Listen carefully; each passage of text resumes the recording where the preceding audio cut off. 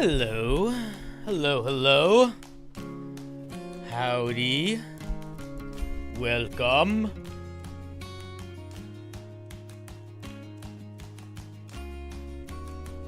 Winnie the Pooh.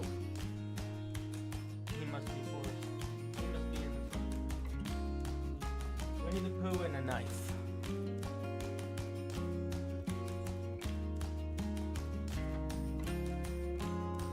It's his knife.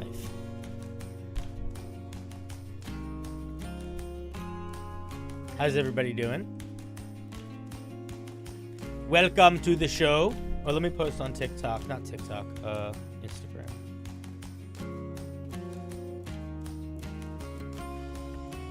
I hope you're all doing well. I should make a funny face probably, right? No, that's not funny enough. It's got to be an unusually funny face.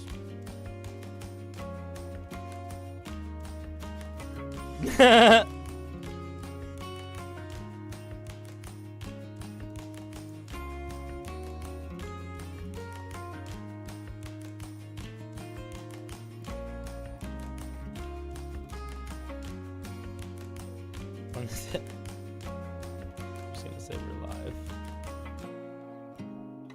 Yeah, this is gonna be perfect because it's gonna look like I'm so sad. It's gonna be great. It's gonna be very funny. I don't know if it's gonna be funny to people in the audience. But it's very funny to me. Oh, that's great. I used to be a TikToker many moons ago. Many moons ago. I'm doing good. What's up, Quispy? What's up, Blocky? What's up, Dacon? What's up, Artist? My face is always funny. Fair.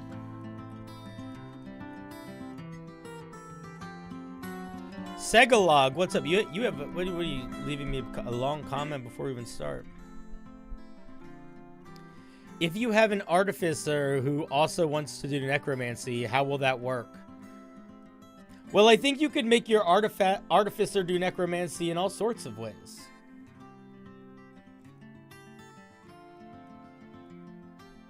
I think that the key is deciding whether or not you need your artificer to do necromancy. I guess the key is, does the player need to specifically have necromancy spells to feel like they're doing necromancy? So, like, for example, if your player wanted to be a battlesmith artificer, not take any levels of wizard or cleric or anything, just go straight artificer, they could reflavor their beast robot companion as like a Frankenstein monster. They could re-flavor all of their weapon enhancements, the way that they can like magically affix things to weapons, as like tying like bones and sinew and stuff to things. Like all of their technical prowess and magic could very, very easily be reflavored without changing any mechanics into being necromancy stuff. And then they could lean into that based on what spells they picked, you know? But I think you basically could be a magical Dr. Frankenstein without doing any extra work and just go battlesmith artificer. If they want to do necromancy magic official, then the question you have to ask yourself is, what type in D&D? Are they wanting to be a necromancer in that they are summoning lots of little zombies? In that case, they'll probably want to lean hard into wizard. Or, yeah, honestly, hard into wizard, so that you can get animate dead and be really good at it. But that's hard to do in D. Like, D&D isn't super well designed for having like a big army of dudes. I would lean more in the direction of one of the classes, subclasses that has like a pet baked into it that grows with you over time. So you don't have to like wait too long to have a powerful minion, and your minion will just get more powerful with you without needing to worry about too much reflavoring because it's baked into the way that thing is designed, you know? Urk Languish! Urkel Anguish. How are you, my friend? Is that the way it's actually pronounced? Ooh, the Armorer, Artificer, and the Spore Druid. Yeah, that could be really interesting. That could be a lot of fun.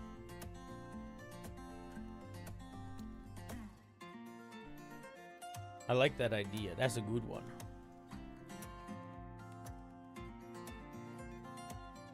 I tried a different thumbnail style for the video today. And I don't think it's, I don't know if I like it as much.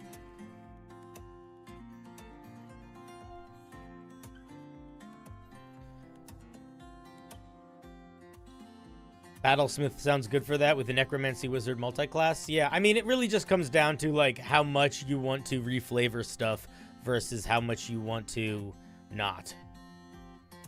Because at the end of the day, you know, a spell that does cold damage could be from a bunch of frost, right? Big icicles shooting out of your fingies. Or it could be the shadows of the doomed clawing up out of the ground around you, you know, and tearing the warmth from you. That sounds very Necromancer. What's up, Neo Soul God? How's it going, buddy? What were you doing today on stream? Were you having a good stream? I hope so. Neo Soul God, you're one of those people that has... You're one of those people that has figured out how to game and stream and, like, not lose their ability to communicate well. I don't know how to do that. I'm so bad at that right now. I've always been bad at that, but that's okay. There's been some pressure from my community to do more gaming streams. And I'm open to it, but I do think I am much less present or entertaining. It feels more like you're just, like, watching me like I'm at a zoo.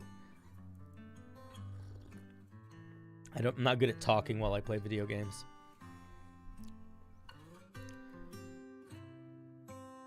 Brooke from One Piece. I don't know who that is. I have never read any of the One Piece manga or seen any of the anime. My only One Piece experience has been the Netflix original, which is the original One Piece, of course. Everyone knows that. And I've seen a couple, like, snippets from the anime on, like, TikTok. That's about it. We're doing a call-in show today, guys. We're doing a Homebrew Helper call-in show. So, the way that it works, if you are new, is that in my Discord, in the event Homebrew section, there is a pinned thread where you can post your homebrew or your questions. If you don't want to post a piece of homebrew, you just want to ask a specific question, or you want to post, like, a part of a piece of homebrew or something. And if you would like to join me on the call to discuss it, you can. All I ask is that when you send me some homebrew, you don't just send it to me and say, is this good, or what do you think? I want you to have a specific question or a specific piece of the homebrew that you want help with in particular. That's the main thing. What's up, Brent? How's it going? And again, if you don't want to send something in, if you want to just ask your question, you can do it here in the chat, or you can do it in the Discord, and you can call in. And if you do call in, you get pushed to the front of all the homebrew that I'm looking at. I'm not going to stop looking at something. I'm not going to, like, interrupt a piece. But if you're willing to take the time to join me on a call, I'm willing to to push you to the front of the line. I think that's fair. You know what I mean? That seems reasonable. Look, little Cinder's here too. You see him? Close up. Ooh, off angle again. Wait.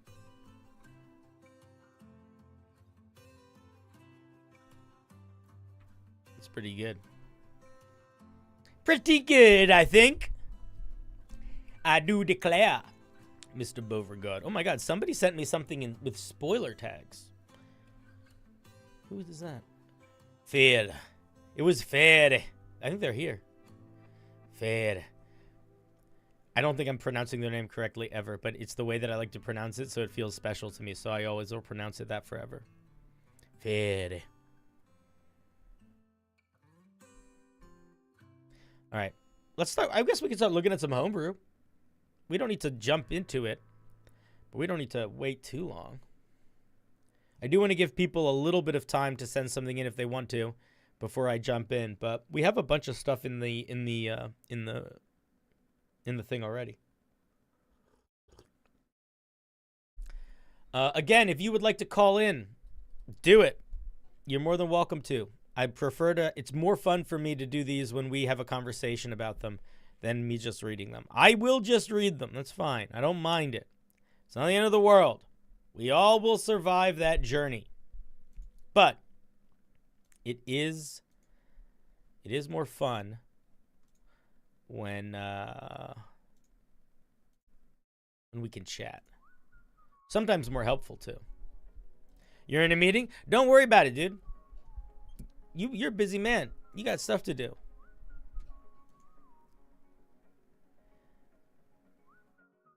All right, let's see what's going on here.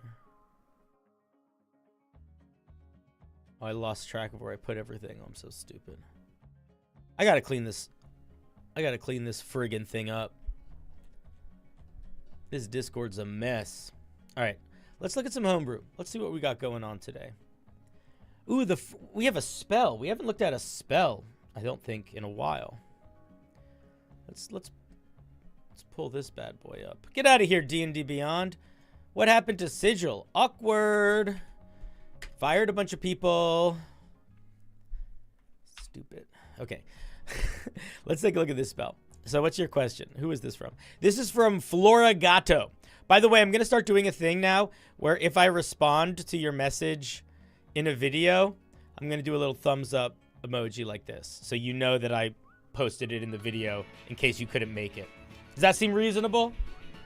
Oh, Lordy. Oh, Lordy me, oh my, put an apple in my eye, ice cream sandwiches and pie. Is that a little Blue Cottage D&D I see before me?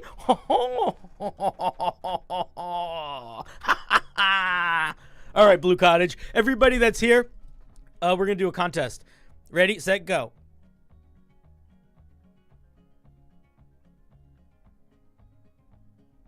Can you keep up?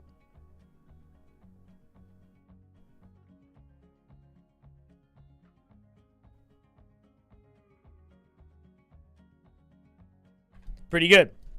Pretty good. Anyway, guys, welcome. We're talking about D&D Homebrew. We're reviewing some D&D Homebrew. And if you would like to participate, we're not really reviewing it. We're helping people with their D&D Homebrewing process. So they send in their homebrew, their rough drafts, their half-finished pieces, their what's that? Their questions. And we do our best to try to help them through. If you would like, if that sounds fun, stick around. If you would like to participate in the show, all you got to do is in my Discord, go to the announcement and all the links are right there, and you can click on the thread that you need to do, and there's all the information, and you can post the thing, or you can call in if you want to. I don't think we have anyone in the waiting room at the moment, so no worries there. But we are starting by looking at this spell. This is from our dear Floregato. Thank you. Look, what is going on? You see this? What is happening here? I feel like I move a lot. I feel like my life is just in movement. You know? Don't you ever just want to sit still for a second? I'm ready. I'm dismissing whatever that is. Okay, what's your question? Your question is, this spell of mine has been through a rewrite, and now I'm unsure if it is mechanically clear and formatted. Cool. Fun fact, mechanically clear and formatted, not always the same thing. They do help each other, though. It also might be underpowered. I'm not sure. You might notice some cut corners in the description. This is intentional. I'm trying to make the description as short as possible. Okay, let's take a look. Imp Finger. If you guys want to take a look at it yourself, here it is. Wiggity woggity, schwiggity schwaggity. This is called Imp Finger. Second level spell. 1 minute concentration, range 100 feet. action illusion. You summon a pink heptagram. What is a heptagram? That is a word I have not ever heard before. It is a shape. I don't want the AI answer. Okay, it's a shape. Okay, cool. And now I know it's a shape, and I can visualize it. In a space you can see within range. An illusion of an imp leaps from it, latching onto a creature you choose in a 10-foot emanation. That seems like a complicated way of getting to a point of picking a creature to attack. Let's see. To answer your question so far, it does feel complicated because I'm not understanding why we're doing this. It might make sense later, but we probably want to change the way this is structured so that the reader doesn't have the question that I'm having right now, which is why are we not just targeting a creature? Do you know what I mean? Okay. We can do that, though. That's accomplishable. The target has to make a wisdom save. On a failure, they take 1d6 psychic damage, believing the imp is wildly mauling them. On a success, the spell ends. The target only makes this save once a turn. As a bonus action, you can move the emanation up to 20 feet. Ah, okay. As a bonus action, you can move the emanation up to 20 feet. When the emanation or a creature enters others... Okay. See what's happening here. So, what's happening here, why this feels like it's written in a confusing way is because you are essentially taking a... There's two steps to this. There's an AoE effect, but within the AoE effect, there are individual creatures being targeted. Now, that's what's making this complicated, because what you want to do to make this thing feel like it's written in a way that's not complicated is you want to look at the spell Moonbeam. This is basically Moonbeam. This is basically if you took Moonbeam and Phantasmal Force and they had a weird baby. But that's what this is.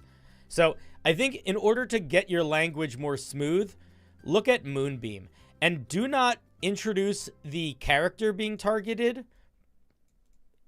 Don't do that for a while. Like, you summon a pink bloggle bloggle in a space you can see with a 10-foot emanation. Any creature that enters its space or starts its turn in that space, you also have to say when this happens. Any creature that enters its space for the first time on a turn or starts their turn in this space, or any creature that enters this space for the first time on a turn and ends their turn on this space, or something like that, has to make a saving throw where this happens. Now, that would be targeting all of the creatures, right? So if you wanted to just pick one creature, you probably need to tie it to something that you are doing in the action economy. The other thing is, if the goal is, no, I want the imp to keep attacking them whether or not they are in the emanation, and the emanation is just spewing imps, then I think that is probably not... Then, A, this thing should be able to move, because that's adding a whole lot of complicated to something already very complicated. But B, I feel like that's not actually that different than just saying you, like, pick an area of effect. All creatures in that area of effect are beguiled or confused or whatever word you want to use. And while they are at the start of each of their turns, they have to make a saving throw, or they think there is an imp attacking them, and it does this damage. And then any creature that enters that area has to make that initial save or enter into that beguiled condition.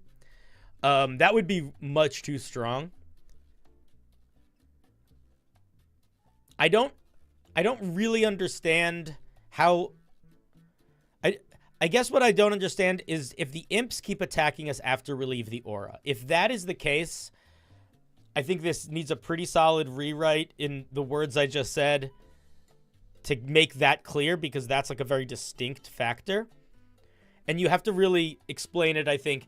Emanation, effect that emanation makes, and then what that effect does and how to break it. And it has to go like doof, doof, doof.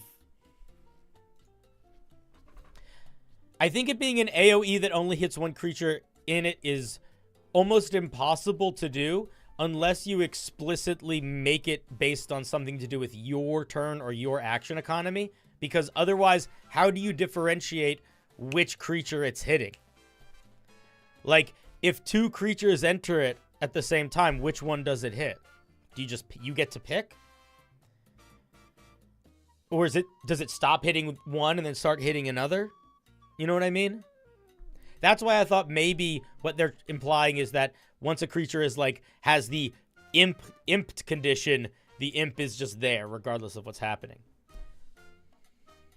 It's an interesting visual. It is still unclear what your goal is. I think that you got to look at the spell Moonbeam, you got to look at the spell Phantasmal Force, and you got to answer the question of if the ongoing effect is intended for only while they're within the emanation, or if they exit it off also.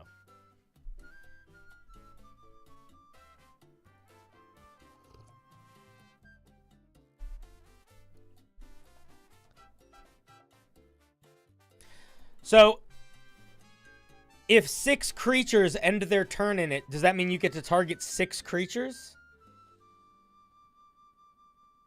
I guess that is what that means. Because there's no action economy to switching it, and the new target has to make the save. So it's like, that just seems like a very overcomplicated way of just making everybody do it. You know? Because at that point, what's the difference? If every single creature needs to make the save when they enter it, and you can switch the target without it eating your action economy, then you're making all of the creatures make the save. So how is that different than it just not producing the effect? The only difference there is... No, there really isn't. There really isn't. I guess the only difference is... No, there literally isn't, because it's when the ammunition... It's when any of this stuff happens. You can just switch the target. So why not just ping-pong it around the creatures? It's essentially an AoE that can only hit a creature once. Or, right? I don't know. It just seems like... That just seems like overly complicated for what its goal is. You know what I mean? It seems like it's going through a lot of hoops to get to an end goal of something that, at the end of the day, is kind of just doing 1d6 psychic damage and making an illusion to a bunch of creatures in an area. I don't think it's supposed to guard an area. I think it's supposed to create an area where if you go into that area, you think an imp is attacking you. And it can only target one creature at a time. But it can switch the targets infinite times under any condition of a creature interacting with it in any way. So for all intents and purposes, you can kind of hit every creature every time. Yeah. The wording's a little confusing right now, Floragato. I hope that helps. You know what I hope? I don't actually know how... I'm going to be honest. I don't actually know how helpful we just were.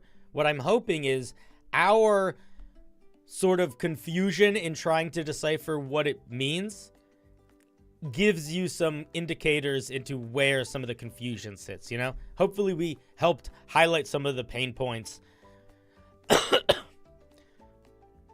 thank you for sharing. All right, let's see. Do we have anyone in the waiting room? Oh, we have some people in the waiting room. Lovely. All right. All right, we're going to start with our dear Blocky today. Blocky... Wait, you can't hear me yet, probably. Give me a second.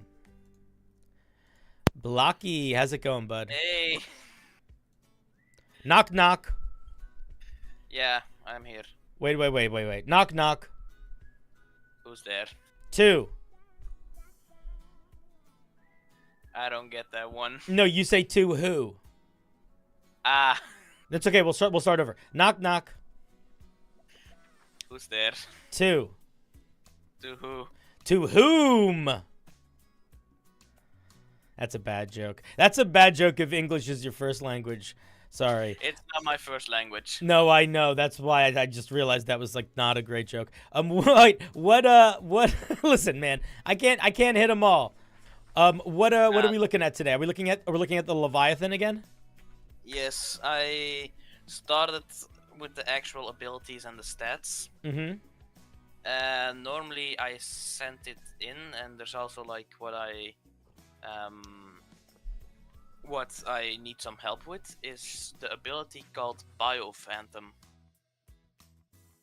All right, so tell me, is okay? So you, without worrying about the game at all, just talking about it in terms of like if this was like a movie, what is Biophantom? What happens when Biophantom happens? Like the bioluminescent lights on the creature start glowing, and it kind of summons its armada around it. Mm-hmm. Okay, I can visualize that very well. Now here's my question. Do you want this to be something that it has that is always on? Something that it can do a limited amount of times per day? Or something that it does in like a big burst?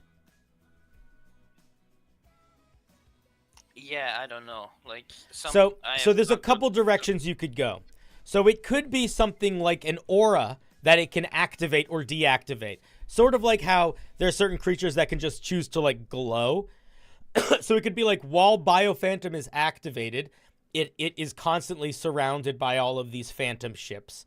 And then you could make a handful of conditions that happen while those phantom ships are active. So like, for example, while those phantom ships are active, maybe it's harder to hit. Maybe it's like it's certain ranged attacks have disadvantage against it or something because all the phantoms are in the way. Or maybe while the phantom ships are active, if you're too close to it, it could like potentially charm you and make you want to get closer to it. Or if you could go in a completely other direction where it's like while the phantom ships are active, maybe its attacks are enhanced. You know, maybe it does extra lightning damage because it's got its bioluminescence on. So that would be like if you wanted it to be like an aura that it could turn on and basically activate a bunch of passive features. That's one direction. Another direction you could go in is it's like almost like a spell where it's like it can't do it all the time, but it can activate it, and then when it's on for an amount of time. It could be 1 minute, 10 minutes, an hour, whatever you want. I do think if you make it more than 10 minutes, you might as well just make it something it could turn on all the time. Yeah, but like 10 minutes that's in a fight that's permanent, basically. Yeah, exactly. But if you make it like that, then you also make it so it could be sort of limited. And if you make it limited, it does narrow the scope of how you can use the monster a bit, but it also allows the players to sort of play around that mechanic if they learn about it. Like if they learn about that, they might learn, oh, if we bait its Biophantom out and then run the fuck away from it for 10 minutes, it doesn't have its Biophantom anymore, and then we could fight it without it. So there's like a gameplay element that kind of adds also. So I don't think there's a right or a wrong choice there. I also think that if you do make it a feature that is limited, like it can only do it once a day or 3 times a day, or it has to refresh it or whatever, that's also in a way that you can make it more powerful. So depending on how powerful you want it to be, limiting it can be a lot there. And then I was thinking, gameplay-wise at least, I want it to be like somewhere between the range of CR18 to CR22. Okay, so then I would make it something it could turn on all the time. And what I probably would do is give it... I would go in a couple directions. I would make it something it could turn on all the time. I would also make it maybe have some legendary actions or layer actions that were built around it.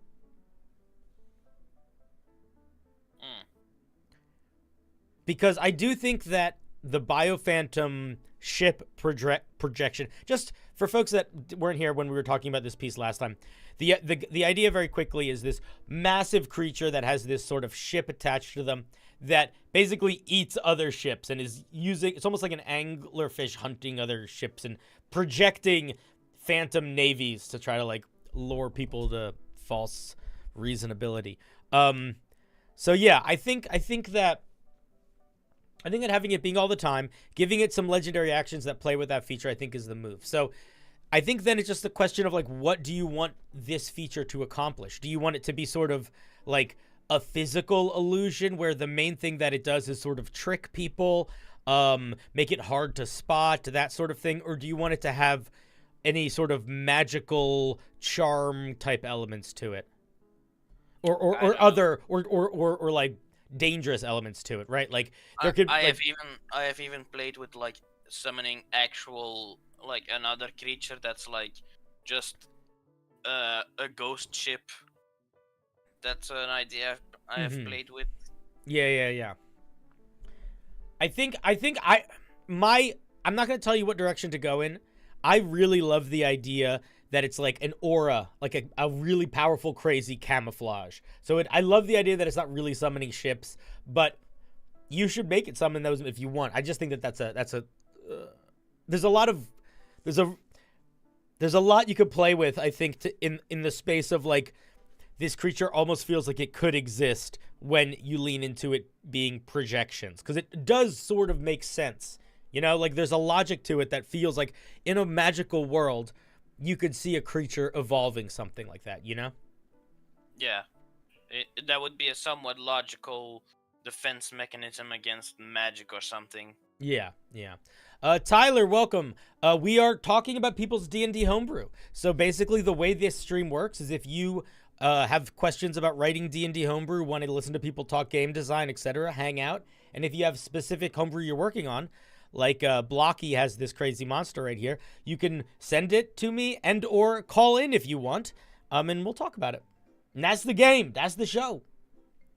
So yeah, man, I think you got to just think about a little bit how much of the, like, then maybe the way you decide what you actually make this thing do is less based specifically on, like, picking the perfect cool mechanic for it, and maybe picking the mechanics that this monster needs. Like, if you don't think this thing is dealing enough damage, this could be a damage-enhancing thing. If you don't think this thing has enough defense, this could be a defense thing. If you don't think this thing has enough sort of weird wild card factor, this could be the weird wild card factor, you know? Because it's pretty open-ended. Yeah, I know this is totally off topic right now, but I have talked to somebody who also knows at least more than me about D&D, and he helped me like a little bit with the stats. And he recommended me to give it a damage threshold of 20. I would say 20 is high, but I think that if it doesn't have a very high AC, I think that's okay. If it's able to get hit, if it's able to get hit a lot, if it's gonna have an AC of 20 plus, then that damage threshold is too high, I think. Because realistically, when people are fighting a monster of this level, they're not usually actually level 20s. Sometimes they are, but oftentimes you're fighting a CR 20 or 25 monster when you're level like 16, 17, 18. And you're going to be doing like big heavy moves, but you're going to also be getting the crap kicked out of you and missing a lot. So I think a damage threshold is a great idea. I think that 20 works if this thing's AC isn't too crazy. That's what I think.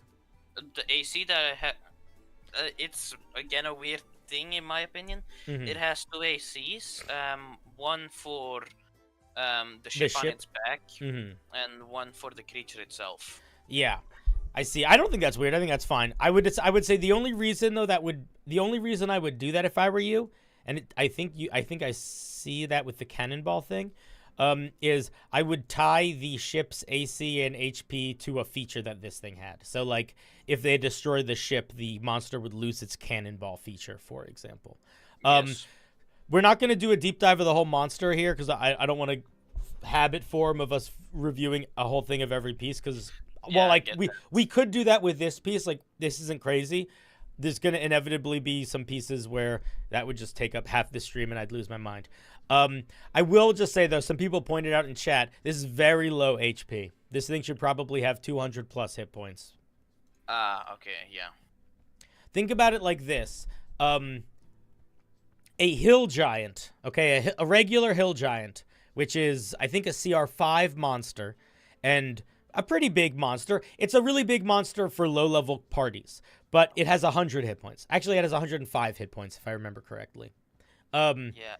So this should have a lot more hit points than that, because a level 10 character could probably 1v1 a hill giant, and this is going to be a CR 20 monster. Yeah. You could also give it like weird extra defenses or escape mechanisms or resistances, but even just from the fact that it's big, like, this doesn't look like it's a small, quick monster. This is a whale. The size, I was thinking gargantuan to Titanic. Yeah, well, Titanic doesn't, for better or worse, Titanic doesn't exist in D&D anymore, but that doesn't mean you can't use it for your own purposes. But yeah, just give it a bunch more hit points. But those are my main thoughts about Biophantom. I think the main feeling I have is you should sort of pick I would say pick 1 or 2 features that you think give it sort of a unexpected wildcard factor, and 1 or 2 features that are like just logical buffs it gives the creature, or like things it does to the environment that, you know, lures people in, things like that. Okay, yeah, thanks. If you wanted it to be more magical, you could look at the Eladrin. So the Eladrin, let me show you. The Eladrin is an interesting D&D monster. Could be that I don't have the book. But... No worries here. I'm bringing it up on my stream. Okay. So the Eladrin all have a feature called some sort of presence. They're all based on different seasons, right? So there's spring, autumn, fall. But they all have... So the spring Eladrin has this one joyful presence. Any non-Eladrin creature that starts its turn within 60 feet of them have to make a wisdom saving throw, or they become charmed for a minute. So if you wanted to sort of copy something like that, you could make it basically like while the aura is active, whenever a creature gets within a certain range of these things, they have to make a wisdom saving throw, or they are charmed by the whale, and they believe that those ships to be like allied ships. So you could do something like that, for example, if you're trying to figure out like a mechanical way to like lean into that. Like a lot of that work is basically done here. Yeah, that seems like a good idea. Yeah. Oftentimes when we're working on our monsters, there is something that did half of the work for us in the published works. I was giving advice to someone in the Discord today on their subclass, and the main feedback I ended up giving them at the end was go look at the other subclasses. Go reference the other things. Not because you want to necessarily steal ideas from them, but because a lot of them do interesting things and kind of give you ideas for how to interpret your own ideas, you know? We don't necessarily know what all the tools are we have at our disposal, and those books are just full of tools. Cool, man. Any other questions, thoughts, yearnings, aspirations?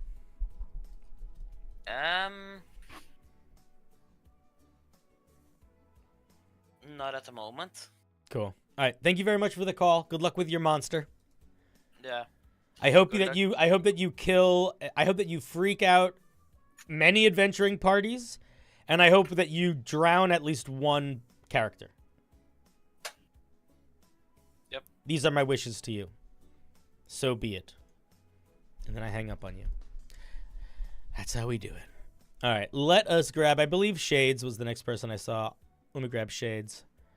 If you are just showing up, basically the way this show works is people can call in with Homebrew they're working on, and we can discuss it. And if you don't want to call in, there is also a channel in my Discord where you can just post it and post a question, and we can look at it and try to answer that question without you arriving onto stream. Or you can just write your question in the chat if it's just something we don't need to look at. And then we'll try to answer it. And if you are willing to call in, we push you to the front. Them's the rules. And then I put a little emoji when I talk about your thing. I do this. I do a little boop. Okay. Let's grab Shades. Ahoy hoy. Greetings and salutations. Hello. How's it going? Hi. You got a lot older for a second there. What are we looking at today? The Trollkin? Yeah, the Trollkin are 3 races, actually. I wanted to talk to you about the Hulder folk. The Hulder folk. Ooh, that's a fun name. Did you make that word up, or is that like taken from some lore or something? Based on a myth. This is for the Norse myth-inspired setting again. Okay. In Norse myth, trolls are a wider range of creatures than they are in D&D, and I wanted to try to capture that, with the D&D trolls just being one kind. So some are like that with the green skin and regeneration, but some are tiny and furry and create illusions. Okay. The Hulder in the mythology, from what I could research were they are supernaturally beautiful humans who look Mhm. exactly like humans, except they all have animal tails and wooden growths on their back. Wooden growths on their back. Yeah. That's so interesting. That's helping them stay away from like furry stuff, or leaning into some furry stuff if you're into like Yeah. woodland furries. Yeah. So That's so I got great. Wait, they have the- that's one of the, okay, I'm sorry to interrupt you, but that is one of those things that I do love when you take research from actual, like when you like go look into like folklore and stuff, because never in a million years would I think that this species that you just described would have chunks of wood growing out of their back. That's so random feeling, but it makes them so much more interesting. All right, sorry, continue. But no, interrupting again, because everyone at home should listen to this. You know what we can learn from that little tidbit? If you want to make something feel unique and interesting and dynamic, occasionally throw in something that feels completely out of left field and then figure out how to make it an integral part of the piece. Okay, sorry. 100%. Continue. Okay, so I didn't find this from my own research, but I've been told on the server that another part of the Hulder mythology was they helped humans by tending to hearths. So I thought that I could take that piece of inspiration and give them like some fire abilities. So I gave them these two features, Gift of the Hearth and Fire Tender. Mhm. My problem is I don't know if those are the best way to express that. Okay, let me see. Let me look at them first. So, Gift of the Hearth, we get Produce Flame, and then Bless, and then Enthrall. Okay, that would make sense. And let me look what Fire Tender does. Your tending to the fire brings magical comfort to your allies. When you finish a short rest or a long rest within 10 feet of an open fire, you and up to 3 creatures of your choice get temporary hit points equal to twice your proficiency bonus. I have an idea here that's a little bit crazy. It's completely different than what you have. But it is immediately what I thought of, and I'm just going to share it. So there is a spell in D&D called Summon Bonfire. Yeah. It's a cantrip. It basically creates it summons a bonfire, but it could also be used to like deal damage. Are you familiar with it? I've seen it. Yeah. Yeah. Okay. To me, what you've described, I feel like Summon Bonfire feels like it makes more sense than Produce Flame. And if I were you, what I would maybe do is try to combine these two features, combined Gift of the Hearth and Fire Tender. And what if it was like this? What if it was like you get the spell this is going a couple directions. But what if it was you get the spell Produce Flame, or not Produce Flame, you get Summon Campfire, Summon Bonfire, and so you have that cantrip. Maybe you have that, and then you also have Control Fire, or whatever the other fire elemental cantrip is, or whatever. Produce Flame. There are a lot of them. And then you have a secondary feature tied to that. That is, while your campfire is summoned, you can use, you can do something. You can use your action, you can use your bonus action, whatever. Or it could just be a thing that happens that it deals damage to enemies, but it gives temporary hit points to allies. And then activating that like super version of Summon Bonfire is limited to proficiency bonus times per day. So like you just have access to Summon Bonfire, but then proficiency bonus times per day. When you summon it, instead of it dealing damage, it can give temporary hit points or something like that. Okay. I kind of like that. You know what this sounds like kind of to me? It sounds like combining Create Bonfire and Healing Spirit. Yeah, but I would make it temporary. But I would make it temporary hit points. That's to balance it. Yeah, of course. Yeah. Because it got healing on races is really strong. But I do think that maybe not that specifically, but if you like the idea of interpreting the hearth stuff through literal fire, I think giving them some feature that A, gives them access to some element of fire control, and B, allows them to somehow do sort of dance that fire control with temporary hit points, or if you want to, or getting rid of an ailment or something, I think that would be the move. Because that if you wanted to go in like more of like a healing direction, instead of it doing temporary hit points, it could be like, it could remove a condition or something, you know? Yeah, totally. But that's what I would do. I think that this works kind of fine, honestly. I like, honestly, if you prefer this, I think this would work fine. I don't think anyone would put their nose up at this. I think if you brought this to tables, people would be like, cool, this sounds good. I think that maybe someone would be like, I don't want you to do Fire Tender too often, because you can always take a short rest. But I feel like that is more of a dungeon master being not good at being a dungeon master. Mm-hmm. So I don't know how much of an issue that actually is. I don't think that's a huge issue. But I do think that there's space here if you don't want to do these sort of more traditional spellcasting, for you to maybe mush these features together and try to make something that feels of similar value to both of them. So like, yeah, you could give some real punch to it, right? Because this is the only thing this is getting, now that I'm realizing it currently.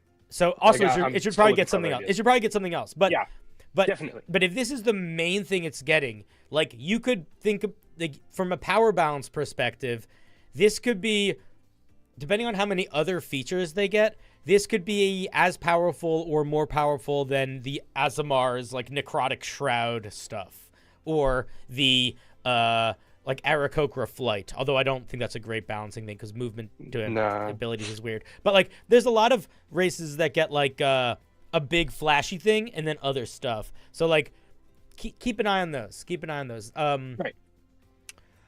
I love when species give you access to unique ways of casting spells. I feel like that's a really good way of making them feel different and kind of special, which is why I'm pushing towards the create bonfire mixed with temporary hit points. But that is also very much like a my opinion thing. Mm-hmm. I was initially trying to avoid the create bonfire cantrip itself because, in my opinion, it's not that great. It's not. No, that's true. That's why you would need to like enhance it. Mm-hmm.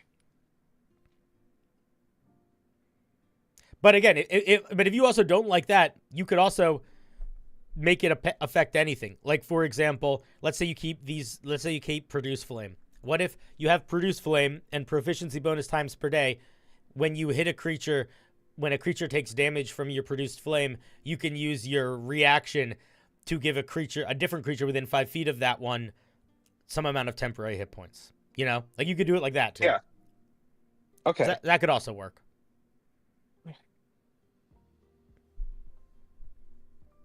They should probably have fire resistance, right? Yeah, maybe. I guess they don't have to. If they're not like if they're really just a person, if they're not like fire magic-y too much in their lore, maybe it doesn't matter. But that's the thing you could do to fill it out. If you're worried about that making them feel too much like fire genasi, I think the other thing you could do is lean more into like hearth stuff and do fire less as like a fire as an element and more as like fire as a like warmth and like a protector, like fire as like a light, and you know what I mean. There's you could take ideas of fire that are a little bit more like symbolic to try to build mechanics around instead of literal. Also, okay. Oh, the only reason why I say that for this one specifically is because it does sound like their relationship with fire kind of is in line with like symbolic ideas of fire. Yeah, it totally is. You're right. But it's a neat idea. I think there's something to fire damage plus temporary hit points, or making fire and making temporary hit points, that I think feels really nice. That's what I would lean into if I were you. I don't know exactly where to sit it, but that's what I'd lean into. A little bit like the Wildfire Druid, but I think they do full-on healing also. Dang it. Oh, it is a little bit like the Wildfire Druid. Well, if you feel like it's too much like that, then don't go in that direction. But it does fit. No, I think it's a good fit the vibe. association. Yeah, and I mean, like, yeah.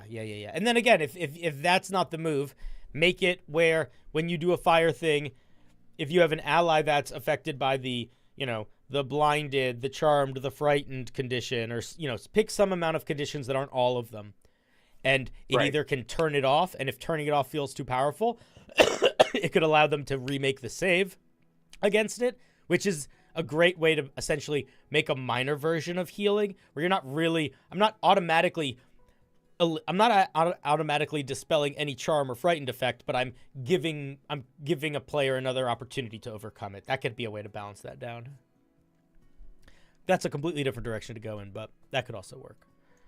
I don't really have more thoughts than that. Do you have any more questions, yearnings, aspirations?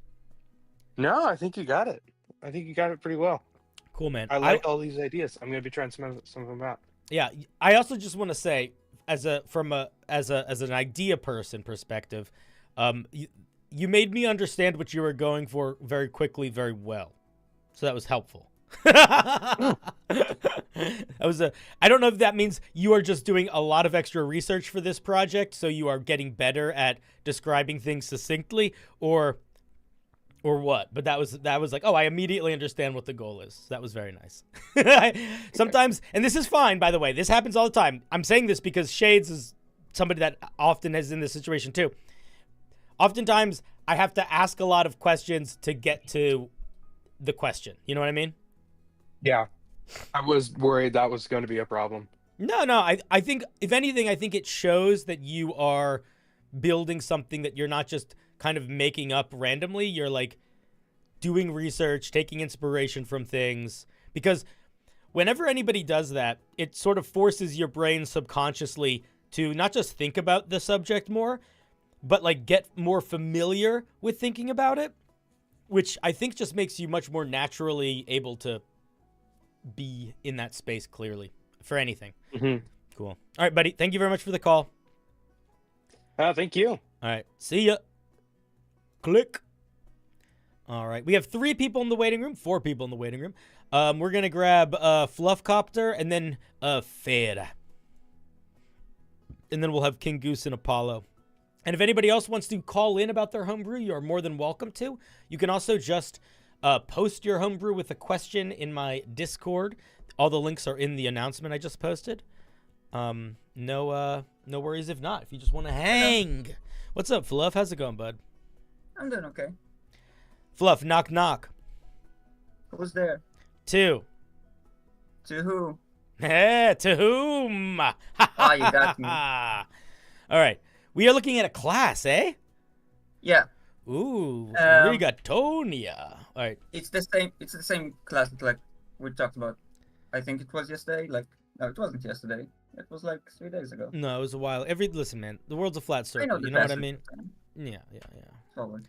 All right. So tell me what we're working on the Lunaric, the moon class. Name can be changed. Not married to this name. Not the issue right now. But you're playing with the idea of a class that deals with cycles and shifting, right? No, I kind of ditched that idea because I want to focus on like absorption and retention, and like storing energy and releasing it like when you need it. Okay. It has like a bunch of like moon vibes. Gotcha. Sorry, I interrupted you. The main problem that I found with this, I got to like 2.5 levels in, and I figured out that I don't know how to build a class. It's the first class I'm actually building. I've been building like subclass up until this point, so I have like no real frame of reference. And B, if I'm making a class that is mainly focused on this idea of like absorbing and retaining, then a lot of my ideas end up being reactive, and I'm struggling to find features that are more proactive, that like you decide to do. Gotcha. So that's a really okay. So do you want to focus on? We can talk about a couple things. What do you want to talk about first? Do you want to talk about trying to figure out how to make because you said how to make reactive stuff feel more active, or do you want to talk about more like basic starting to build a class stuff? The latter, because like I'm really lost on like when do you get like subclass features? Yeah. So I think the first thing that you have to ask yourself, and it looks like you figured that out here, is what kind of class are you making? Are you making something that is focusing on spellcasting, focusing on martial things, or sitting in that sort of in between space? This looks like it's like warlock spell levels. It looks like right now, give or take. I'm taking the structure similar to a warlock, but my idea is that if I really want to sell that fiction of like retaining spells and releasing them later, I realized that what really sell that fiction for me is the old school spell casting that was in up until I think like 3rd edition, where you learn specific spells instead of using spell slots. And so you only have those spells for that day. Like like you're retaining uses of spells, and over I did this here over like a short rest, so it's not so limiting. So every short rest you retain a certain number of like spells, uses of spells, and you use them throughout. Okay. So let me let me ask you a question. How much of a, when you're imagining this class, how much of the power do you want to come from that spell casting? Like, is that like one piece of a puzzle that has many pieces, or do you want them to be doing a lot of magic? I think that's just gonna be like one piece, like more in the direction of a warlock than a wizard. You know, that like they have spell casting, and like it is powerful when it happens, but it's not the main thing that they're doing. That like it's there to supplement their core identity. How many spells do they know? Like, how do they learn new spells? I know that they retain spells, but is it like every day they pick from a list of 6 spells which ones they have prepared for that day? No, or... they prepare it from the entire list, which I plan to make like fairly short, but they're gonna make it from basically the entire spell list, like druids and clerics. And do they prepare them on a long rest, or a long rest and a short rest? Let me rephrase that. Short.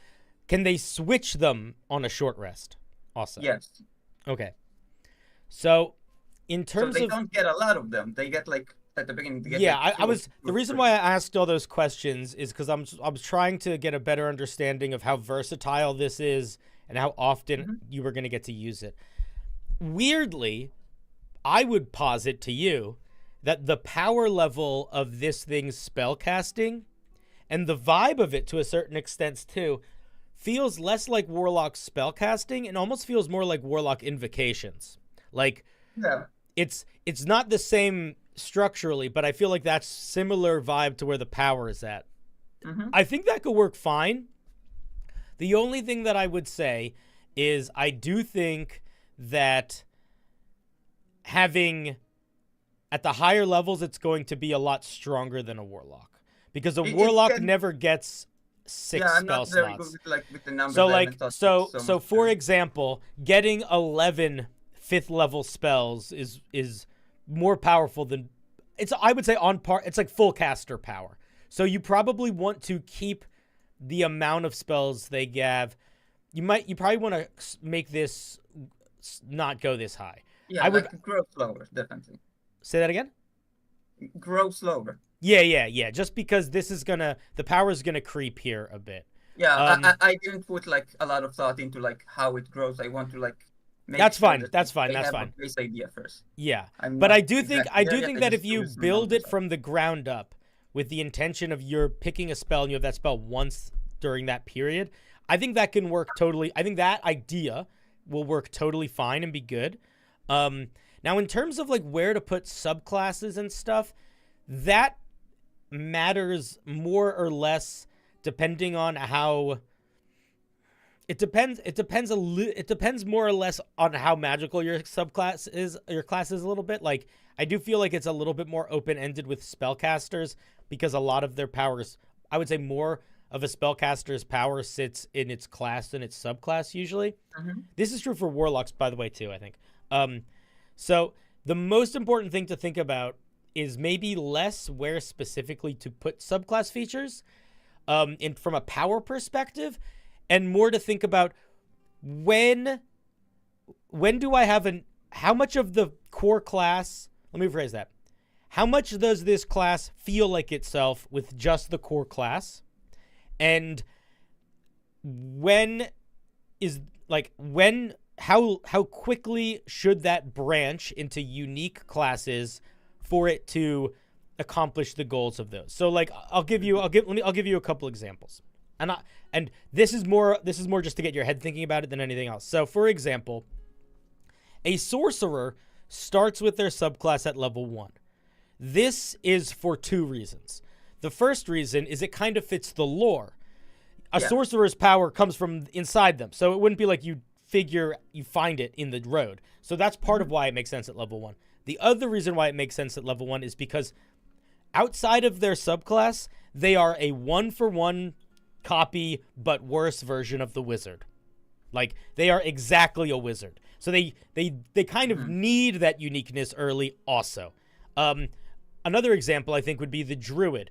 The druid, from a flavor perspective, it kind of makes sense that you would step into nature magic in a broader way before you would focus in. So having your subclass tick on at level 2 kind of makes sense for that. But beyond that, the druid is the only full caster that really focuses on like nature magic. So them not having a subclass at level 1, they still feel pretty unique at level 1. That being said, if they waited to level 3 for their subclass, that would it would almost be like there would be a lot of playtime where they would sort of need to be a generalist spellcaster before they could focus in on the type.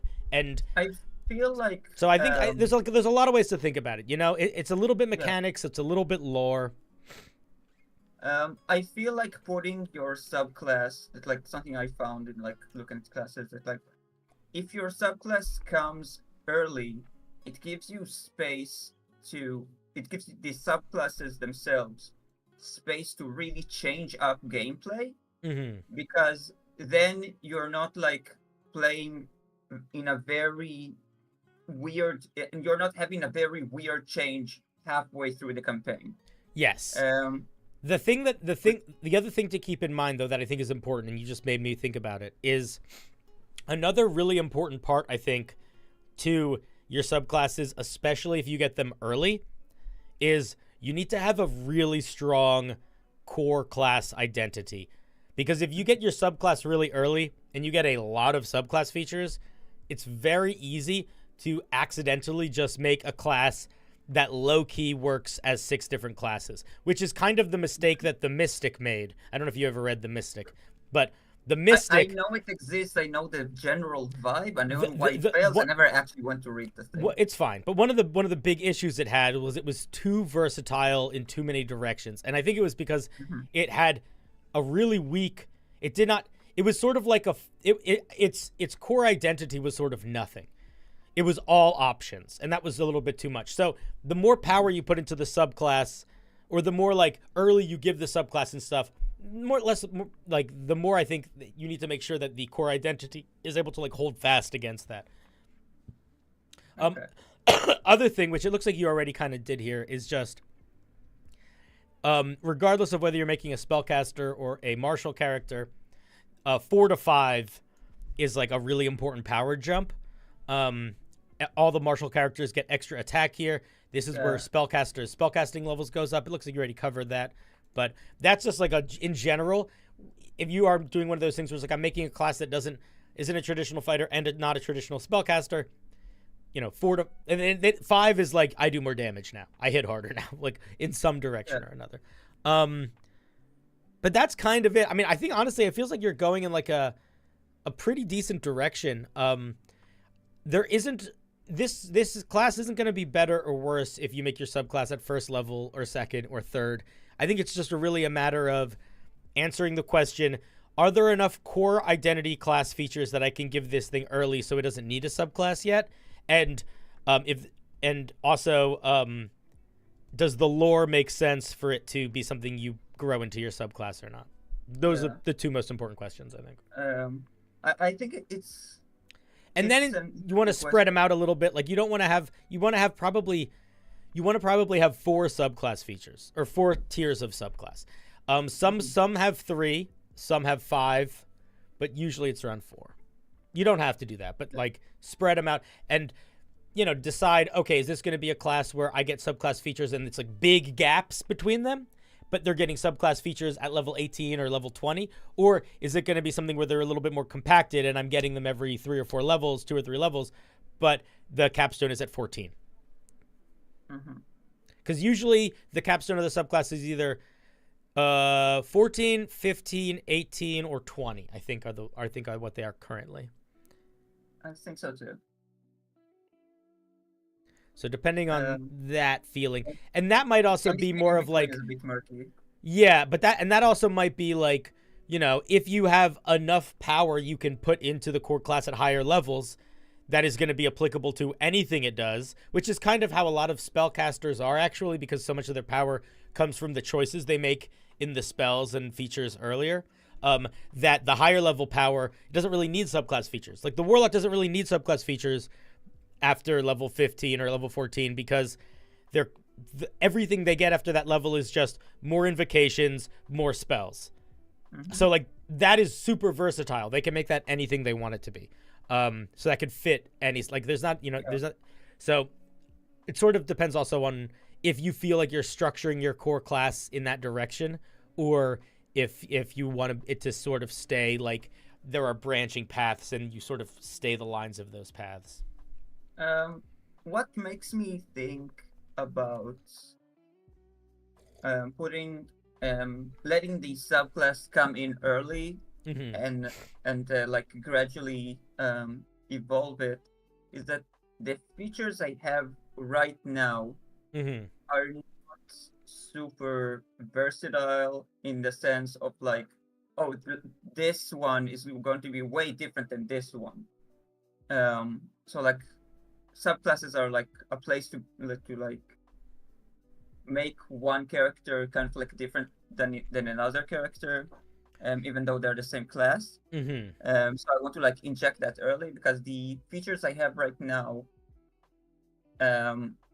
it's just like one is basically the spell casting, which is a bit of a versatility, but much like druids and clerics, since you have access to the entire list, you're not specializing, and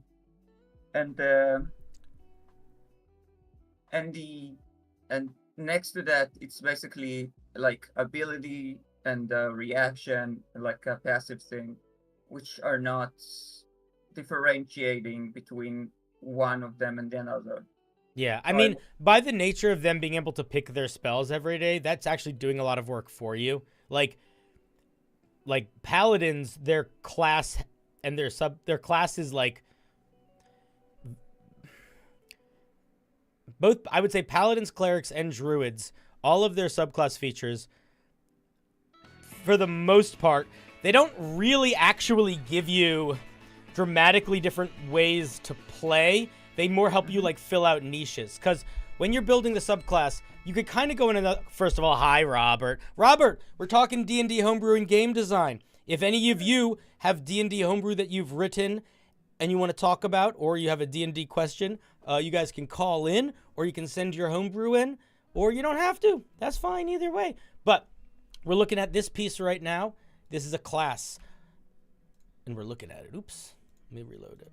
But what I was going to say, buddy, is that I think that you could come up with your subclass list based on different play styles, right? You could do, I'm going to make the subclass that helps this guy feel a little bit like a fighter and a frontliner, and I'm going to make the subclass that makes them feel more sneaky, and I'm going to make the subclass that, you could sort of pick different play lanes. Yeah. But you could also go in a completely different direction. Because if you look at cleric subclasses, if you look at wizard subclasses, I would say warlock subclass. If you look at most of the spellcasting subclasses, actually, they do at this point where there's a lot of some of them. Yes, there are ones that fill those niches, but there's also a lot that don't really fill a specific niche. They fill a specific vibe. Like they're not a lot of times, and I see this a lot when people make classes. The Blood Hunter Matt Mercer's Blood Hunter did this. A lot of people's classes do this, where they build the subclasses to like fill gameplay roles, and that is fine. There's nothing wrong with doing that. But I think it's just as valid to build them based on, stories, build them in the lore direction. Don't necessarily think about this character in terms of what mechanics do I need to fill. Think about it as these people, they are lunar power people that understand how to absorb magic and extend it out, and magic in this transitional space. What would subsections of those be? Like, not necessarily what in a world where these things existed, what would their individual communities start to focus on, or what would a specialization be because it's just made sense in the world? Like, I think that a lot of the time that going through it from the direction of vibes ends up actually making a more interesting path to mechanics, and you can then change those mechanics to be the vibes of the one that absorbs energy through like chemical reactions and like combustion and engines and stuff. That could be the tank. And the one that absorbs energy through like emotional energy and like passion energy, maybe that one is the support buff debuff one. Like, you could sort of reverse engineer back to those sections if you want to. Yeah. Anyway, I think it's a pretty solid start, dude. I really like the alternative spellcasting, and I think that you immediately were making a bunch of choices very early that I'm like, okay, this feels like it has some legs on it. So it seems like you're going in a good direction. I think you're going in a good direction. I know I didn't tell you what level you should start making your subclasses at, but I got like some idea of like when like the second subclass feature is the hard one, because like first one is like, okay, it's either like first, second, or third. Usually third, you can push it a bit early if you need to. Like second one is like, I don't know, when you run out of ideas for the main one. I don't know. So that's why it's good to know the vibe. Like, if I am making a fighter, and I'm going to make a fighter that's, let's say I want to make a fighter that's fire themed, okay? It's probably going to be really easy for me to come up with, I'm going to get a subclass feature where I have a proficiency bonus times per day. I activate my fire aura, and then I can do fire damage or a fire movement or whatever.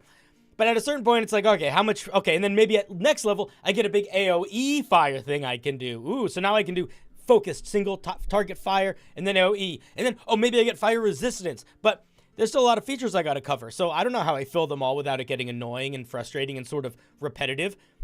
But if instead of me saying I'm making a firefighter character, I say I am making a character that is part of they're part of the bow. They are the Cinder Fires, and they are not just firefighter characters. They are necromantic fire wielders, and they have figured out how to make fire that burns the soul.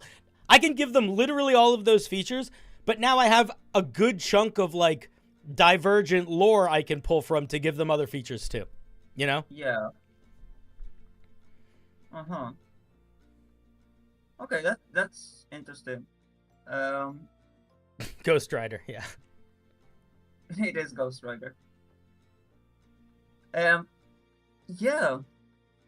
Okay, that gives me like a couple ideas. I think at least one subclass that I already have like a cool idea and I'm kind of like locked in on it like mechanically. Yeah. The rest of them can be more vibes. I'm still not entirely sure how powerful this spellcasting is, because on one hand it's like it's gonna be hard to tell honestly until you see it in playtest. On one hand it's like it's very strict. The entire idea of spell slots is that like you have this thing and you can use it for like any spell that you know. Yeah. And this just like throws this away and tells you like you gotta prepare first, and then you gotta like use this. I have okay. So for folks, then use this. So for folks that So are watching, I don't the know way this how much this lack of versatility. Yeah, wait. Let me power. bring people up to speed because a bunch of people just got here. The way that this class's spellcasting works is that you have all of your known spells in the way that you would with a cleric or a druid or a paladin, and instead of you picking spells for the day and having spell slots, you pick spells for the day and you can cast each of those spells once. It's like older school D&D style. And I think it's a fun system. Here's I think maybe the biggest issue that I could see this thing facing. If there are optimal spells to pick, this could very easily turn into something where they only ever pick 1 or 2 spells and they don't really take advantage of the larger list because it's like if one spell is always not necessarily better, but better in a wider margin of areas because they don't really know what they're going to get into, they're going to be taking that thing so much. So you're going to want to play it. I'm not going to give them like Fireball. No, I know, but it doesn't matter what you. No, but listen. I hear you, but I need you to listen for a second. I'm sure you are going to put a lot of work in to make sure that the spell list is reasonably balanced. But what I was going to say is, I'm also 100% sure that regardless of what work you put in, there are going to be some spells that are going to be optimal, and you're probably not going to notice that until you start playtesting this thing. And I think that when you do start playtesting this thing, and again, you don't need this thing to be done to playtest it. It could be, if this thing feels done to level 3, run a 4-session campaign with level 3 characters. Do you know what I mean? Like, that's kind of all you need. Yeah. I mean, you're going to want more, like, ideally you get more playtesting than that, but I guarantee you that if you run a party through a 4-session campaign where they have, like, maybe, multiple encounters, long rests, etc., you're going to notice whoever is wielding this thing, they're probably going to start going in directions of certain spells. And it's just that's going to be the things you got to keep an eye on. Like, oh, if I give this thing shield, they're always going to take shield. If I give this, or whatever, if I give this thing suggestion, they're always going to, whatever the, there might be some, for better or worse, there are spells that are very, very niche, and there are spells that are more widely applicable. So when you're making the spell list for this thing, the nicheness versus widely applicable is going to be a much bigger impact than it would be on any traditional spell list. Yeah. I think the fact that something I really like about older editions is this kind of spell casting. The fact that you can like pick any spell you want and then use it later. It's especially since I'm putting this on short rest instead of long rest. It gives room to a lot of really niche spells, because if you really need some spells that does basically nothing 99% of the time, but you really need it, then like when you have that short rests are not that hard to achieve. Yeah. So it'll be really cool in those moments for sure. You can have the short rest that like, okay, I'm gonna have this specific spell that we plan to use later. Yeah, and I think that's the other side of the coin, right? Like by making it so, So I still think you guys got to be wary, because while that situation will happen and will be cool, the other side of that coin, and I think the other side of that coin is a much easier side to land on, is I'm going to take this spell because I need it. Yeah. So just you want to be careful with that, and that's also I don't know what your goal is for this long form, but you could go in a fucking crazy direction, and you could make it so you really go out of your way so that this thing only gets really niche spells on its spell list, and then you could put a lot of power in the class and the subclasses and really focus on the spells being like, no. This thing isn't really doing magic through spells. It's doing magic through its lunar stuff. Its spells are its special toolbox. Its spells are its utilities. Yeah, that's a very good direction for it, I think. Level. I have like a third level that I thought about it in like 5 minutes, so it's not entirely I don't know if it's even like balanced. But the third level is basically like you get one stored spell that is potentially a spell that you see being cast. The only thing I would say here is that this feature is already in the game. Is it? I believe it is I don't remember exactly what level. It's either the 9th or the 14th or 15th or whatever. It's either the capstone of the Arcane Trickster or it's one of the Arcane Trickster's higher level features. Yeah, I think that theirs might also do a counterspell, but that's exactly what their thing does. Is basically you see someone doing magic and you can capture it, and then you can do that magic. Mm-hmm. So I would be wary about making that a first level feature, especially if it's tied to traditional spellcasting, because that would be such a powerful 1-level dip for literally anything. So what I was going to say, okay, I want to answer your second question a little bit, and we're going to talk about this here. So the other question that you asked me is, how do we make a class feel action-oriented if it is a class that is very reaction-based, stuff like absorbing magic? And I think that the way you do that is twofold. One, you make the thing that triggers the reaction more open-ended. So, for example, instead of having a feature that activates when something hits you or when a creature gets within 5 feet of you or whatever, you have a feature that you can choose to activate at the end of another creature's turn. So that way you are not really reliant on other creatures doing something for you to do something. It just happens because of the nature of turns ending. I think if you do that, you got to be a little bit careful with how often you could do that feature, because that's going to be really strong. But I think that there is a lot of play space you could fuck around with in there. Yeah. It's also kind of like a question of like how many active abilities I want against how many things that just like happen naturally. Yeah. I'm trying to like not put too many active stuff, which is hard in and of itself because you don't want to have like a million resources that you have to like keep track on. No, you don't want a million resources. But you can also make part of it simple. Like, I'll give you an example of something you could do, and not telling you to do this, but you totally could do this. And this would make this thing feel really magical and rely a lot less on spells or resource things. What if this thing had an ability at level 1 or level 2 where it got a natural ranged attack that did radiant damage that was called Moonblast, and it used your spell attack modifier? Yeah, so like you could build a lot of the magic into like core features like that too. The other thing that you're going to be contending with at least a little bit here, which is, I don't know how much it's actually going to affect your gameplay moment to moment or whatever, but I do think it's good to think about. D&D combat specifically is entirely built from all angles, both like from a power balance perspective, from a game design perspective, from all angles.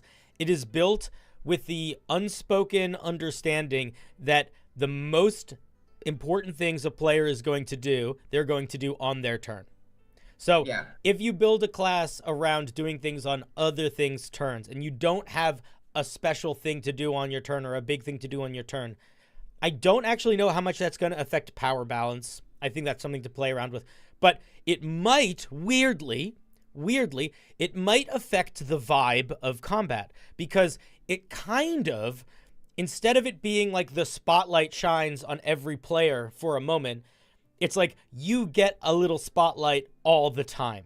And that might feel weird at the table. I don't actually know how that's going to feel. Like, I don't mind when other players use their reactions to do something cool to help me or to hinder the bad guys.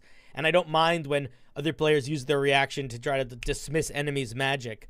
But if one player had the ability to do that multiple turns, that might actually kind of get annoying. Like, it might feel like they were having, even if the impact they were having wasn't super big numbers, like, I might subconsciously just feel like they're taking up a lot of space, you know? So that just might be something to think about, too. I don't actually know if that's a big deal or not. I kind of just thought about that right now, but I think it's worth thinking about. I think the bigger deal here is if you make something very reaction heavy, your action economy is kind of messed up because you only get one reaction. Yeah, you would need to build in a mechanic that allowed you to have more than one reaction, basically. And I don't like that fundamentally, so I don't want to go in there to begin with. Okay, then we won't even worry about that. Yeah. But yeah, man, I think you're in a think pretty... I think it's not a bad space. With Absorb Spell, think about maybe the move here is to complete... I don't know if you're going to like this or not. But maybe the move for Absorb Spell is it's like... It doesn't actually give you a spell. It just gives you magical charge. So, like, you do this, and then if you do this feature... your next Moonblast attack does extra damage or something like that. Like, you could sort of simplify the absorbing of magic into like almost like charges that you could build up to do special, almost like Battle Master maneuvers, but magical. And then what you could also do is, if you lean in that direction of absorbing magic is used to charge your like natural powers, more so than to give you spells, you could have each individual subclass kind of get special things that they could do with absorbing magic, or also special ways they could absorb magic. So if, for example, maybe there's one subclass that's like the necromancy dark shadow one, and maybe sure they can absorb spells, everyone can, but they also get a charge when a creature dies within a certain range of them. Or maybe there's another one that gets, charges when I don't know. You'd have to think about different ideas. But like there's stuff you can play. There's stuff to play around with there. As we speak. Yeah, there's stuff to play around with. There's stuff to play around with. I think like it's interesting because I thought about the second level feature more as like in passing of just like having something to do. But the more I think about it, if I combine it with the third level of absorbing a magic to make it more powerful, and then tying the subclass stuff into absorbing magic, which also does stuff that you possibly could get like at like 5th or 6th level. Yeah, for sure. I mean, after you got the absorb magic stuff. I mean, I would almost treat it like paladin auras, where it's like all paladins get some core auras and then their own unique auras too. I was thinking about paladin, not paladin, what's it called? The cleric. He gets like a divine channel divinity. Channel divinity. That you can get like cool stuff that you can do when you absorb magic. Yeah, I think it's going in a good direction. I make it however you want, but if you were willing to accept peer pressure from me, this is the peer pressure I would give you. I would say really lean into the spells being weirdly utility niche spells, things like feather falling, water breathing, that sort of thing. I'm going old school. Like in like 3rd edition stuff is 1st, 2nd, 3rd edition. They had spells that did like basically nothing because this system allows it. There's like a spell that like makes an echo of a sound that's out there. It just makes it repeat. And that's what it does. And it takes up your spell. And you could do that because like this kind of spell casting allows for that kind of nonsense. Yeah, cool. All right, buddy. I don't really have much more to say, but I do think this is a fun project, and I keep working on it. You've been on for a hot minute, so we're gonna let somebody else take some time. Yeah, but you're great. This is a really fun idea. Keep working on it. Okay, bye. All right, bye. Yeah. Oh, I don't have my applause button up. Give me a second, guys. This is bad.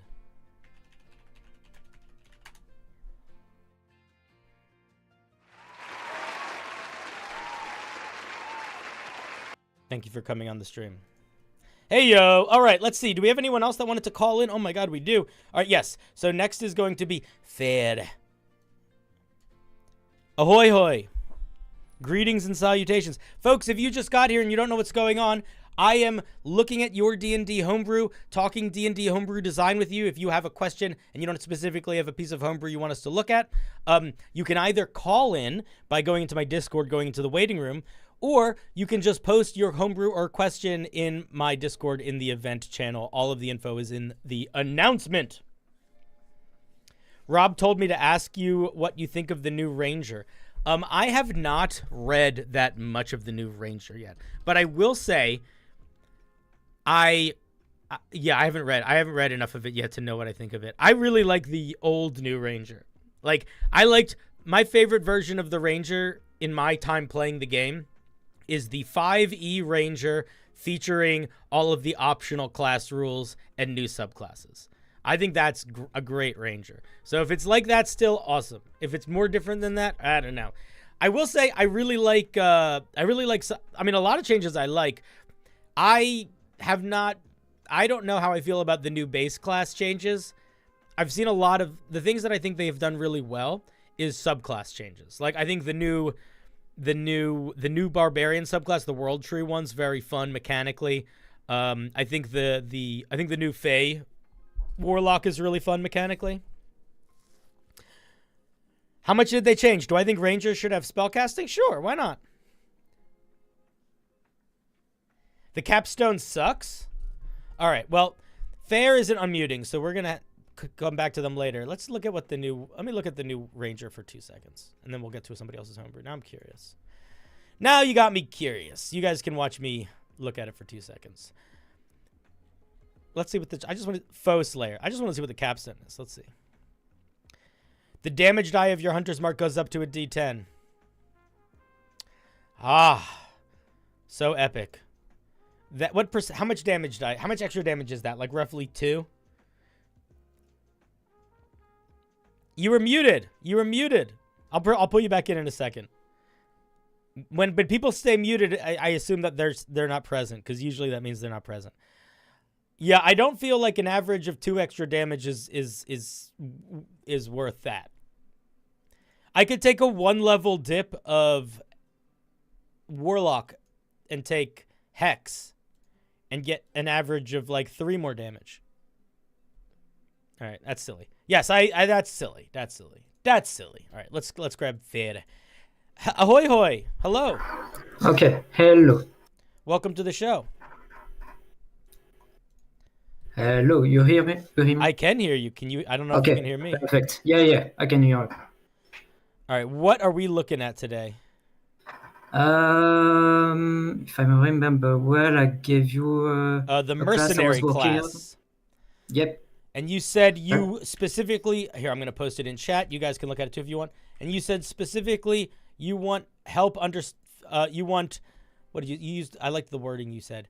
You said, "Are my core features iconic enough, or should I go back to the drawing board and make it more unique?" That was your main thing. That's your main concern. Yes. So yes.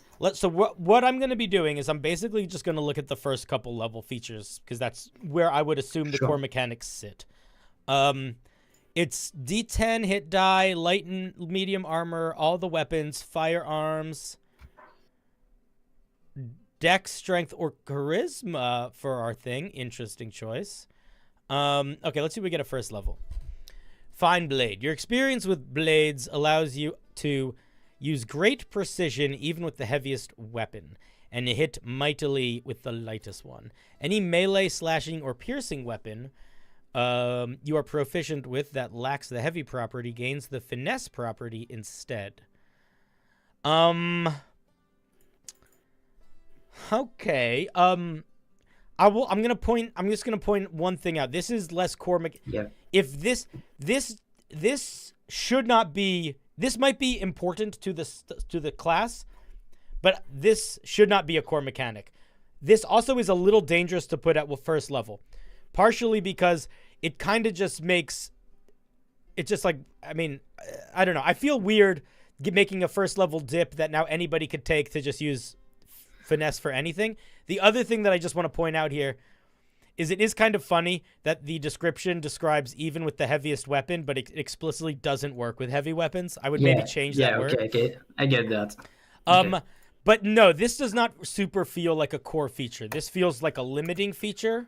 I'm going to keep reading ahead a little bit. And then I want to look at the first 3 levels-ish, and then we'll talk. At second level, we get a bunch of fighting styles. A bunch of them are regular, and some of them are different. Let's read some of the different ones. When you reduce a creature to 0 hit points, you can use your reactions to decapitate the target, killing it instantly. Any hostile creature within 10 feet has to make a wisdom save or become frightened. Okay, interesting.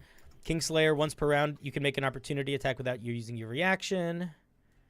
Once per round, when an enemy targets you and before any die is rolled, you can choose to reduce all the damage taken from this source of damage by half, but the attack automatically succeeds. I'm going to tell you right now, all three of these so far, they don't feel like fighting styles. They feel like Battlemaster maneuvers.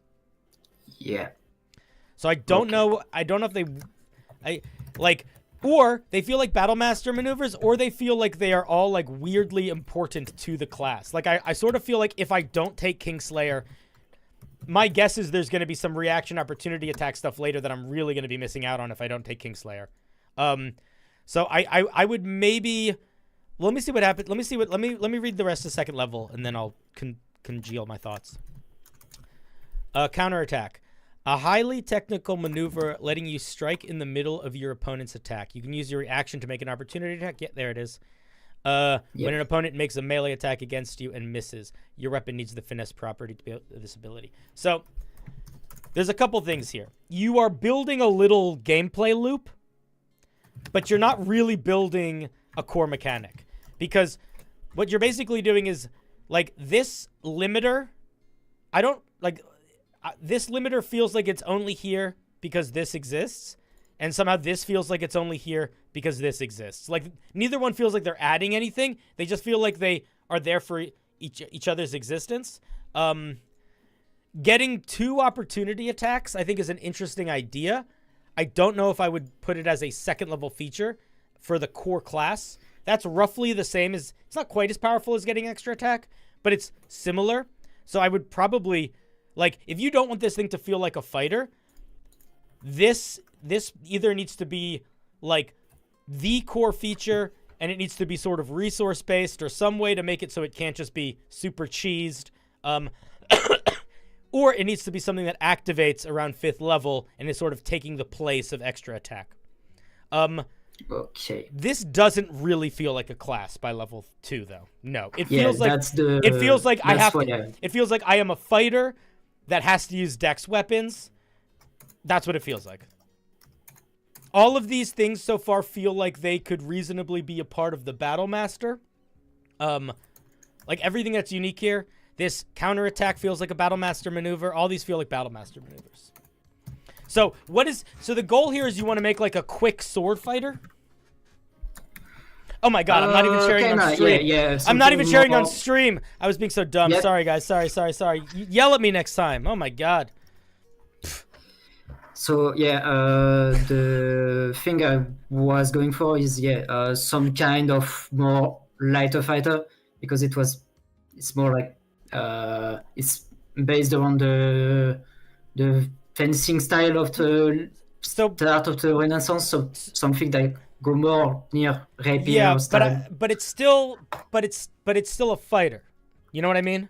Like I can build a dex-based fighter, go Battlemaster, and take a bunch of reaction-based maneuvers and kind of feel the same as this. Maybe not exactly the same, but pretty similar. Yeah. So I think the question you have to ask yourself is, A, does this need to exist, or can this fiction be satisfied through either playing a Battlemaster or building a new subclass for fighters? That's the first question you need to ask yourself. Because also, if it is that, then that's great. You don't need to build a whole class. But if you're like, no, I want to build a whole class, then you need to have a solid thing that makes this genuinely different than fighters that it's built around. Like I would go out of my way to not use fighter related things. Like, so for example, I noticed at 5th level right now, it gets extra attack and something else. And then it gets another extra attack at 11th level. That's fighter. That's also just being a fighter. Something I wanted to. That's just you're just making it a fighter. So I would like. And then the other thing that makes it a little tricksy though is like, okay, let's say you take extra attack out, then it kind of feels like a rogue. So I don't know. I think you gotta play around with it a little bit more. It sort of feels like it's sitting in the same space as a little bit of the moon thing we just looked at, where maybe I can't tell, but maybe the intention here is that it's more built around reactions, which is very difficult to do, but doable. But I don't know if I would build a whole class around it. That's just one part of the class, I guess. But counterattack, the way that it's written right now, counterattack is the only unique feature. So that is so if from a player perspective, from a gameplay perspective, from a game design perspective, this is the core class. Because everything here is just fighter Battlemaster feeling stuff. This is just you use dex weapons. That's it. So the only thing that's really selling any specific fiction of this class by level 2 is counterattack. If counterattack is not supposed to be the main thing, then we need that main thing here. Or if it's sort of like counterattack is a main thing, but it's part of other main things, we need those other main things. So like, for example, let's look at another sort of fighter class, and I'll show you what I'm talking about here. If we look at the Paladin for a second, I think the Paladin is a perfect example here. A Paladin is like an alternative fighter, right? They're like a cleric-y fighter. But notice at level 1, they don't get any fighter features or cleric features. Both of the things they get at level 1 are completely different and completely new. They get Divine Sense, which allows them to sense the creature type of other creatures, and they get Lay on Hands, where they can touch heal or touch cure ailments. They only get their fighter cleric things at level 2. And honestly, the main thing that they get at level 2 is actually also a new thing, Divine Smite. But they get a whole level of unique features before they get anything that any other class gets. You don't need to do that exactly, but if the fighter at first level got a fighting style, and then at second level got cleric spells, it wouldn't feel like a class. It would feel like somebody multi-classed fighter and cleric. So you got to think a little bit. And the other thing is, like, a lot of people might not think of Divine Sense and Lay on Hands as the most cleric-y features, right? I think when a lot of people think of clerics, they think of Divine Smite. But the truth is, Divine Sense and Lay on Hands, whether they might not be the most shiny, explosive, front-facing part of the Paladin, they are really important parts of supporting the nuances of the idea. Like, the things that make a Paladin specifically unique from a fighter and a cleric are really seen in these features. So you don't want to spend too much time figuring out how to make this you don't want to spend almost any time making this a fighter but more limited. You want to spend all of your time sort of encouraging us to play this in the direction it's intended to be played, so that we can sort of see what the vibe of it is supposed to be. Yeah. Okay.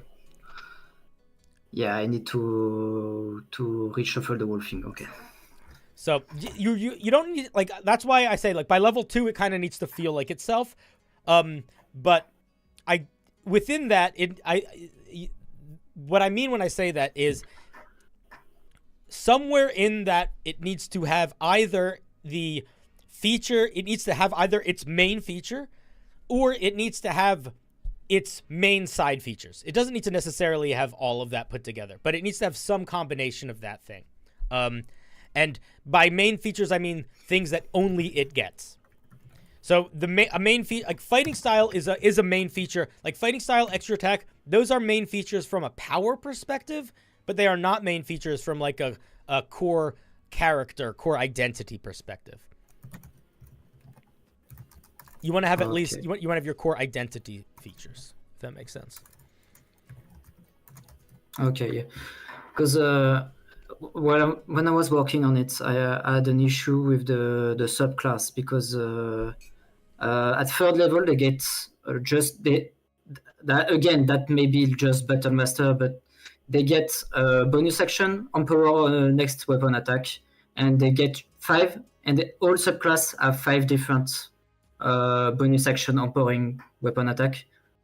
So that was one thing. You get a bonus action attack with your main weapon at level. It's not an attack. It's you choose like a way to empower your attack. I see. Yeah, maybe that should be gotten earlier. Maybe that should be an earlier feature. Okay, maybe I should.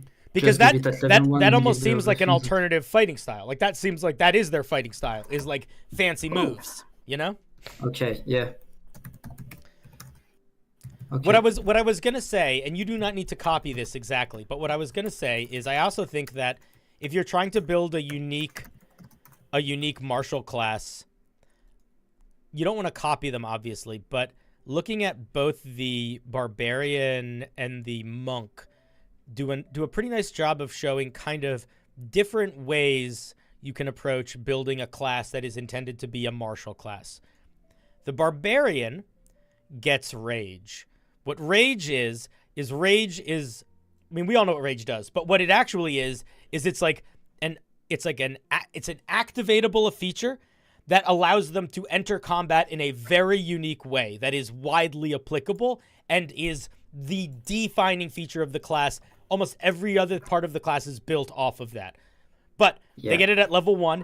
This is a powerful feature. Like, taking a 1-level dip into this class is really good for other classes, but it's not game breaking. And in other ways, it's solidly balanced. Like, it balances itself nicely. But that's what they get, right? Big activatable feature. It's limited in use, but everything is built around it. It's really strong. What does the monk get? The monk doesn't get a big activatable feature, but what they do get is martial art. And martial art is essentially new rules for fighting. That's what it is.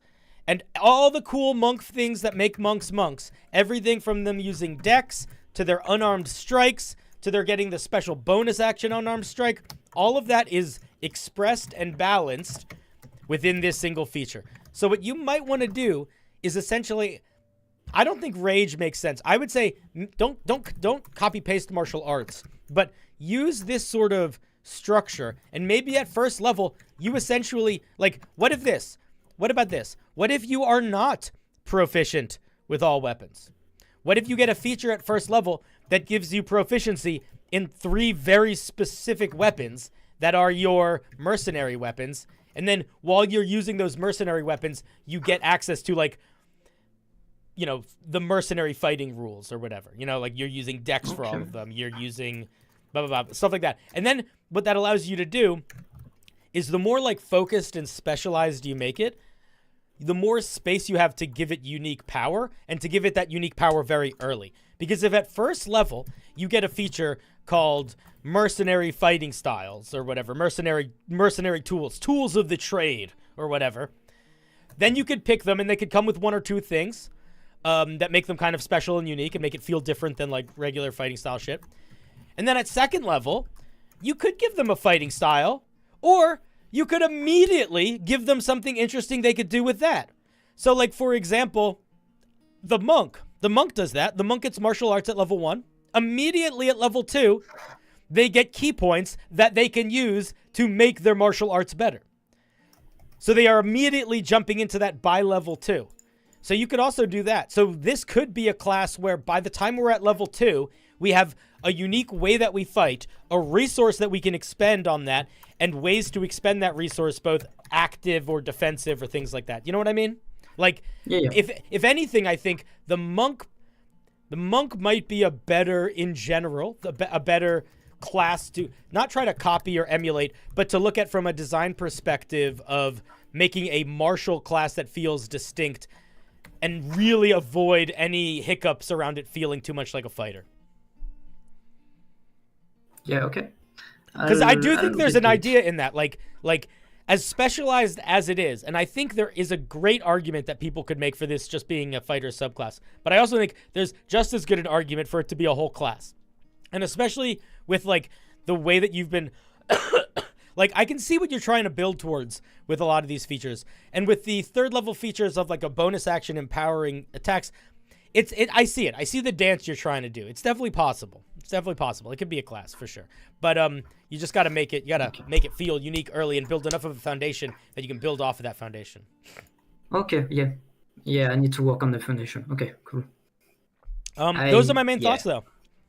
Yeah, I figured you will have the thoughts around this type of that, because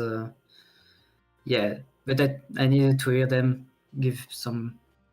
And I think a lot of what you have here, probably you could just retool into that. That's what I'm thinking. Just retooling it, just moving maybe some features up and down.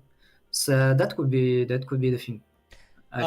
Somebody in chat said something a while ago that I thought was interesting, and I don't remember where, but they said something about, like, maybe this thing could have the way that it fights is, instead of it getting, like, traditional extra attacks, it gets an extra attack that is only triggered by, like, you making an attack. So it's like, if you hit with the attack, you get an extra attack. So it's like a little limited, but then because it's a little limited, maybe you could like extend it, you know? Like there might be ways that there might be some play element in there you could do.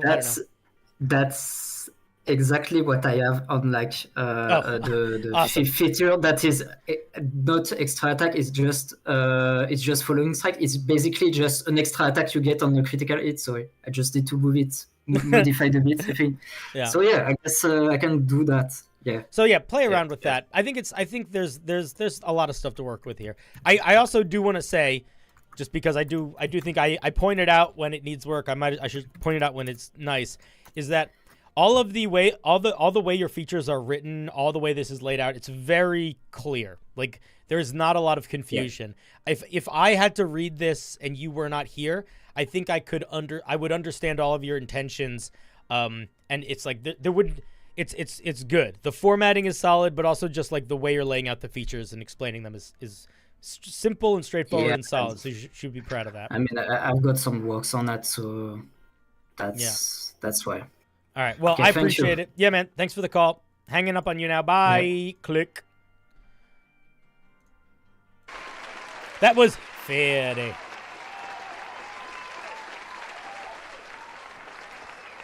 How long was I looking at their piece before I realized I didn't have it on stream? Hopefully not too long. Okie dokie. Let's grab, we're going to grab King Goose, and then we'll grab Sponge, and then we'll grab Apollo. And if anybody else wants to call them, they can, but if not, no worries. We got other stuff to look at too. King Goose. Hello. Thank you for having me. How's it going, buddy? Did you send in a piece of Homebrew, or did you just want to chat? No, I found the stream while it was going on, so. Oh, lovely. Yeah. We can just chat, dude. I love just chatting. What's up? Well, I've been pumping out D&D subclasses for the past few days because I just had a few ideas, and there is like one or two that I would like some feedback on if there's time for multiple. We're not doing so. The way that these streams work is I don't do like a full piece feedback session. But what it's more like, pick something you want help with, and we'll talk about it. Okay, so I just want to check if this subclass doesn't read to be like too overpowered with the abilities. Because do you have it written down? Is it in like a PDF? Is it in like a Google Doc somewhere I can see it? Or is it like? No, I have where can I send it? It's here. I'll tag you. Give me 2 seconds. All right, thank you. Right. King Goose. There, where I just pinged you. Ah, lovely. There you go. Awesome, yeah. In the way that I do my streams, I basically create a different thread for every stream that people can send stuff to. That way, it's not all in one giant place, and people can be like, oh, he looked at my thing that day. Which one did I send it? You know, they can like, see, you can go find it a little bit more easily in theory. That's pretty. That's a good way to do it. All right, this is what we're looking at. All right, so this is the Path of the Anti-Magic Barbarian. Ooh, I will say, that is a interesting idea. I've seen a couple of them before. I'm always curious to see what people's takes on them are. Let's see what we're working with here. Mine is basically a walking counterspell, but more in a way of it kind of half counters magic that's targeted towards themselves specifically. All right. So which specific aspect are you looking for help with, or is there a specific feature or something? Yeah, I against Arcana, I want a little checkup on, as well as Spell Magnet. Let's take a look at against Arcana. Magic is powerful, sure, but it's not omnipotent. There are gaps one can slip through. Starting at 3rd level, you gain an uncanny resistance against magic while enraged. During your rage against spells, 1/3 your level or lower, you have advantage on saving throws. Additionally, attack rolls against you using magic of this level are at disadvantage. From level 10, this effect also applies to any allies within 5 feet of you. The main feeling I have here is that this is going to be pretty useless a lot of the time. In D&D, very often, monsters do things that are not explicitly spells. This is a feature that is really only going to do anything when somebody is doing, I guess you say magic here, but no, it's just spells. It just says spells. So like if you're fighting a monster that doesn't do spells, this barbarian doesn't really have a subclass. So what I would do if I were you is I would try to think about ways I could express this idea that would either be more open-ended and would work on magic things, but could also be expressed in a little bit of a wider net than that, or have the anti-magic have some other element to it, or there be some other tied-in features that make this thing feel like it has a subclass even when you're not fighting magic. So like, for example, let me think, like, what is it? What's it fucking called? The wild magic barbarian. Like the wild magic barbarian has a way that it can like detect magic. That's not specifically spells, but it's like, it's a little bit more of an open-ended thing. But one thing, a piece of advice that I give people, I'm going to give you an example of a piece of advice I give people, and that's what I would lean into here immediately. If I wanted to make a paladin that was very, very good at fighting dragons, there are things that I could give it that would make it good at fighting dragons, and that would be fine, but then it would suck unless I was fighting dragons. Or there's things I could give it that would make it good at fighting dragons, not because it's fighting dragons, but because it's things that dragons do. So if I was making a paladin that's good at fighting dragons, I might give it a feature so it's extra good against AoE effects, because dragons all do breath attacks, but that's also any AoE effect. I might make them extra good at dealing with elemental damages. That's a very dragon thing, right? They're all their breath attacks and they all do elemental damages, but that's also just, you're going to encounter lots of different elemental damage in the game. I could do something that makes you I could give them something that makes them particularly good at fighting creatures that are flying or have a very fast fly speed, because that's going to affect lots and lots of stuff. So I think that what you want to do is you want to make sure that you are building something that's not just good at literally doing the thing you want it to do, but it's good at doing stuff wide enough that it is doing that, but it's also applicable in a variety of such situations. All right. Yeah, I can see that. I can see that it's can get a little. Yeah, no, it can get a little weak if it's not against magic. You're right. Yeah. And it just creates a situation where it sort of forces the dungeon master into a weird position where they have to actively build their game around this subclass, or this subclass feels like it's not there. I mean, that might not be true at higher levels. That was just for the third level feature, but it shouldn't have that for the third level feature. What was the other thing you wanted me to look at? Level 10? Spell magnet. Let's see. Starting at 10th level, you begin to attract enemy castings like a bee to honey. While enraged, hostile creatures must make a wisdom saving throw when they cast a spell that targets a creature, or be forced to target you instead. This needs a range on it for this to work. Hostile creatures. Did I noob it? No, it's fine. Okay, so what it's supposed to be. I can also already see a spelling mistake I made. That's fine. While you are enraged and within 30 feet of you, or within 15 feet of you, I was thinking. I think having a feature that is this niche and this focused on spells at level 10 is fine. If you can have this thing be more open-ended in the lower levels, having something this specific here is fine. This needs to be limited. This is too powerful if it's on all the time. This should be like a special move you get. I might not even tie it to rage, honestly. I just might make it where if a creature within 30 feet of you is targeted with a spell, you can force the caster to make a wisdom saving throw and target you instead if they're within a certain range. And just give that to you a certain number of times per day. That way, when you don't have any rages, you still have it. You still have a thing you can do. Because it's also, I think, a little too strong to just be on all the time. All right. Thank you. Those are my main thoughts. I don't really have other ones, but I love the idea of an anti-magic barbarian. I think it's a lot of fun. The key is just, leaning into what would an anti-magic barbarian do to defeat wizards if they didn't just have natural anti-magic brewing out of them? Like, how would they what powers could they have how would you hinder a wizard? Like, my first thought is they could do, I don't think it should be this specifically because I don't think that's the vibe of this, but like, if they could silence things that they hit, that would be really good against wizards. That also would be situationally useful if they were trying to like sneak fight people or things like that. I don't know if that's the best example, but that's just like an example. But like that's sort of what I mean. Would be funny like for a rogue. But like thinking about what do spellcasters need to accomplish spellcasting, and how can this guy fuck that shit up?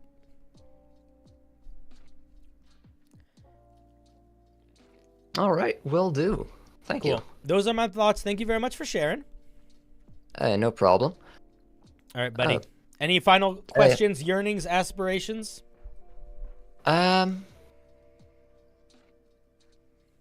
Maybe? I'll count to 4, and if you don't have one, I'm hanging up on you. But if you do, I will respond to it with a great deal of patience and honesty. But if you don't have it, I'm hanging up on you. 1, 2, 3. Nope, I don't got none. 4. All right, love you. Bye. Click. All righty. Let's give a little round of applause. That was their first time calling. They just showed up. Fun idea for a subclass. Thank you very much. Love having new people, especially kings. All right. If you just got here and you want to know what the fuck we're doing, we are not doing full-scale homebrew reviews, but we are doing Homebrew Helper. So you can post your homebrew and your questions in my Discord, or if you want to say, fuck the line, I want to go next. You can also hop in the waiting room in the Discord, and I will pull you on the call because I put priority to the people that are willing to hop on the call. But if you're not able to or willing to, that's also okay, because we are going to be reading stuff in the Discord also. But we got a couple more people. I'm going to grab Sponge next. What's up, Sponge? Ahoy hoy, Sponge. How you doing? What's new? What's new with you, Sponge? What's new? You know, just soaking stuff up.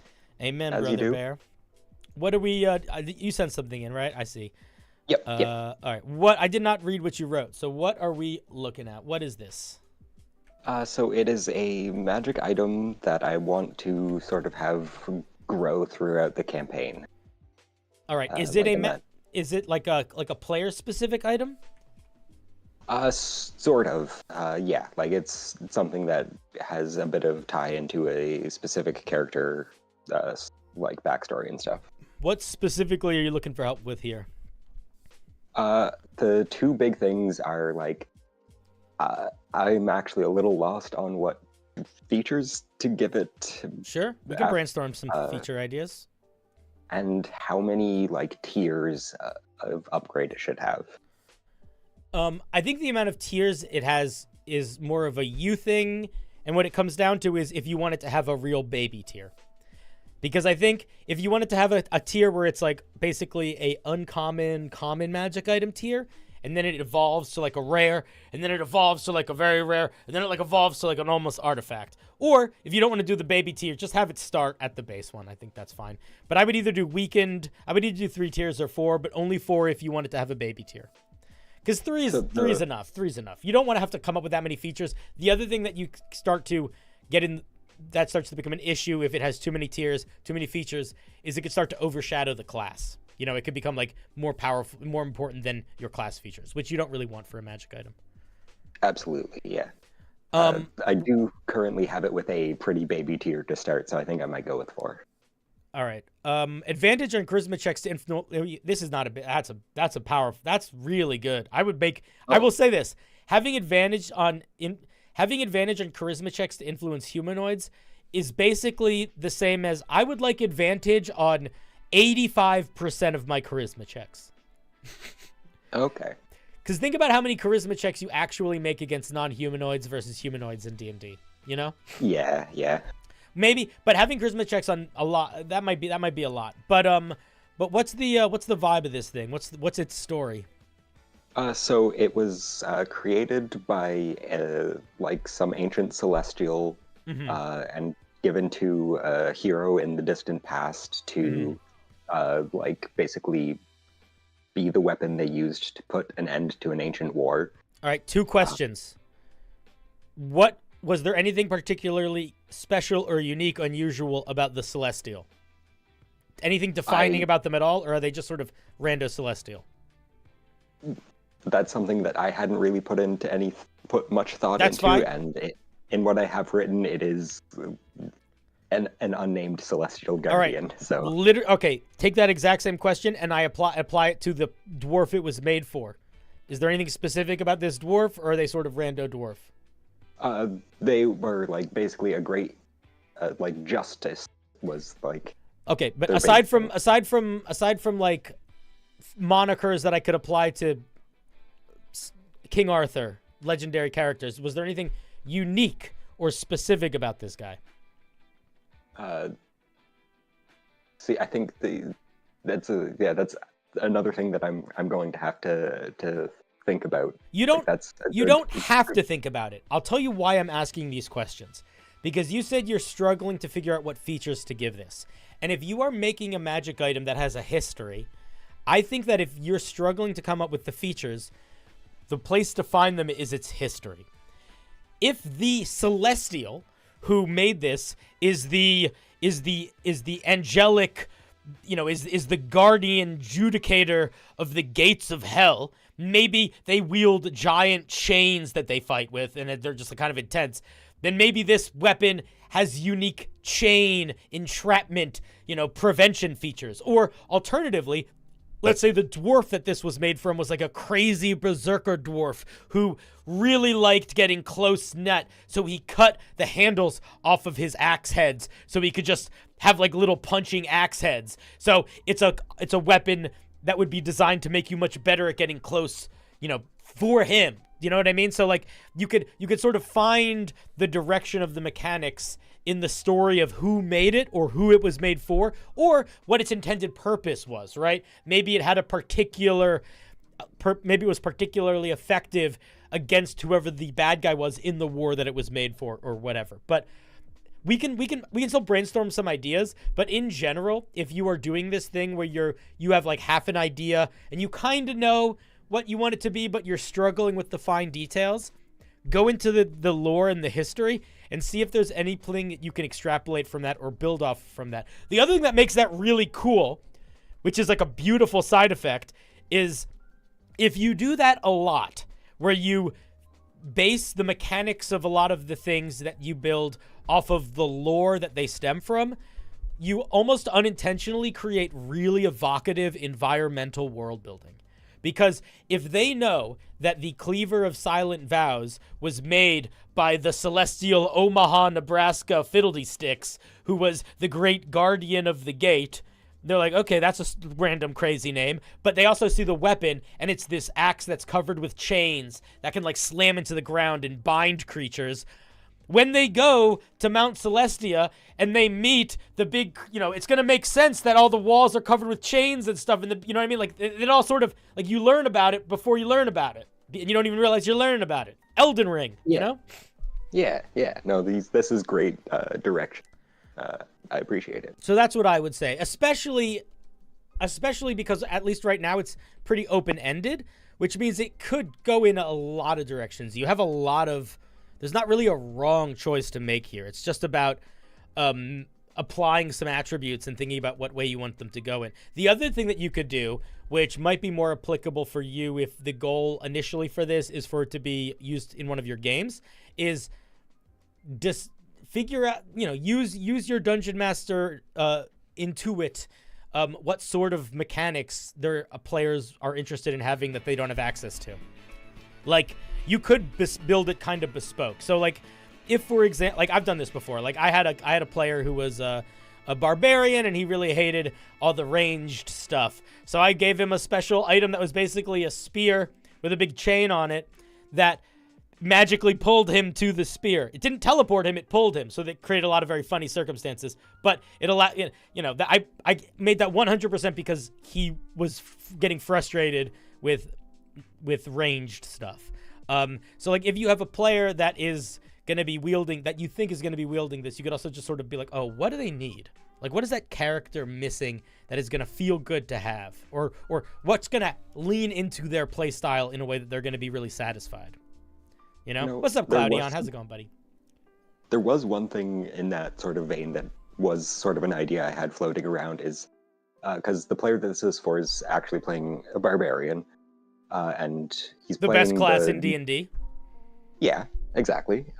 he's playing the new Berserker, which basically forces him into doing reckless attack all the time to get extra damage. And has just been like a little annoyed that anytime he wants to do his main feature, everyone gets advantage on attacks against him. So I was like, maybe it should get some way to mitigate that advantage against him. See, I feel like he's just gotta learn to love getting hurt, but that's just a me thing. Yeah, that would make sense. I think that would make a lot of sense. I mean, it also would fit the narrative of a weapon of a dwarven champion. Yeah. In terms of power level stuff, there's not really any right or wrong ways to do it. I think that the thing to keep in mind when you're making an ascending weapon, especially if you're doing a damage increase, and I'm assuming it'll go up at each level. It probably should, otherwise the weapon will feel not worth using, even though it will be worth using. It's a psychological thing. By the end, ascending weapons, by the end of them, they're basically artifact tier, just so you know. So, like, just be ready for that from Headspace. Like, the second upgrade, third upgrade, I guess. This is mostly a legendary weapon. And then when it gets to Ascended, it's like jumps the shark of legendary into artifact. Is usually how the balance of them works. But yeah. Right. Do you have any? Was that helpful? Do you have any other thoughts, yearnings, aspirations? Did I help? Was that? Do you need more help? What are you thinking? No, that's actually good help. Just think about the specifics of the characters of the history, and if you end up figuring out that a little bit, and then you still need help with the mechanics, just bring this back to another stream and just tell me what the lore you made up is, and we'll do a brainstorming session with that lore in mind. All right. Cool. All right. Love you. Bye. Hanging up now. Click. That's how you do it. You give them the love, and then you hang up. Thank you for calling in. Thank you for being a friend. Thank you for doing a dance. All right, we have one more caller in the waiting room. If anybody else wants to call in, you're more than welcome to, but no pressure. Let's see who they are. It's Apollo. Ahoy, hoy, Apollo. How's it going, buddy? Welcome to the show. Welcome, buddy. Welcome to the show. Oh, hi. Hello. Ahoy, hoy, as they say. Hi. What, did you post something in the Discord? Let me see if I can find it. I can. Here it is. I did. All right, tell me about what we are looking at. So this is kind of a reimagining of, I have a feeling you might have played one of the Soulsborne games. But, I've only played Elden Ring. That's fair. So, there's this game called Bloodborne. And I was trying to make a 5e equivalent item called the blood, which is based upon the blood vial, which is basically like, if you look at its stats, it seems kind of ridiculous. But I want you to describe to me what it does before you describe to me what it does in terms of D&D mechanics. That will help me, because we're not going to go through this line by line. Probably we'll probably be able to clean it up without we have to read it. So tell me what it does. So it heals based upon like 1/3 their level, but so it's supposed to heal like 33% of their health. But in a lore sense, it's kind of made up of like whoever's blood this is mixed with this weird plasma like mixture that will create that blood vial. Okay. And based on the effects that the DM rolls, like if you roll a 1, it's an intelligence saving throw. 2, wisdom saving throw, and it's a specific flat DC. So let me see if I understand the intention. The way this works is, so basically a healing potion, but it allows you to heal based on your character's maximum hit points as opposed to a set number. And then after you use it, you make a saving throw, and then the dungeon, if you fail, the DM rolls a d4, and one of these things happens.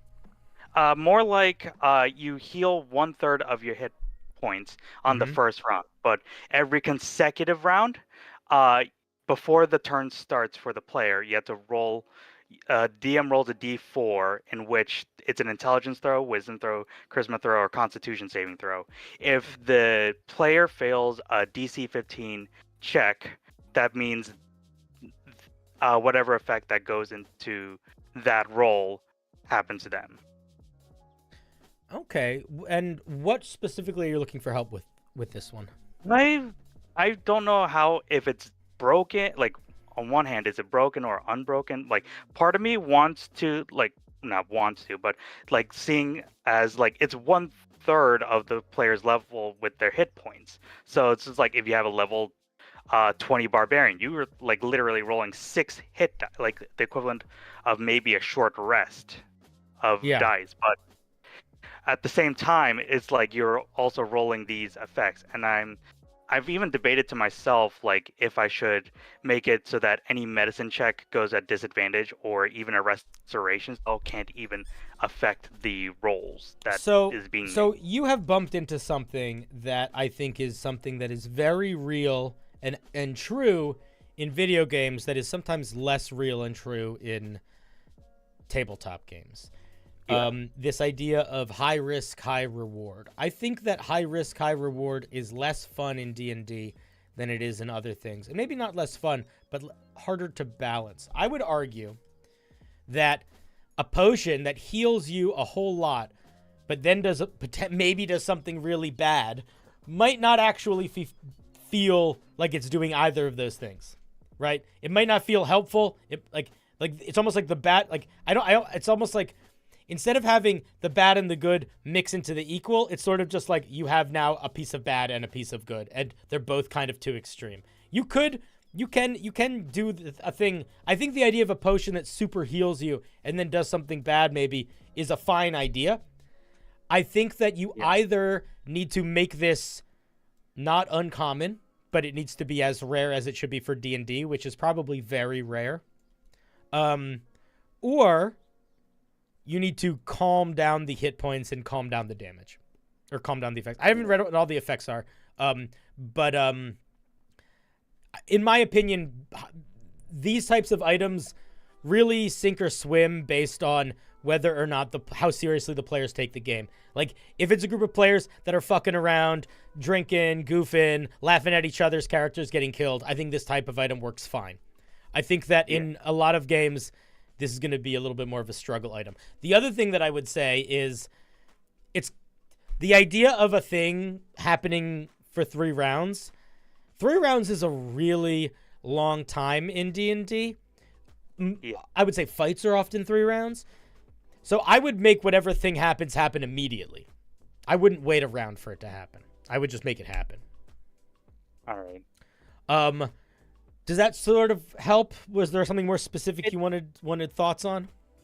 It sort of helps. Like, I think, like, I did provide, like, there were some, like, nuanced details, like, on each hit, they gain a hit point back. If they make a successful hit, they get a hit point of dice back. But that's the other stuff and whatnot. I don't But that's understand. other stuff. I would say I'm not familiar with Bloodborne, but the impression that I'm getting as I'm sort of skimming it and seeing all the different things it does is I feel like what you maybe are doing here is creating something that is very accurate to Bloodborne, but it is sacrificing quality and usability for accuracy. And I think maybe what's happening here is you need to adjust some of this, not because it's not accurate to Bloodborne, but because its accuracy is leading it to being kind of tedious and overcomplicated and maybe overpowered for D&D. Like, if you wanted to make... Fair. I talk about this a lot, which, like, if you try to make, like, a character from, like, Jujutsu Kaisen or One Piece or something in D&D, if you make it accurate, it doesn't work. Yeah. So, I'm not super familiar with what this thing does, but the idea that you drink a potion, you get a bunch of hit points, and then something bad happens, I think is interesting and compelling. I think the idea that you drink a potion, and then you have this thing that lasts for 3 rounds that you have to keep track of, and maybe something bad happens, but also there's this other thing where if you hit, you get some of those hit dice back that you spent on this other thing. It's like, there's a level of tedium that starts to build out of it, where I think that it gets to a point of the amount of things that are happening and keeping track of it is not worth the impact it's having at the table. Right. No, that's fair. So I would simplify it a little bit, but the core idea, this idea that it's a potion that heals you based off of your hit dice, and then fucks with you in some way, I think is a really solid idea. I think that makes sense. I think that could be a lot of fun.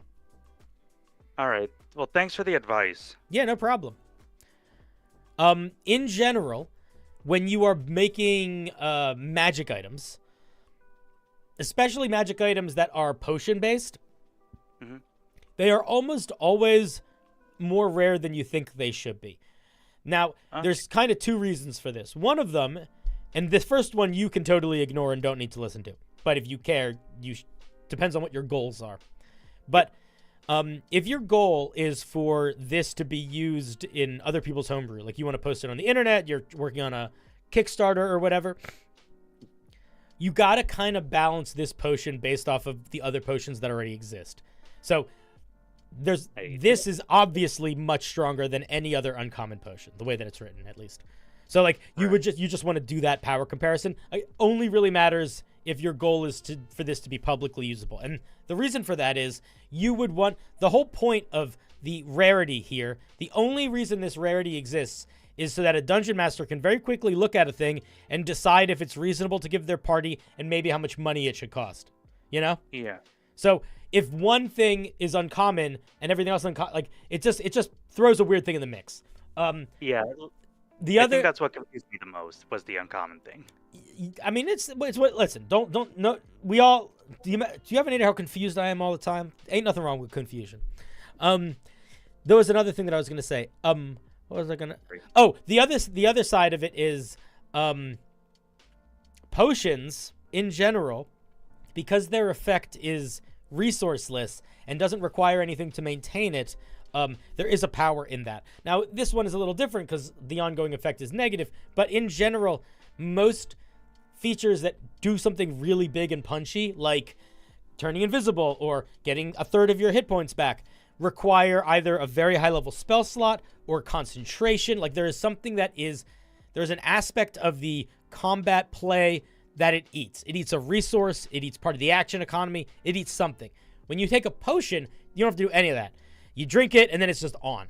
So that's another reason why sometimes potions, from balancing perspective, end up needing to be a little bit higher tier than they are, because I don't know how much it's going to matter with this one, honestly, but it's just good to think about with potions. But like a potion that does a magical effect on you that cannot be turned off through concentration breaking or dispelling of magic and that sort of things is very powerful. All right.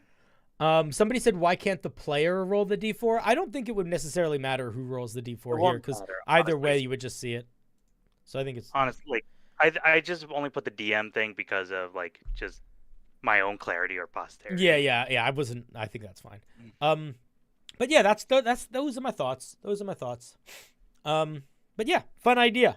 I like I said, the ideas. Yo, I think the idea is currently solid. 2 PC deaths into Strahd. My way of measuring it, they're level 4. Just wanted to drop by. Have fun and good night.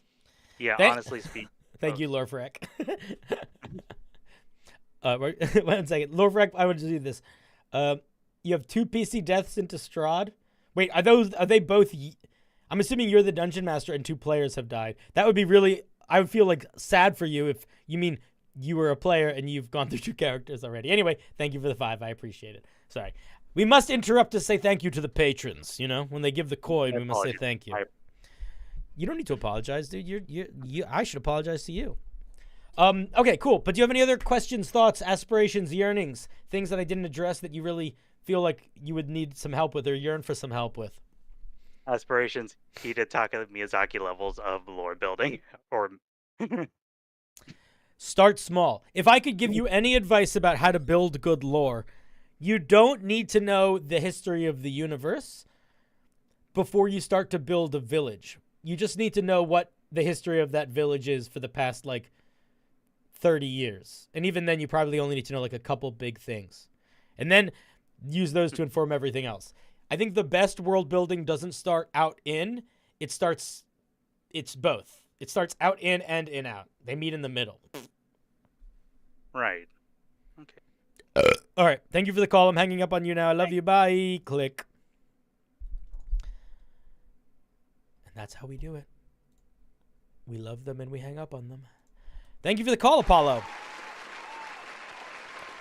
Much appreciated.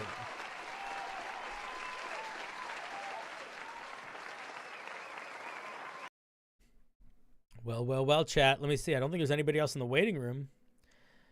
That means it's just me and you. It's just us now, chat.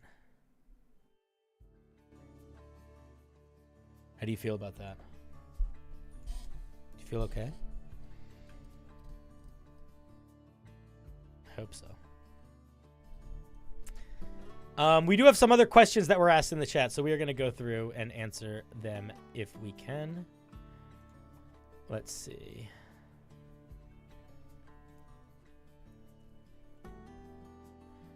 All right, we looked at that one. We have a piece from Santrite. This is a warlock subclass based on vision, sight, and observing things. I'm worried that the third level feature is too boring. All right, let's take a look at it. Boom. Wait. Boom. Here it is in the chat. Redmer! Oh my god. Redmer, will you give me a second? I'll show you something really sad. Give me like 2 seconds. Give me 2 seconds. Ugh.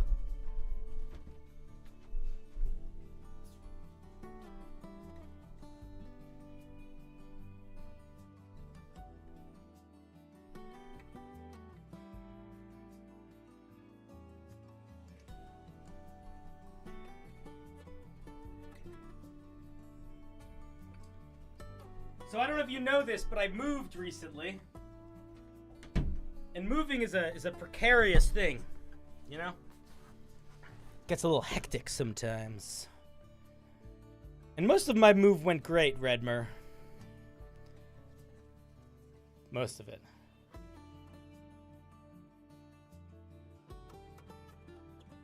I still have all the pieces. So in theory, I might be able to fix it. But she broke. She broke. I know. It's terrible. I know. I'm sorry. I was trying to honestly, I was trying to keep it from you, but I realized that I shouldn't always shelter you from the darkness because the world is full of darkness. Sometimes we need to grow from it, even if it hurts. Speaking of that, let's take a look at this Observer Warlock patron. Did I post it in the chat? I think I did. I did, okay. What was your question again? You're worried about the third level feature is too boring and maybe too strong, and you want to know if you should swap with the 6th level. Right, let's take a look. What's the vibe? We draw on the power of Magnus Oculus, the eye. The Observer, a gaze so potent. Okay. What do we got at 3rd level? You can cast one of your Observer divination spells without expending a spell slot. Once you use this feature, you can't do so again until you finish a short or long rest. All right, here's my genuine thought. I don't actually think it matters whether or not this is overpowered. I think the problem is not this being over or underpowered. And I think you touched on it when you asked if this was too boring. I don't think this is boring, but I think what your brain is noticing there is that this is not unique. The only thing that this feature is doing is giving us more of a thing we already have. That's all. We already get these spells, especially now that we're playing this is the 2024 Warlock, and the 2024 Warlock, they automatically learn these spells. So this is just, you can cast another one of your spells. It's not really giving us anything unique in the way that I think a Warlock subclass ought to. So, is it overpowered? I would say it is in the way that it's making this a Warlock that's more Warlock than other Warlocks, but it's also kind of lackluster. It's overpowered in the least interesting of ways. So if I were you, yeah, I might play around with something different here. The proficiency is kind of whatever. I don't know if we should get 2 proficiencies here. I just probably just get that's 2. That's a lot to get. I might lower that. You found a game, and oh, what game should we play, Adam? Oh, Adam, hi, Adalucas. Guys, Adalucas is my good friend. He also is a stream dude. He does all sorts of stuff. He's more of a producer a lot of the time. But he and I are probably going to do some gaming. And I want to know what game he thought we should play. It's called Return to Moira. Is it? What is it? Oh my god! Is it dwarves? Oh, Moria! Oh, is this the dwarf game? Is this the game where the dwarves go into the mines of Moria? Yes, somebody was telling me about this. Yes, 100%. I'm so down. I'm so down. I'm so down. I'm so down. I'm so down. I'm so down. I'm so down. Yes, yes, yes, yes. We will play that. That will be a stream game. I'm super, or not stream game, either one. But yeah, if you're trying to do some for a co-streaming game, I think that could be hella fun.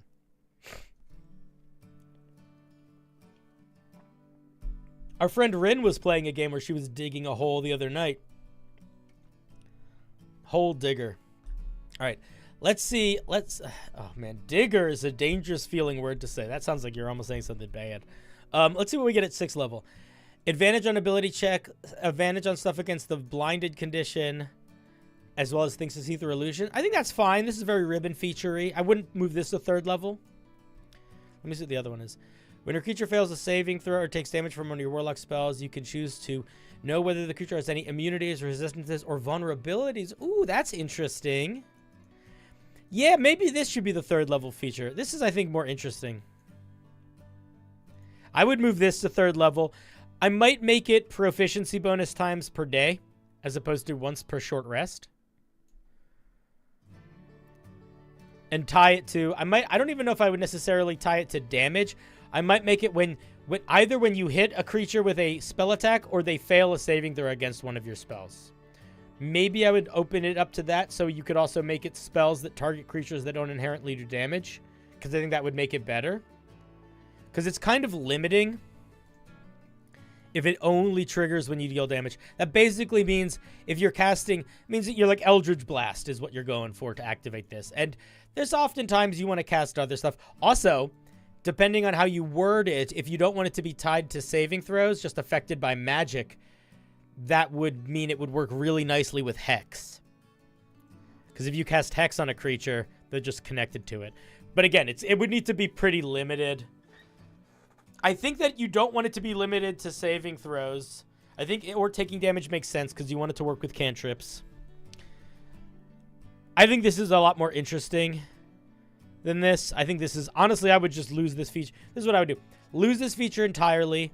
I would probably not just give you proficiency in one of these skills. I'd probably give you some weird feature where, like, you can add your charisma modifier to either your insight, investigation, or perception checks, your choice. Like, you pick one of those 3. Because that's, I think, more interesting and weirder. And then I would just keep this as, like, a ribbon feature. And then come up with, like, a whole new 6th level feature that goes along with this one. That's what I would do if I were you. Maybe something to, like, see through other creatures' eyes, or to get some special visions, or something.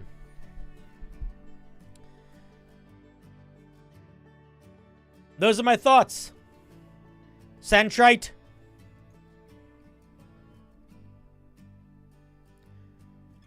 Folks, if you are somebody that's here that's also in my Discord, help spread the word that the way that I'm letting people know if I reviewed their homebrew, both in terms of if people want to check or if people are like, I want to know what things were looked at on stream, whether or not they were mine, I'm putting a little emoji of myself doing this on all of them. I don't have any more thoughts. Solid little piece. Thank you for sharing. I think it's an interesting idea. I like that. It's very, oh, this is spoilers. Spoilers for, what's that podcast called? Spoilers for the Magnus Archives. So if you haven't listened to the Magnus Archives and you want to, wait till I do this again. But it's very similar to the main character from the Magnus Archives. All right, spoilers over. Spoilers over.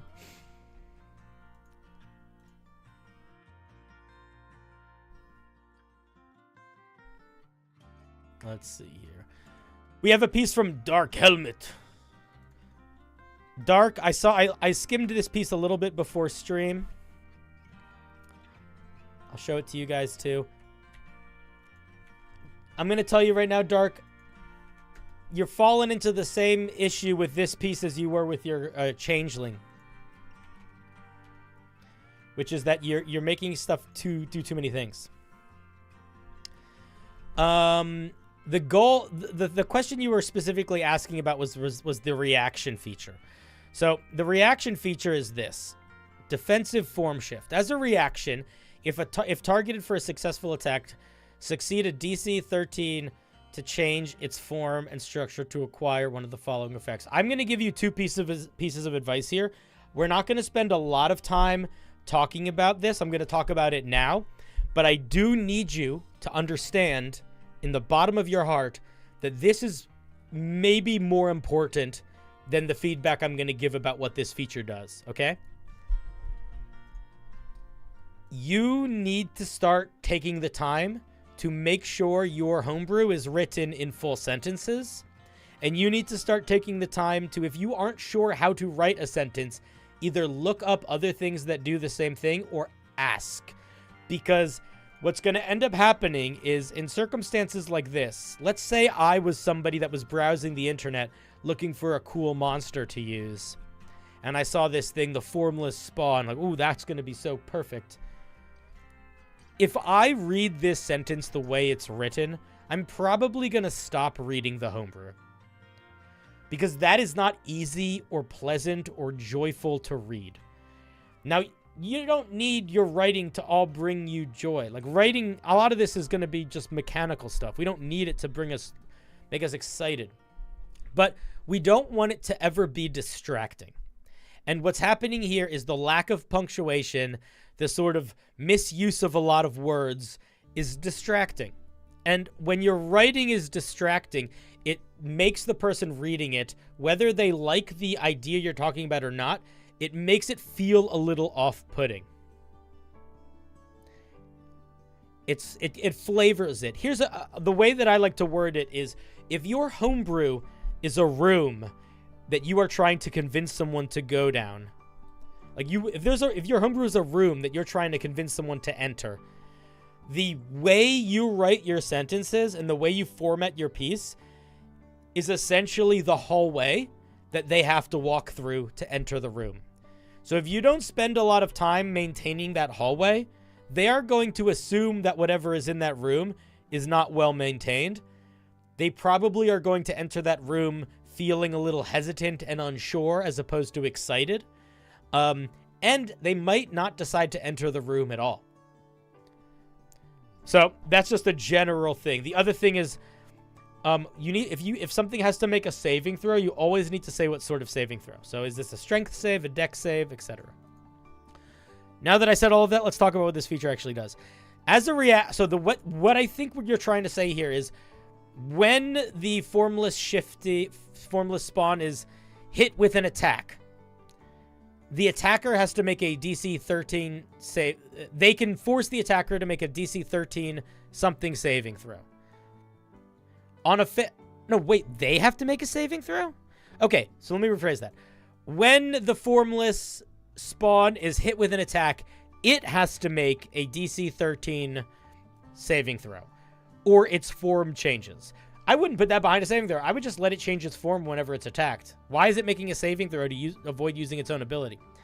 And then, look how many different forms we have. 1, 2, 3, 4, 5, 6, 7, 8. That's 8 options of one feature that is just reactions.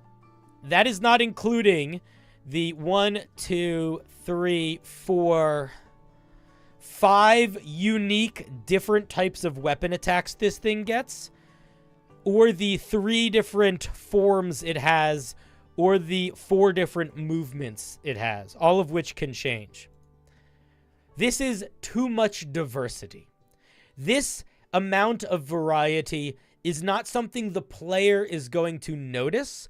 This amount of variety is just going to lead to the dungeon master having a lot of time where they are not running the game, but they are looking things up. So, for example, let's say I'm the dungeon master, okay? I'm going to use this feature. I use defensive form. Cool. What form should they take? All right, let me just see what they do. All right, this one, I can raise or lower our dexterity and movement speed. Okay, what's this one? I get resistance to cold or fire, but I also became vulnerable to the other. But also, if I get a natural 20, I have immunity. Okay, this one is resistant to necrotic and poison, but vulnerable to radiant. This one, I get to turn to liquid. How does that affect me? I'm immune to non-magical piercing, slashing, and bludgeoning. I also, my movement speed goes up by 5, so my dex goes up by 5. I am skimming this. I am reading this fast. Do you see how long it's taking me to get through these? That was maybe a minute. I didn't even read all of them. I still don't know which one I'm going to do. And depending on which one I pick, that's not even the answer. Because if I take liquid state, what happens if this creature's dexterity goes up by 5? Well, let's see. This becomes 19. How does that affect this number? How does that affect this number? How does its dex changing affect its AC? How does its dex changing affect its attack rolls or saving throws? I have to do that math. I have to figure that shit out. That's a lot of work. So if you want to create a feature where a creature rapidly changes on its reaction, you got to simplify what these things are so we can be rapid. How about this? Defensive form shift. Instead of any of these features, you just say, as a reaction to taking damage, the creature gains resistance to a damage type of its choice. It gains, and if that's it, it could literally be that. If you want to keep the vulnerability thing in too, you could make a table where you put all of the damage types on a column next to each other, and you can just say, the creature gains a damage type of its choice. It gains vulnerability to the type opposite it on the column below. That would work. That would work well. But this is almost unusable in terms of how much reading I have to do to get to basically very simple mechanics. The other thing is that there's just a lot here that doesn't work. For example, if I roll a d8, my dexterity raises, either my AC raises by that number, or my dexterity raises by that number. If I have to do the dexterity thing, it's back to having to do math again, which is not something you want to do in the middle of combat. But more importantly, my movement speed. What does it mean for my movement speed in D&D to go up by 3? How does that work? Or what if it goes up by 8? Because as far as I know, in D&D, all movement is done in increments of 5. So the difference between 8 and 5 is nothing. There is no difference. The difference between 6, 7, and 8, there's no difference. So I see how excited you are about building things with a lot of variety and complexity. It is the main thing you're doing. And I said this to you in the Discord, and I'm going to say it again. You don't need to slow down with your ideas. But the faster you go with them and the more complicated you make them, the more responsibility you have to familiarize yourself with the language of the game and with the mechanics of the game. And the way that you do that is you read the stuff that already exists. This piece speaks to a lot of excitement and a lot of creativity and a lot of being very new to this. So keep the excitement, keep the creativity, but at a certain point in the process of making homebrew, you either need to decide, I don't really care about improving, or I'm going to do the hard work to improve. And the hard work is the stuff that is less fun. And in your circumstance, I think the hard work is genuinely getting more familiar with the game that you are building homebrew for. That's what I think. Quispy says you can ask for Discord help. Yes, there's a whole peer review section in the Discord. Dark Helmet knows about it. They use it pretty actively. All right, thank you for sharing. I have no more thoughts about that. Fluffcopter, we talked about your thing. Fede, we talked about your thing.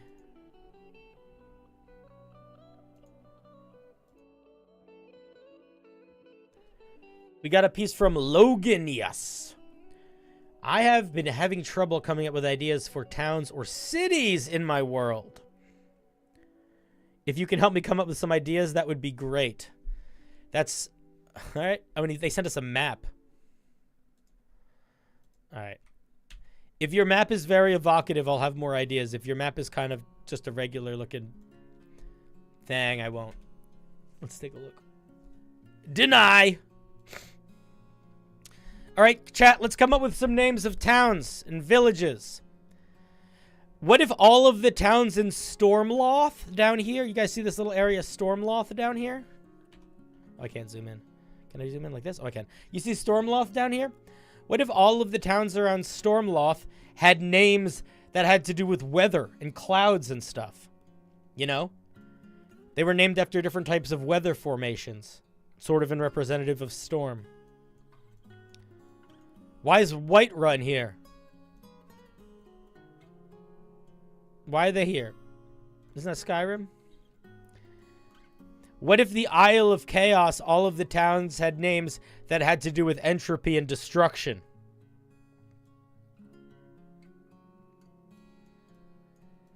What if in the Republic of Mystra, all the towns had names that had roots in magical words?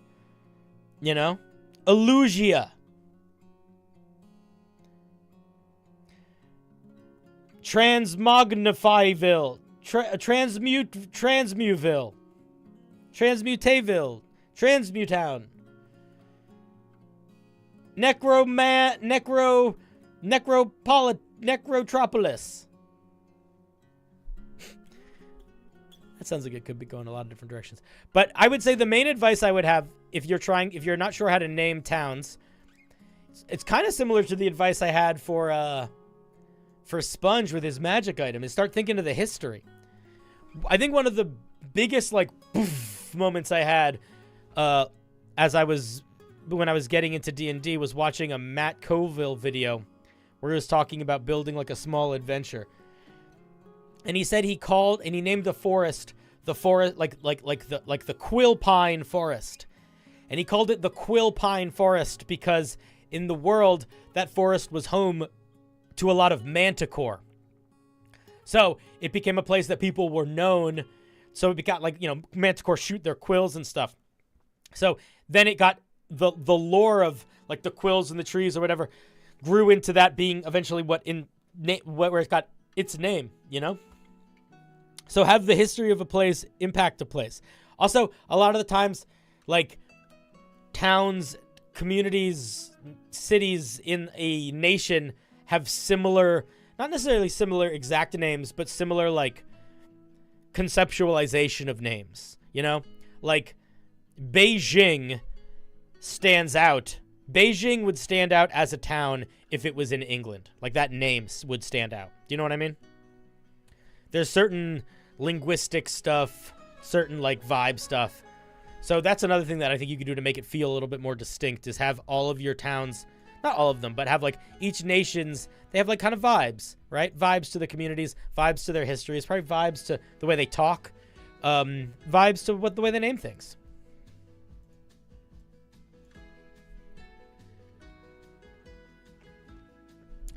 Fluffcopter, that's a trick that English speakers use too.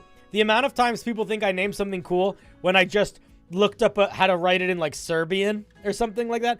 What I will often do is I will take a word and I will look up how to say it in different languages until I find one that I think is very evocative of the thing I want it to be. Like if I want to make like an evil snow queen, I might look up the word for snow in a bunch of languages until I find one that sounds kind of sharp and a little bit imposing, and then I'll use that. But yeah, that's what I would say. That's the main advice I got for you. Thank you, Logan, for sharing. Little round of applause. We love a good map. We love a map. Who doesn't love a map?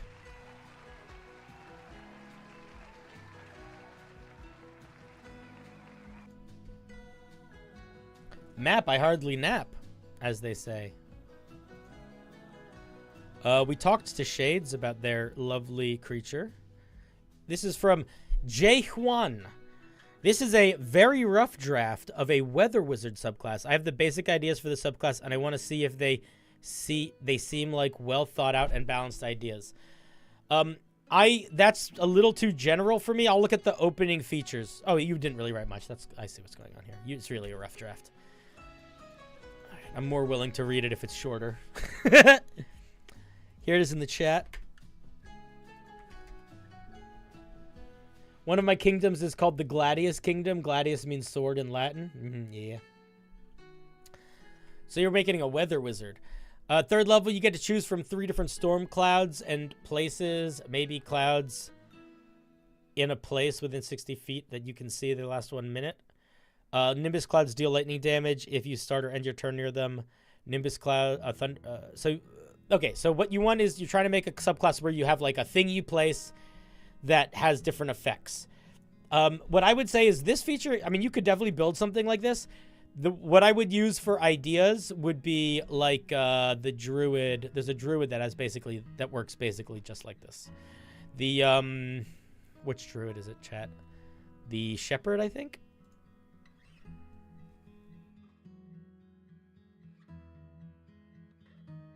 The stars druid has this too, but it's an aura that emanates from them. The shepherd druid has this spirit totem where you place something and then the thing does different things. So I would sort of look to this for guidance in terms of like the way you might want to structure it like dynamically on the page and whatever. In terms of power balancing it, it's going to really depend on how often you get access to it. I think having one version that deals a little bit of damage, one version that slows movement, one version that speeds movement, I think that's interesting. I think that could be fine.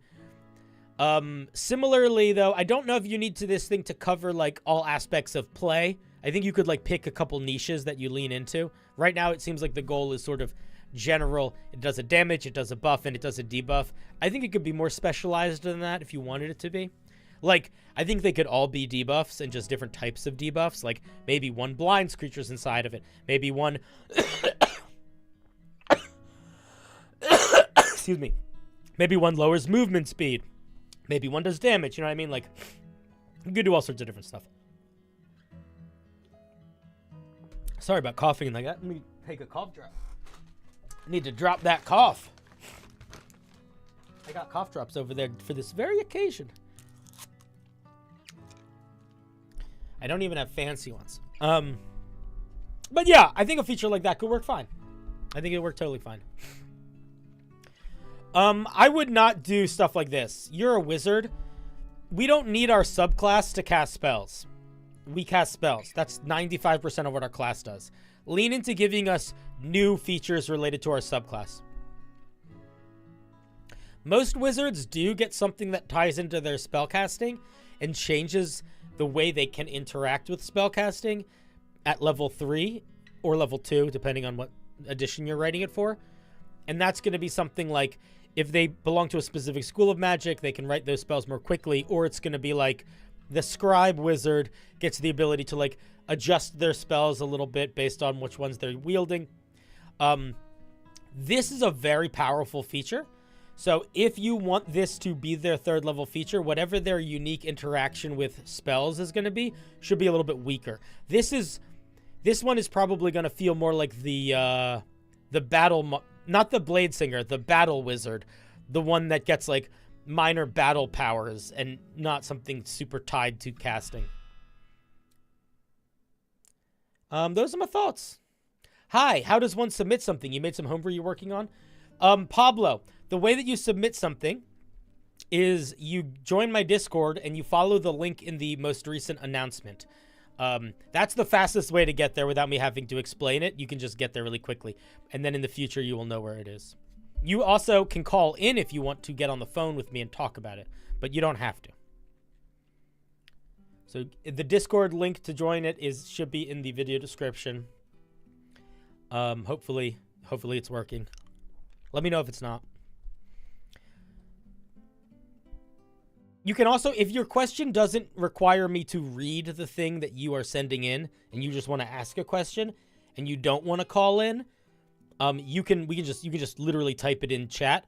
But if it's a document that I should look at, I'd rather look at it.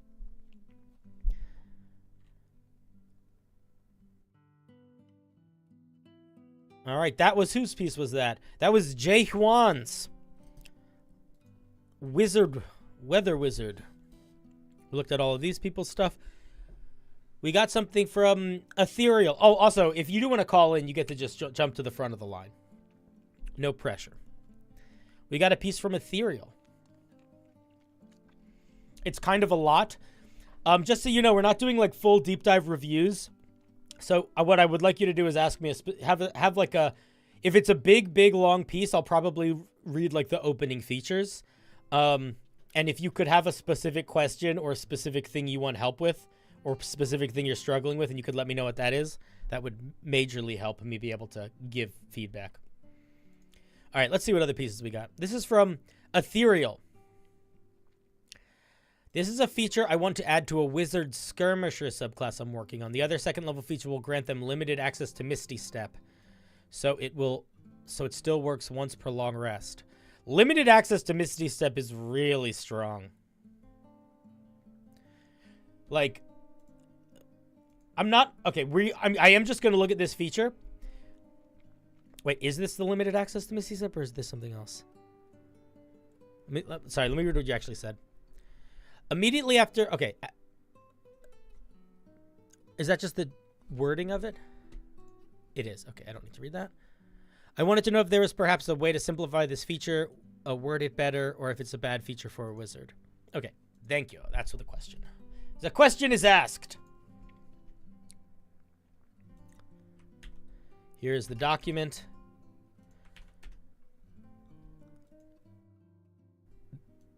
At second level, oh, I did want to say something. You shouldn't give them limited access to free Misty Step. You just shouldn't do that.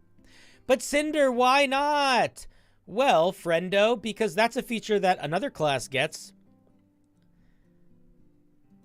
And we could probably use that to infer how powerful it is.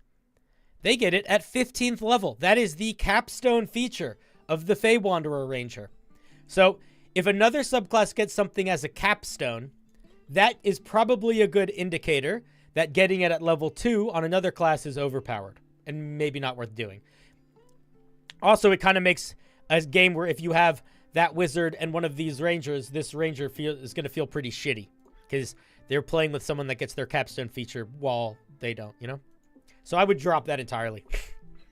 Ghost Strike. At second level, your study of planar boundaries allows you to strike foes off guard. Immediately after a spell teleports you to an unoccupied space within 5 feet of a creature you can see or hear, or whenever the blink spell causes you to appear in such a space, you may cast a spell. The spell must be a cantrip and must be a melee attack against that creature. If the attack misses due to the roll other than 1, the target still suffers any additional effects of the cantrip. I'm going to be honest, man. This is so overly complicated for what it's doing, and it's so niche that this is not a subclass feature. This is a magic item. Because what this subclass feature basically says is, you better take Misty Step. You better take teleportation spells. If you don't take Misty Step and other teleportation spells, you don't get to have a subclass. That's why it's too specific. The other thing is that, holy shit, is this a lot of wording to basically say you get to cast a cantrip, and if it misses, it still does whatever additional effects it has. Because let's be honest, the extra additional effects of a cantrip are pretty lackluster, right? They're not game-changing. It's like, you're going to lose 10 feet of movement, or you're not going to be able to heal for a round or something. Like, that's not that exciting. So, like, yes, I'm sure you could get the wording of this tighter, but I would push you and be like, I don't think this feature does a good job of making this I don't think it's a solid subclass feature. I think the question you need to ask yourself if you want to build a wizard around teleporting is, how can you do that without forcing them to take a bunch of teleportation spells? And how can you do that without stepping on the toes of other subclasses that get teleport? Like, how can you do that without making them way too powerful? You could lean into something like the Storm Sorcerer or the Storm Cleric, one of the two of them. The Storm Sorcerer gets a power where whenever they cast a leveled spell, they can immediately fly 10 feet in any direction. So you could do something like that. Sponge, we're not even going to go down the rabbit hole of how it would interact with Booming Blade or Green Flame Blade. I don't think that's going to be helpful here. I think what's going to be helpful here is, I think, figuring out ways to teleport that are less complicated than this and more balanced than this. So that you aren't relying on picking specific spells or doing super specific things to get your subclass. Like, this is so specific, it really feels like it should either be like a much higher tier feature that we get after we have built up a foundation of access to a variety of ways to teleport, or this is like simplified, turned into a magic item where you get like the arcane teleporter's coin of charging. Whenever you cast a teleportation spell, you can immediately use your reaction to cast a cantrip. That's cool. That would be solid. What a great magic item that would be. But I don't think it works as a subclass feature. Not in this current iteration. Those be my thoughts. Those be my thoughts. Look to the Storm Sorcerer. Don't copy it, but that's the thing you should look at, because it's basically doing what you want. Storm Sorcery.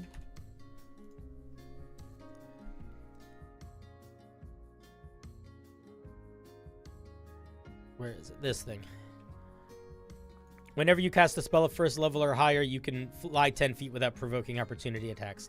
I think that's basically what you want. It's different, right? Because what you're having is you're getting a power that gives you a bunch of teleportation, and then a power that allows you to use that teleportation to hit really hard. The problem is that teleportation power you're giving is too strong. And if you don't give it, that feature kind of sucks. Also, that feature is just way too complicated for what it does. So I would try to find some sort of middle ground there. It is hard to make teleportation stuff work well. It's tricksy.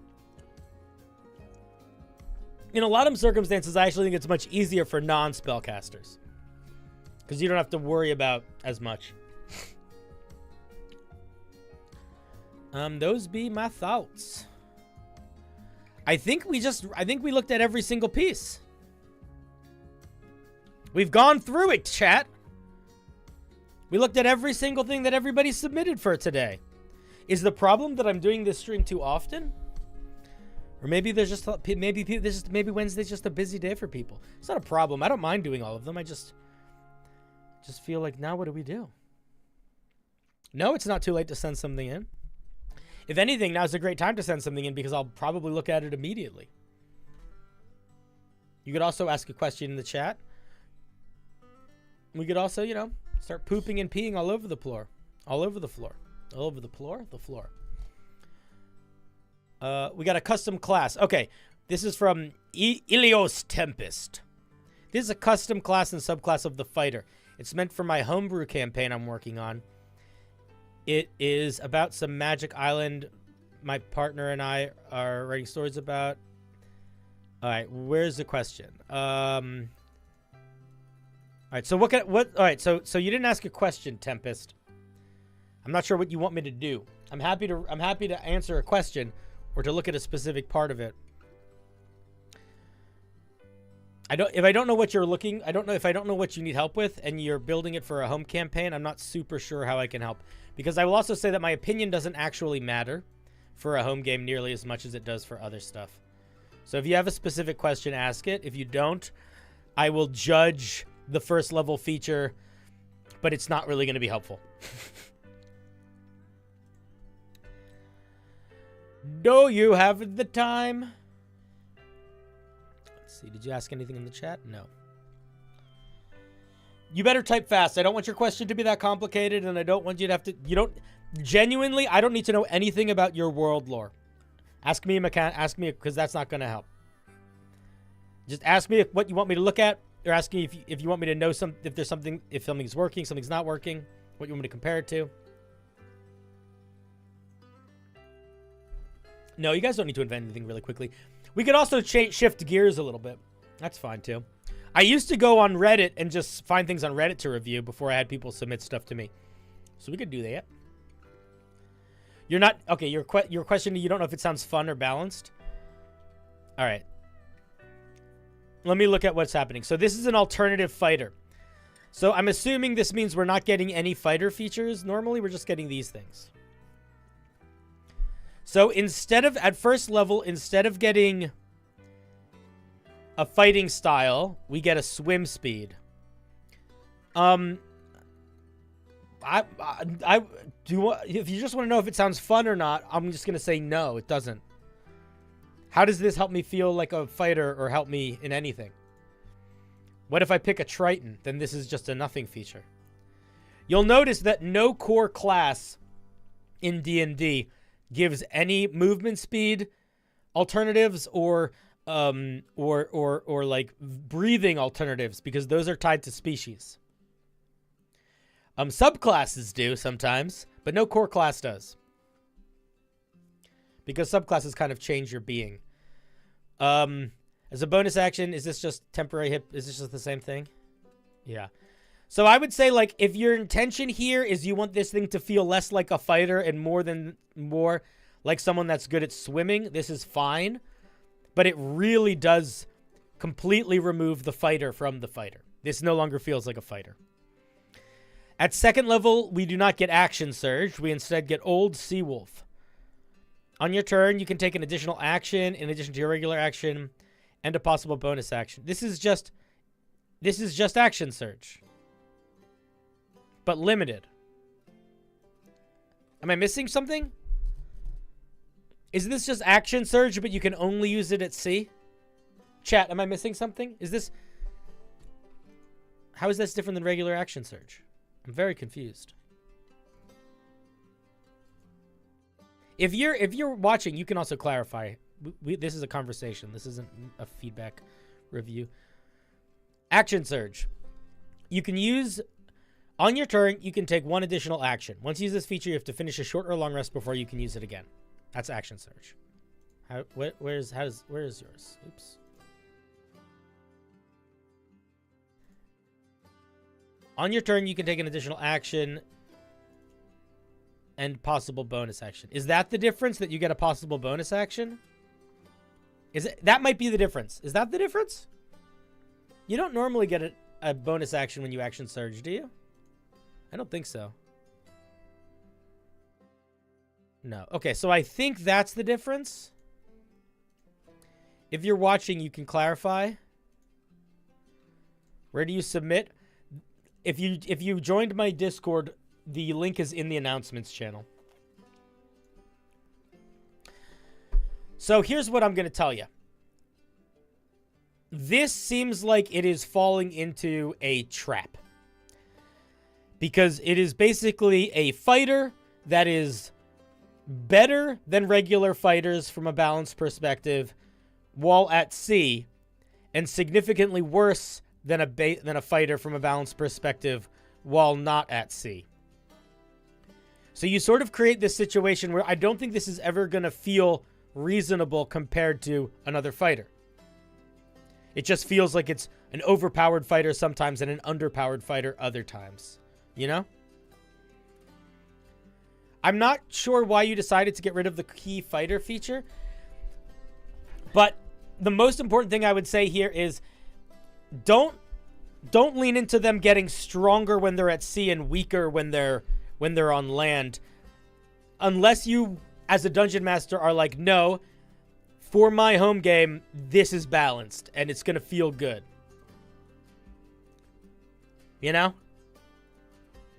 But it doesn't feel particular. Like, I would never, this doesn't really matter, like, because it's for your home game. So if you're just asking me what I think, if I like it or not, I wouldn't use it. Because it feels very limiting. And then the times that it's not limiting, it feels too powerful. All right, I looked at the first and the second level features. I think that's probably all I'm going to look at. Yeah, everything else is, it's kind of going in the same direction. I'm not sure why you're changing the core class, if I'm being honest. I don't feel like that's the thing you need to do. I feel like I feel like if I went Triton and a regular fighter, I would feel like this, but better. Even though most of the adventures at sea, it's not really, but that's what I mean. Like it's not a limiter. Like if you just power something up, but then limit it to just at sea, it's only a limiter if they are actually just at sea, like, some of the time. But if they're at sea most of the time, it's just a power-up. And if they're at sea not most of the time, it's just a power down. And I don't think building for a power-up... Because I'll also say this. There is nothing flavorful in this. Like, why are we doing more hits at sea? How does that make us feel more like a different type of fighter? I don't really think it does. I don't know. I think when you decide to change a core-based class, the goal should be to make it feel distinctly different. And the only distinctly different this feels right now is I'm going to be annoyed playing this when I'm not at sea. You know? It's not really selling any new fiction. So if you're going to build a new core class, you really want to make sure that it's making a good argument for its existence. Otherwise, people are going to be like, no, I'm not just going to use it.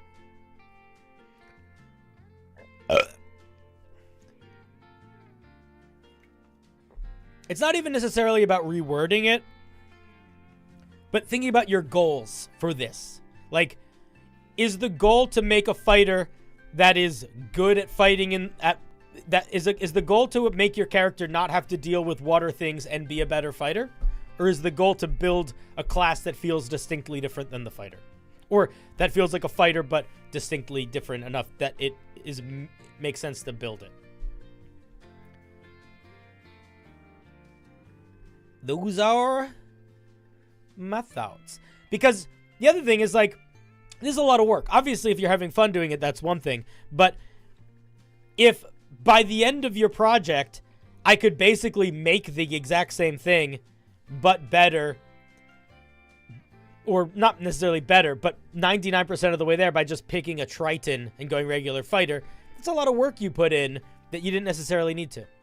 Which is why I think it's good to, like, try to focus your piece into having a distinct voice with distinct goals. Because you want your time to be worth it, you know? If it's fun, obviously, who cares, right? You're having fun. But if it's the kind of thing where, like, I don't want to spend hours and hours on something I'm not going to use, make sure you're building towards something worth using. Those are my thoughts. I hope that was helpful. I don't think there's anything wrong with building an aquatic-based class, by the way. I just think that I would maybe build a bunch of aquatic-based subclasses instead of an aquatic core-based class is probably what I would do. I also think that's just from, like, a design headspace perspective, a lot easier to do. A lot easier to do.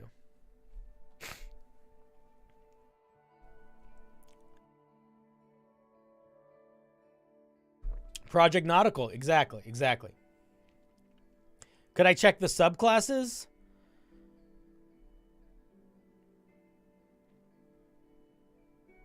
Literally the exact same feedback. What is the problem with Blowfish? Well, let's talk about it. It's giving us the archery fighting style, but only in water. That's not a subclass. That's making up for missing a class feature earlier and then making it worse than that fighting style. You know? If I took the archery fighting style, I just have this feature, but it's not based on water. So the way this thing is currently written, if I just go regular fighter and Triton, I'm just better. I'm by level 2. I don't even need level 3. I have everything this has by level 3 at level 2 with just a regular fighter.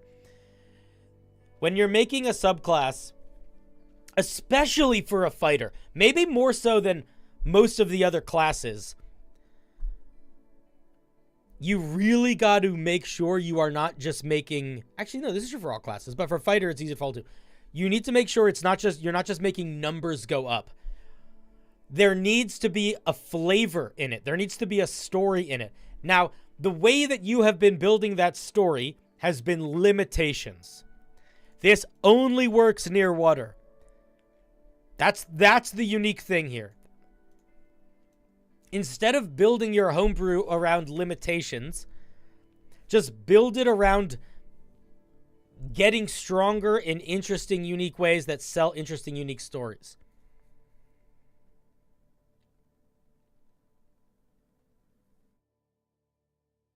The next one? The next what? This? When you use a spear or trident, your range increases by 5 feet, and you may re-roll the damage of the spear or trident. I mean, this is basically having reach and part of fighting style, right? This is part of Great Weapon Master. So I would, again, say no. This is just more regular fighter options. None of these things are new. You don't get subclass features at level 5 unless you changed it so you do. Yeah, so you don't get subclass features at level 5. At level 5 you get extra attack. Extra attack's one of the strongest things in the game.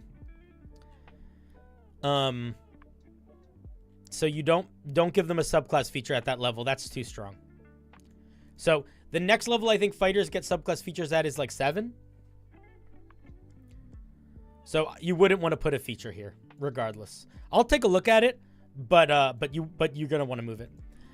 You focus your sights and concentration on a single shot. It's a bonus action. Use precise shot before making a bow attack. You could shortcut all of this to, as a bonus action before you attack with a bow. That's all. That just use those words I just said. This attack is advantage on the attack roll, and if it hits it, it's 1d6 damage. I mean, it's the same. It's this might work. There might be a play space that this makes sense in. There might be a play space that this makes sense in, but you haven't built up to it in a way that it makes sense here. What do I see here? I see rogue features. Rogues have the ability to bonus action to grant themselves advantage on an attack roll, and when they do that, they get to add their sneak attack dice. So to me, this feels like you are giving a rogue feature sort of just on top of the fighter. And again, my question is like, what is this selling uniquely? How is this something new? If your third level features did a really good job of selling the fiction of your subclass, then it would be more okay for your other subclass features or some of your other subclass features to be a little bit more open-ended and to do things that kind of copy other class features. But the fighter has 0 character to its core class. 0. It is 99% the job of the subclass to make the core class of a fighter have character, have flavor, have uniqueness. Which is why you really want to lean into that when you are making them. The net subclass? Pablo, I love you, but I just read... All right, I'll take a look at it, but my advice is going to just be the same. It's going to be the same, man. I'll keep looking at it, but my advice is almost certainly just the same across the board. So you get your net back if you miss with it. You already have advantage against creatures trapped with a net based on how nets work. So this third level feature feels, unless I'm misunderstanding how nets work, creatures under nets are restrained, which means you would have advantage on attacks against them normally. So this feels like it doesn't do anything.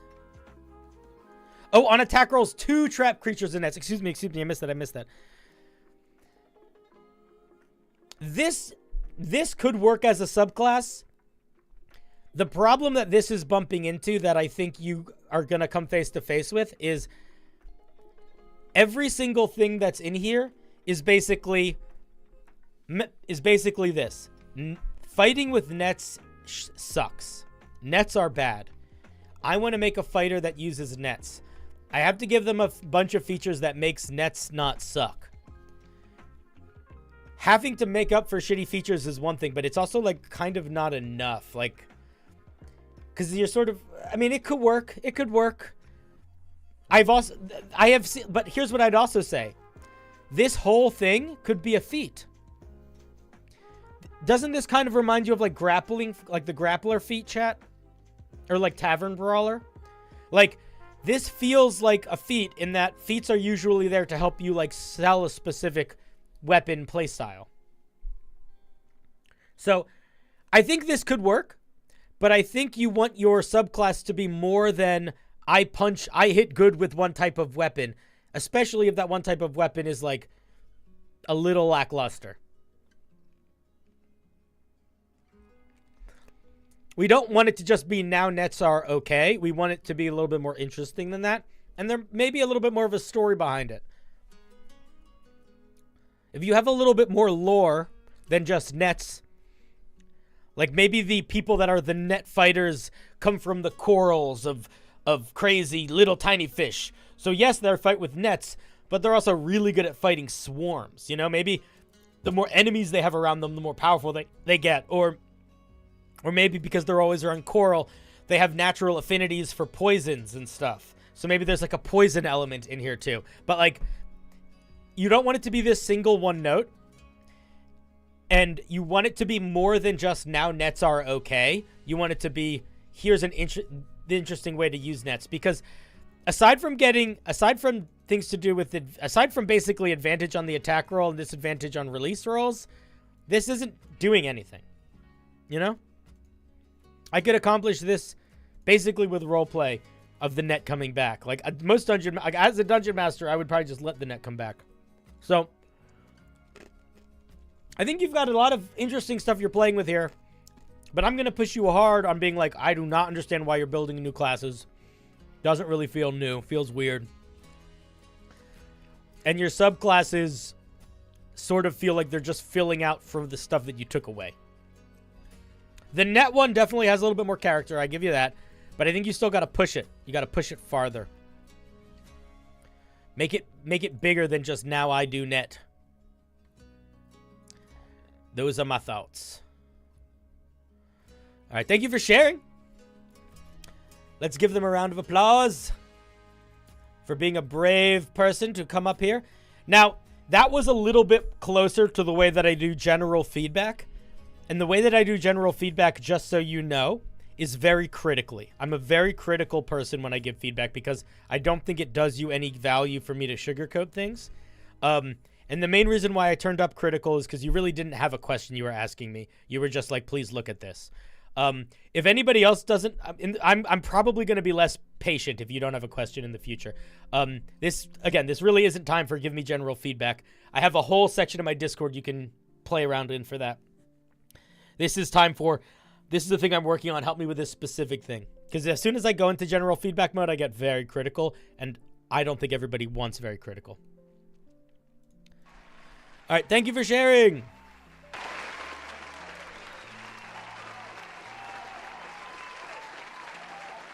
Oof. All right, let's see. Pasta sent something in. Making a warlock with a profit patron. Ooh.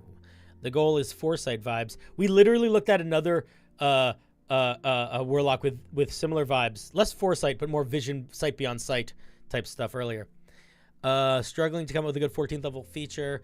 Got a couple down in the dock. All right, let's see what you got ideas for.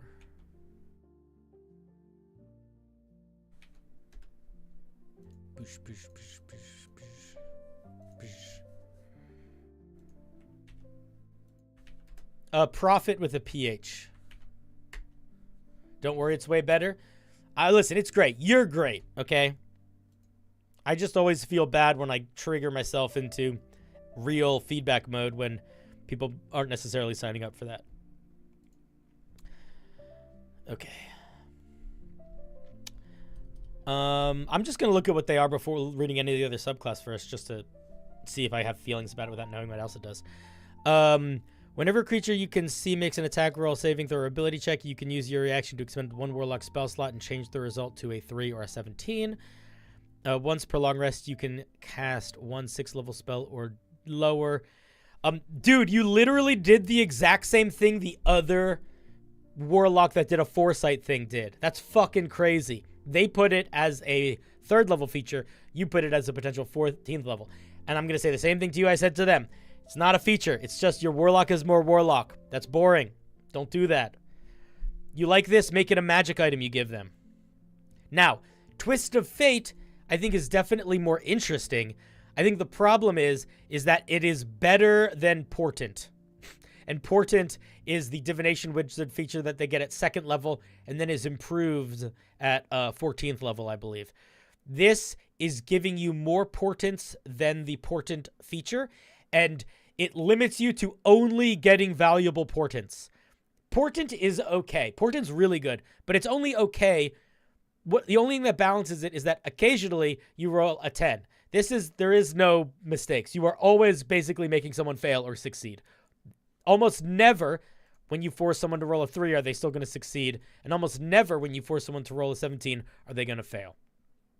So you're sort of taking away the only thing that balances Portent, and then on top of that giving you more uses of it.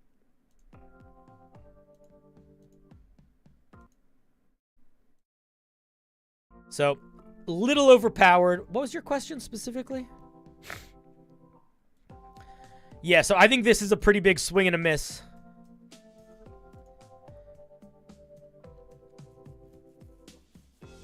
Let me see if let me look at what you're getting at 3rd level. See what the vibe of this thing is a little bit. You don't have disadvantage on initiative when surprised. When a creature hits you with an attack, you can use your reaction to force them to reroll the attack. And you can use that equal to your charisma modifier. Okay. 6th level. It's an action you can have advantage on a check for 10 minutes. I'm going to be honest here. I think this is a lot more interesting if it's not charisma based. I think this being charisma based kind of makes it feel like it's not foresight. Because if let me tell you this. Pasta, is this you that sent this in? Yeah. If I changed this feature to the silver gift of the devil's gift of silver tongue, it's literally the same feature. You know what I mean? I don't know if that's great. This doesn't feel like foresight. This feels like you're silver-tongued. I'd go in a different direction for this. I'm not... Sorry, I wasn't intending to feedback the whole thing. I'm just trying to look at the other features to get a sense for the later ones. You can take 2 reactions instead of 1 and use your reaction on your turn. You must wait. I'm going to be honest, man. I don't know, because I see pretty big concerns with literally every feature in this. Like, this seems kind of reasonable. This seems like it doesn't fit the vibe literally at all. What the fuck are we doing with our reactions, right? What do we do with our reactions? Cast counterspell? We don't have that many spell slots. We want to cast counterspell twice in a turn? That's stupid. What else are we doing with our reactions? Opportunity attacks? We suck at those. We're a warlock. So I'm not sure what 2 reactions are really giving us here. I feel like this feature would work a lot better on almost like certainly a martial class, but nah, I don't think it fits the vibe. So now we're committing a whole 10th level feature to just making this 3rd level feature better. That's a lot of real estate. That's a lot of real estate invested for something that is not particularly evocative. Or rather, that's literally just disadvantage on an attack roll. Yeah, I don't know, man. I'm not sure.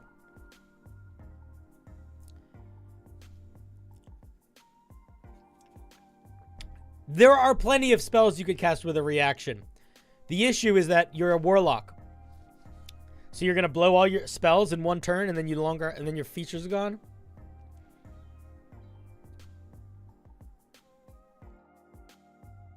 Yeah, Pasta. If I were you, man, I might go back to the drawing board with a lot of this. And the other thing I might do is reflect on the other warlock subclasses and remember what they do. See if any of them can help guide you a little bit. Because I think a lot of them feel like they dance with similar things to these in different directions. No, not that many, but like for example, like Dark One's Blessing, I think could also be Premonition. Gift of Foresight could literally be Dark One's Blessing. you fail a saving throw, you can choose to succeed it, basically. Or roll a d10 or whatever. So, I'm not sure what you should do with these. Generally speaking, though, the way that Warlock capstones work is that they are once-a-day features. They do something big, and it is some combination of a lot of damage and effect, or a lot of effect to a lot of people, or some combination of the two.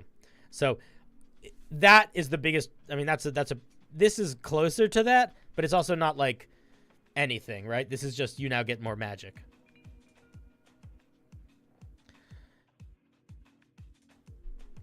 If you want to make this a wizard about foresight and divination, maybe the 10th level feature is they get the divination spell, or the clairvoyance, whatever the spell is that lets you talk to other planers stuff. And they can cast that once a day for free, and it gets some other big extra feature, you know? Sort of like how the Fathomless Warlock gets the tentacle explosion, but it's a little bit different. I don't really have more thoughts. I think this is going to be a hard one to make work the way that it's written right now, and feel like you are a foresight warlock. Hey, is anybody curious what you need to do to get immediately removed from my channel and hidden forever? What that guy just did. Okie doke. I think those are all my thoughts. I don't really have more thoughts than that.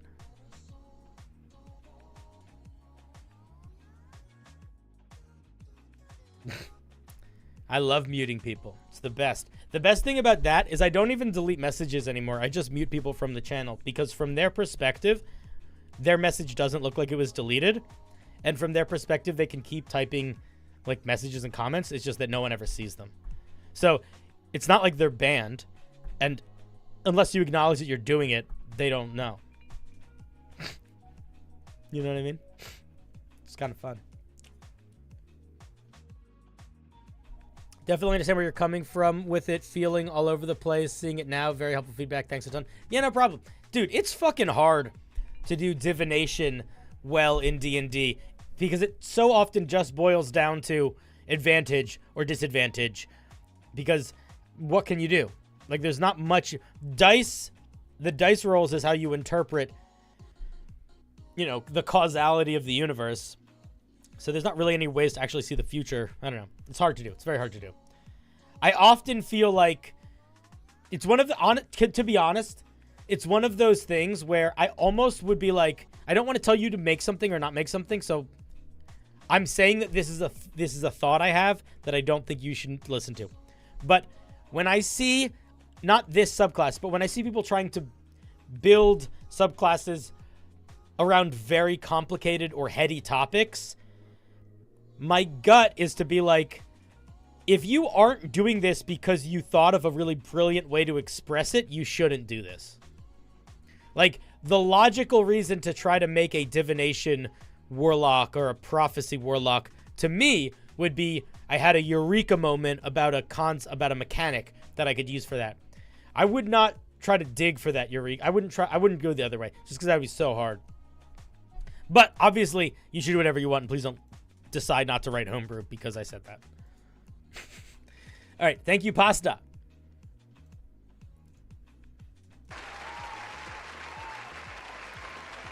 Thank you.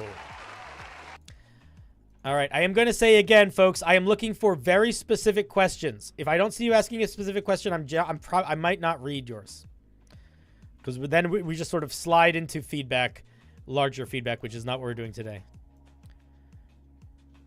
I need to figure out if I should cut out. Okay, what is this from Quispy? This is a first draft, and I need to figure out if I should cut out any of the effects or if it feels fine. Let's take a look. Here it is in the chat. What's up, Wolf? Rare potion. Make it a little bit bigger. Why can't you guys see it? Oh, it's on the wrong window. There it is.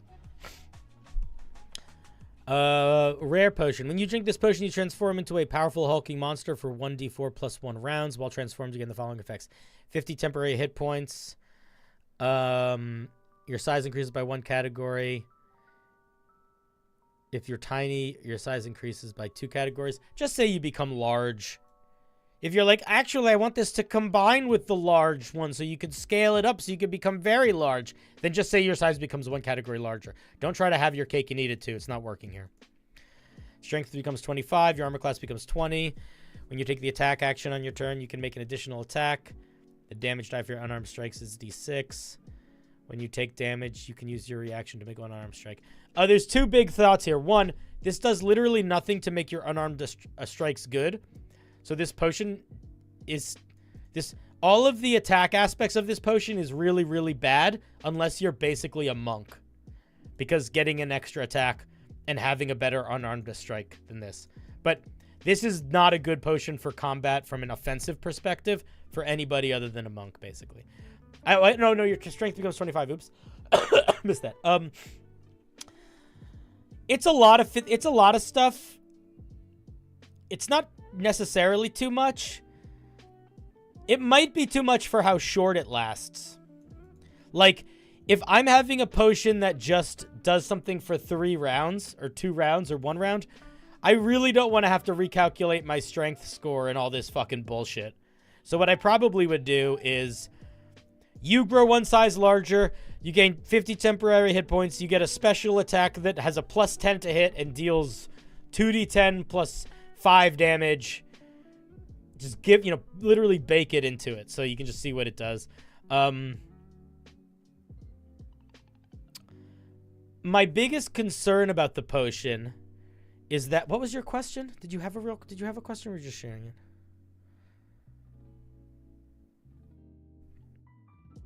I don't think this is too many effects. I think the issue is I think it's way too many effects for how short it lasts. I think even this potion lasting this short a period of time, it's at a minimum very rare. To give you a sense of what I mean, the potion that lets you become... Potion of Enlarge. Let's just look up Potion of Enlargement. Because this is better than it.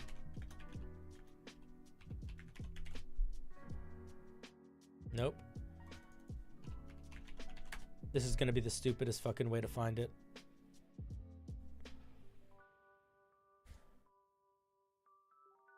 Oh, it's uncommon. I thought it was rare. Excuse me. I still think this is a minimum of very rare. Minimum of very rare. But honestly, I think this is a much better item if you make it last a minute and you make it legendary. I think this is not enough time for it to be interesting. And it's like, why am I as a player now needing to keep track of 50 temporary hit points, my new armor class, all the adjustments with my strength, all the adjustments with my size, calculating my new attacks and damage for 2 rounds? That's so annoying. You know what I mean? It's a lot of work for something that lasts for 2 seconds. So if I were you, I would tweak that. It's an interesting idea. I don't know if it necessarily needs to do all of these things. I sort of feel like the temporary hit points is unnecessary if the AC becomes 20, and the AC becomes 20 is unnecessary if you get the temporary hit points. They do the same thing, and they kind of feel kind of samey-wamey. It just feels like extra things to keep track of, so I'd probably drop that. But that's kind of my main thought. Thank you for sharing.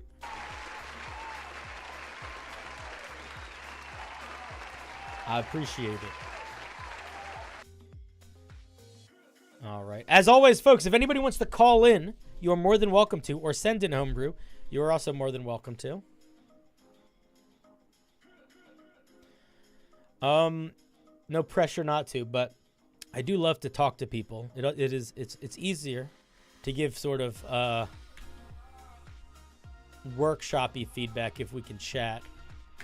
This is a new ranger, and their question is they want to know if the renewed favored enemy feature is too strong or too complicated. Now, I'm not going to be able to tell you with 1,000,000% detail because I'm not reading your whole class, so I don't have any context for anything else. But holy shit, is this all of fucking... Is this the whole thing? Why is it so fucking long? Yeah, it's going to be too long. That's going to be my first thought. But let's take a look at it. But I don't need to... I'll tell you what, I genuinely don't need to read it to answer the question. The question is yes, it's too much. At the beginning of first level, you've learned to hunt all sorts of creatures. Choose a number of creature types equal to your wisdom modifier. Is this... Are we looking at favorite enemy or something else, right?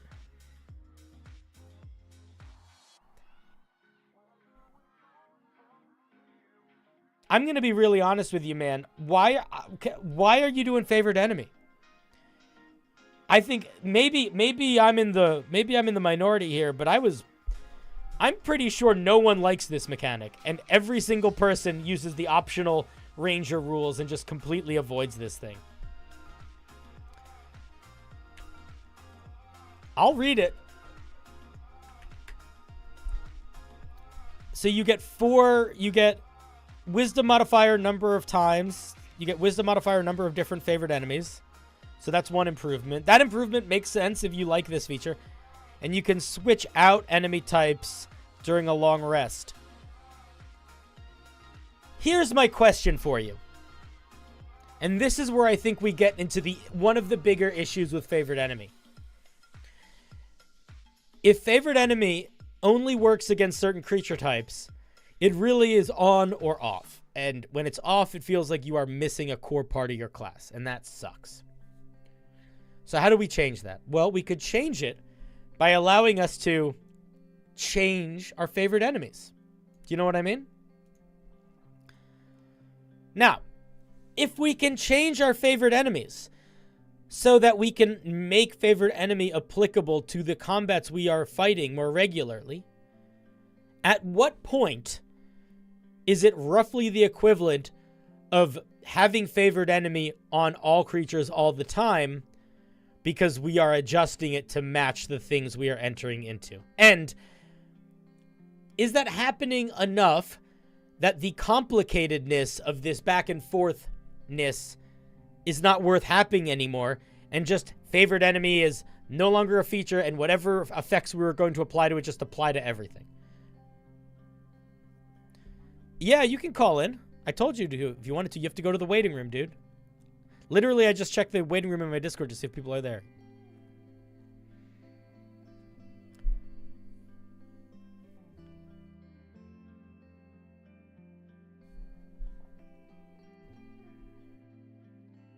Hello. How's it going? Unmute when you have a second. Ahoy hoy. Yes, hello. Welcome. All right. Lovely. I don't have to read the whole thing. You can tell me about it now. So, tell me what your tell me, before we even talk about my feedback or anything, what is your specific intention around why you changed it? So, everybody knows that favorite enemy is situational, and the things that it gives you isn't enough to make the situationalness worth taking the feature. Mm-hmm. So, I gave it some actual combat abilities, and I also gave it like tiers of how favored you are in like enemies, so that like you can essentially go around and actually discover new creature types that you haven't seen before and include them in your favorite enemy How list. is it determined what level of favored they have? That is in the second longer portion. Just describe it to me. So you see the creature, and you can use a bonus action to make it temporarily favored. And after you essentially pacify it, kill it, defeat, end the encounter somehow, you can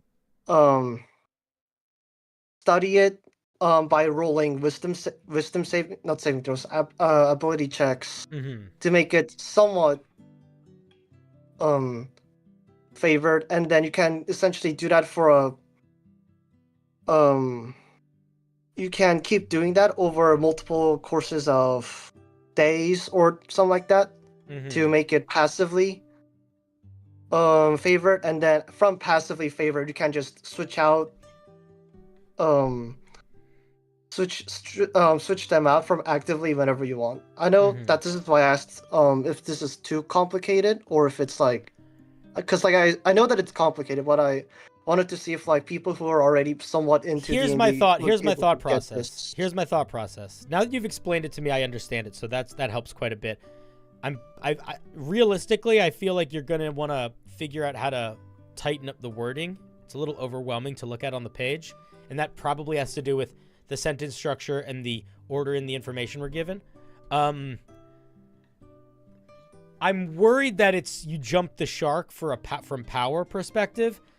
If the way that you gain levels of favor has to do with any sort of ability or skill check, that is a very easily cheesable system, and you could basically build a character very quickly and easily to just pretty consistently always have the highest for all of these things that it's doing it with, so long that they have enough time.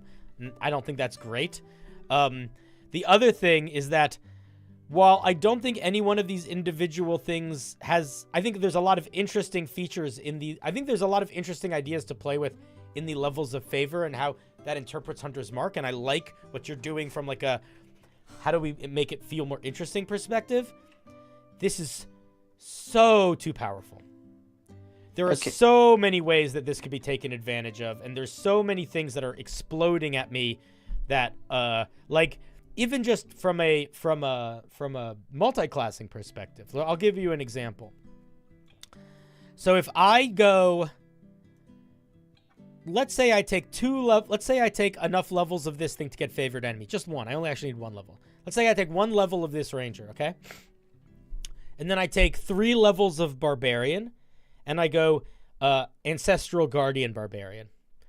So if I go ancestral guardian barbarian, I now have 2 very cool features. The first feature is that I can use reckless attack without them having disadvantage on attacks against me. So I just have advantage on all of my attacks forever with no downside, which is cool. And I actually need 2 levels of barbarian to do that. But if I take a 3rd level barbarian and go ancestral guardians, now when I hit a creature and use my ancestral guardian features, not only do they have disadvantage on attacks against everyone other than me, they also have disadvantage on attacks against me, and they have bad damage to everybody else. So I am just like, do you see what I mean? Like, that's so much happening so quickly. And that was just the very first thing that popped into my head. So I think you got to be careful how much power you put. Part of why I think Favored Foe sucks is because it's a first level feature, and it really can't be more powerful than a first level feature. And a lot of the things that would make sense for Favored Foe, which honestly a lot of these things they are too powerful to just be able to have so freely at first level. Yeah. I don't play in a lot of campaigns where people regularly multi-class, so that went over my head. I will admit that. But even not for multi-classing, this is very strong. This is very strong. This changes the game in a way where it's like, this is like, yes, a lot. It's basically taking Favored Foe and turning it from like an okay utility feature occasionally and making it like a combat feature as powerful as Rage pretty quickly. Like I think you jumped the shark a little bit. Okay. And some people in chat said, some Fluffcopter said, as someone who does play with Favored Enemy, this is a bit complicated. Maybe if you made it once per long rest, you could switch a type or something like that. So even the part that's not power balancing, I think, is eyeballing people a little bit.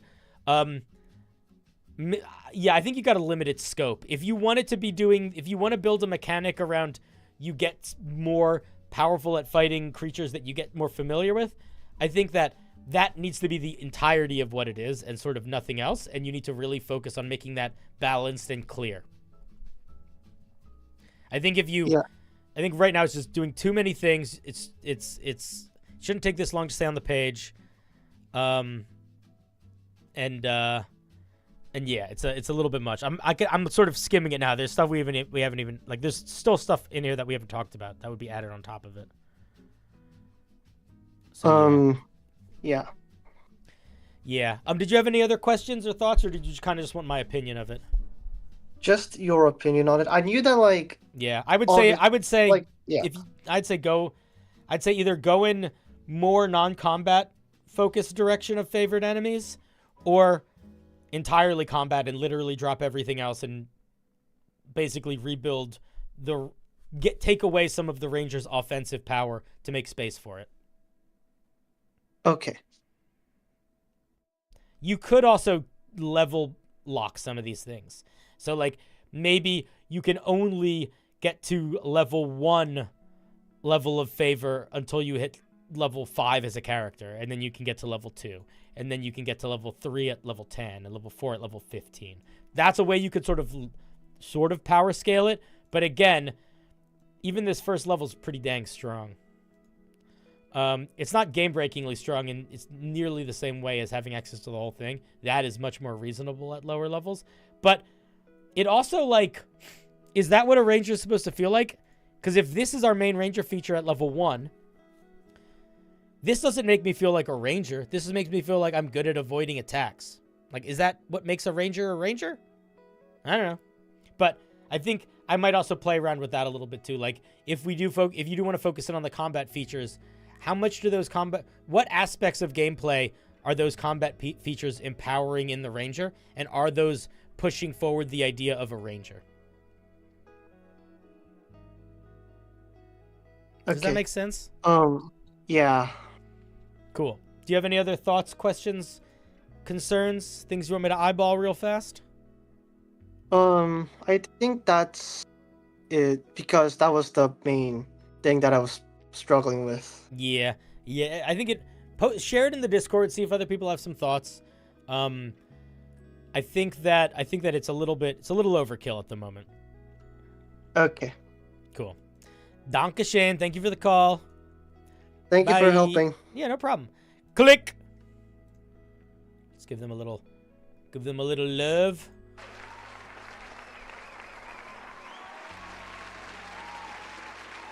Thank you.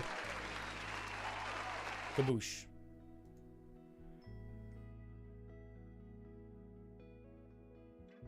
All right, we got a couple more. We got 2 more pieces that folks send in. If either of them want to call in, they're more than welcome to. We'll see if we get through both of them. If we get through both of them and it's getting kind of late, maybe we'll stop. If we get through both of them and there's more and we're still going, maybe we'll go on. I will also say, I'm going to say this again. Ask real questions. Ask specific questions. Ask me to look at a specific feature. Ask if something's working or not. Things like that. Like with the last one. They were like, is this feature working? I love that. Just focus in on something. All right, let's see what Rubs has for us. This is something they've been working on for a while. I originally came up with this for an evil opposite subclasses. That's a very fun writing prompt. Now, if I want it to be really functional, I think it needs a new final ability, which is where I want the most help. But secondly, a general assessment. I'm going to be real honest with you, man. Literally, in the instructions, one of the bolded fucking things is, I am not doing a general assessment. Read the fucking rules. Read the fucking rules. Here's a little piece of advice for you. If you are asking somebody to help you and give you feedback, and they present a set of rules, and they're not asking anything of you other than if you want to participate, read the fucking rules. Because now the person that's helping you is annoyed with you. Because you clearly didn't. So it's like, how much effort did you put in? How much do I want to put in? You know what I mean? All right. Sorry, I had to get that out or I was just going to yell at you. And I don't want to yell at you. All right. What do we got in here? So what did you want me to look at specifically? The capstone?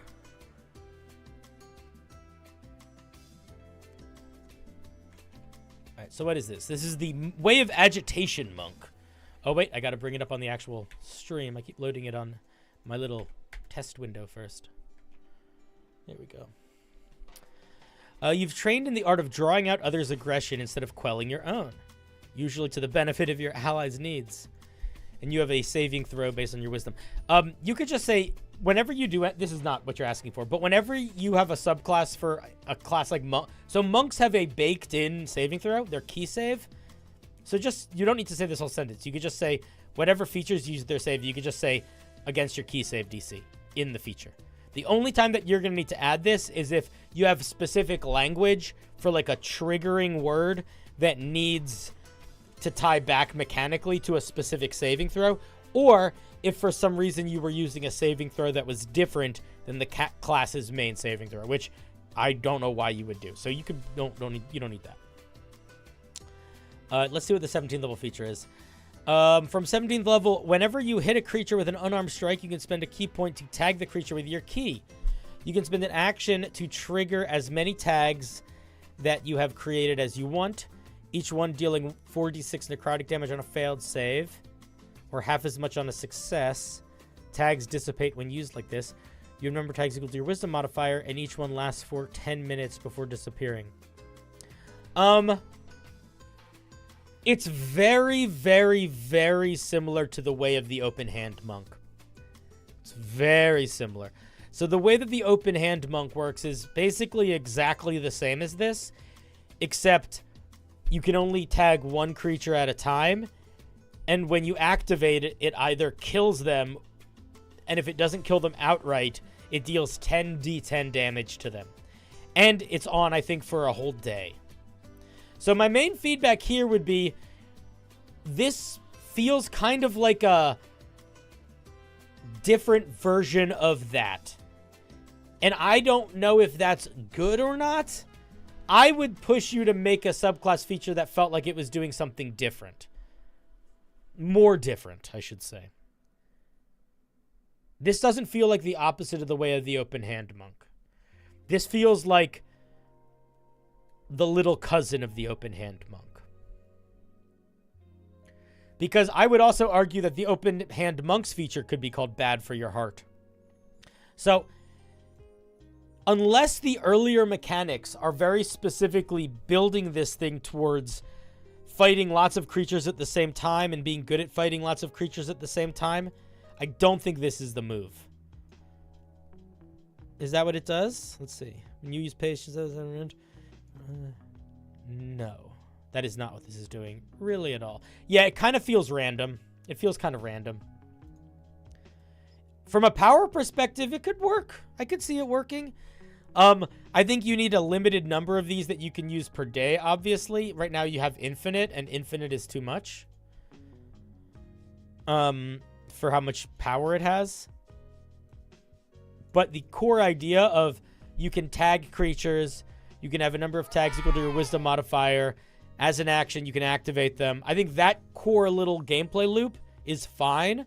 Mostly because it's kind of exists already, right? Like, we've seen it. We know what it is. It's the same thing as the whatchamahoo's it? As the way of the open hand. It's limited by key points. Ah, that's true. That's true. Yeah, I don't know. I think that it kind of works. I might lower the damage. I mean, I can't tell you if the damage is balanced or not. You're gonna have to play with that and figure that out for yourself.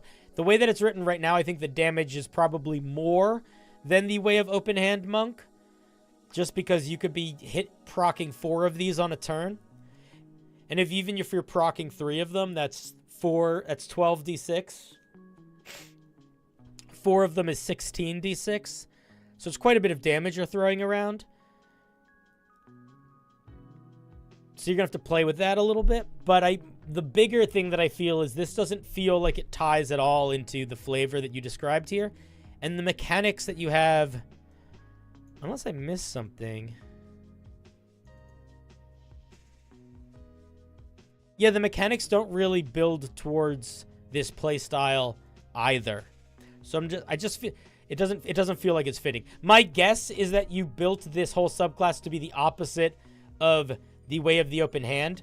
So you probably spent less time working on the synergy of the features and just being like, is this the opposite of this feature? Cool. Is this the opposite of this feature? Cool. Is this the opposite of this feature? Cool. And I think that's a fine way to start building, but the problem with it is that it can lead to something that feels really disjointed. Because even though each one of these features might individually feel like it is the opposite of what the Way of the Open Hand monks are doing, they are not the opposite in the same direction. So it splits itself into being a bunch of different things. Do you have any suggestions for a different ability that matches more the theme of you annoying people? I think it depends on how you build that theme out in the rest of the subclass. If I was going to make a monk capstone feature that had to do with annoying people, I probably would turn it into something that forced their aggression at me. Like, sort of like a taunt mechanic. I probably would, you know what I might look at? I might look at things to do, I might do some sort of like AoE version of the Ancestral Guardian's 3rd level feature, maybe. Where it's like, as an action, you can run really fast and punch all creatures within 30 feet of you. And then, you know, run away without making opportunity attacks. And they have to use their next turn to chase you down and punch you or something. You could do something like that.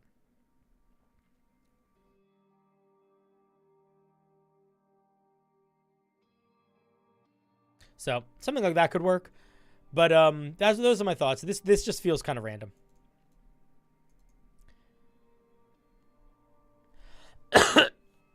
If you don't like my AoE taunt idea, then I think I would push you and I would say, this needs more flavor. If you have no idea what you should make your capstone feature be, the only idea you have is one thing, then 9 times out of 10, that problem is that your core idea is just one thing. And that's what's happening here. Your core idea is, I want to be annoying. You've accomplished that already. Cool. If you can accomplish the whole idea of, I want to be annoying without filling out a whole subclass, then what that usually means is you could probably not make it a subclass and make it a magic item, or you need to flesh out your lore, your flavor a little bit more, and figure out what else this thing is and what what other features can it have that sort of mesh well with the I want to be annoying feature. Like, let me give you an example. What if this wasn't monk of the I want to be annoying? What if this was like monk of the mime or the clown or the jester? Okay. Yeah, jesters can be annoying as fuck, but now you have a whole other huge swath of lore you could play with that could come at it from all sorts of different angles, right? Like, there's a million ways you could interpret a jester. This thing could also be a weirdly good at charisma monk. Maybe they are really, really, you know, or maybe they're very tricksy, you know? Or maybe they're a little acrobatic. Maybe they got a slice of the acrobat in them. Those are my thoughts.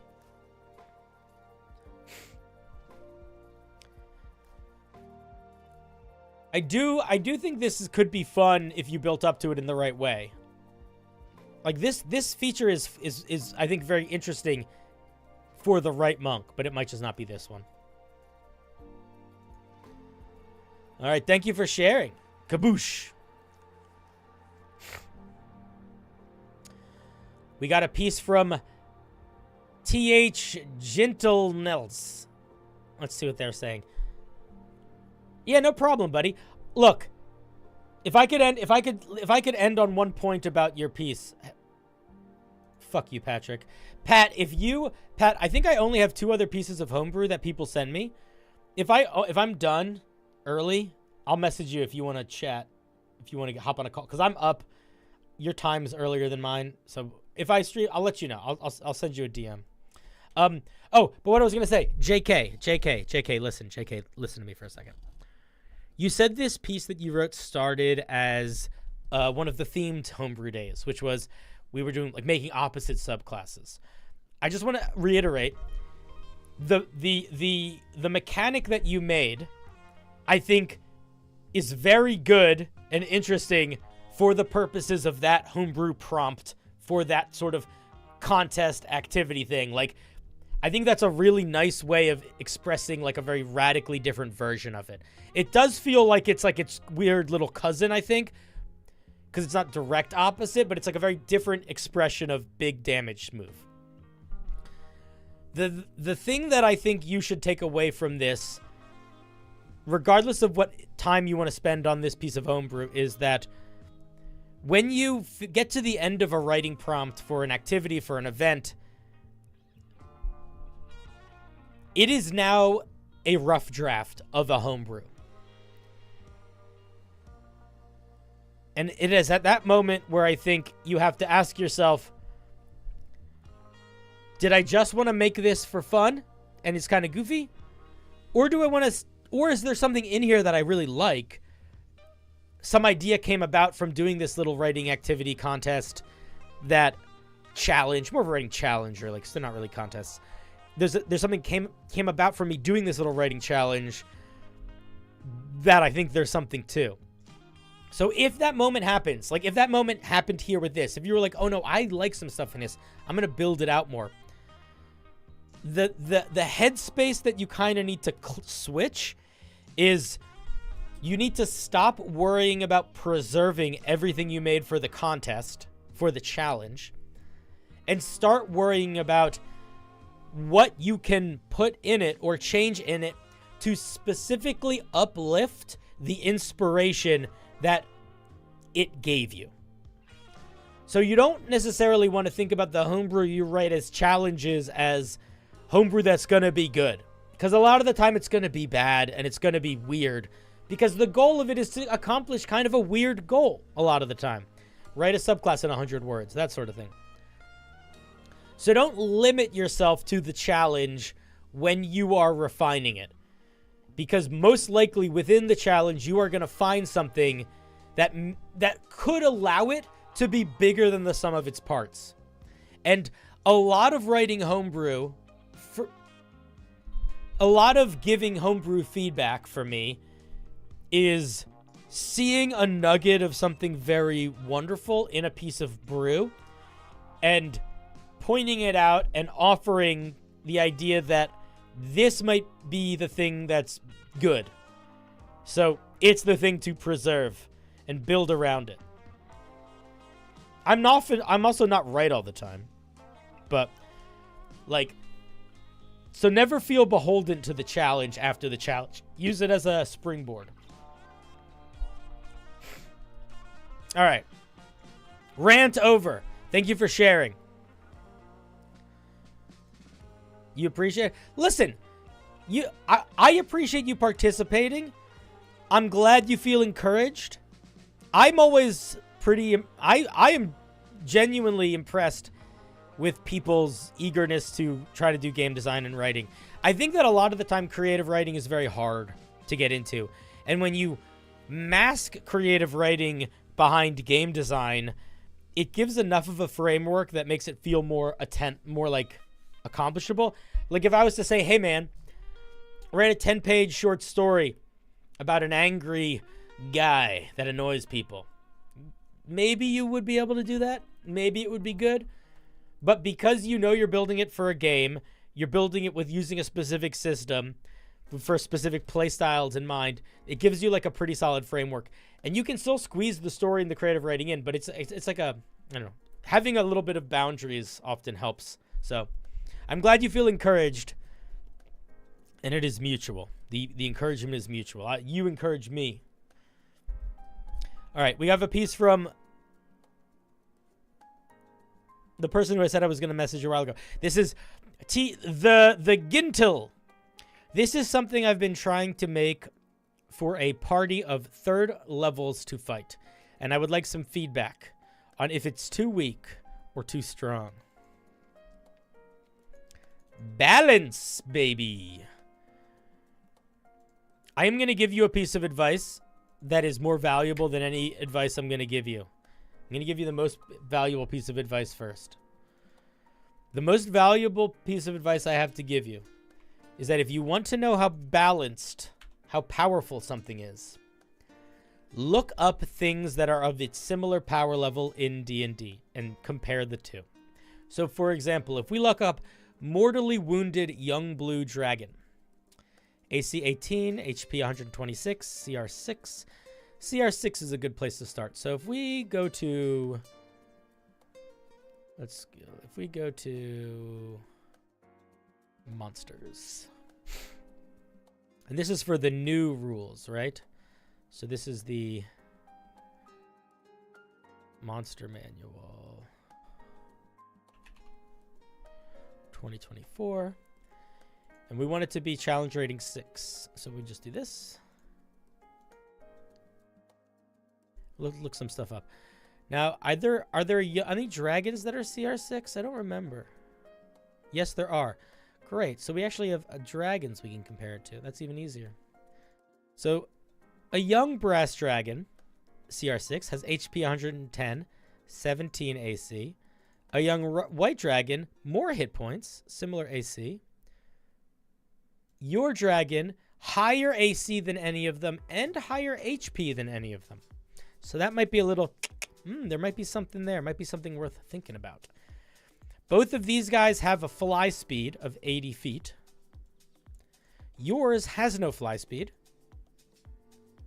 which might sort of crank it down a little bit. Now, I would posture to you, why, from a story perspective, would a mortally wounded young blue dragon have more hit points and more AC than a non-mortally wounded dragon from another group? I understand the balance of them being tougher because they're not flying, but I don't see where the logic of it comes from. Let's see what else they get. They are poisoned, and their stats are reduced as shown. I'm assuming that this is built into the stats, and I don't need to know what this means.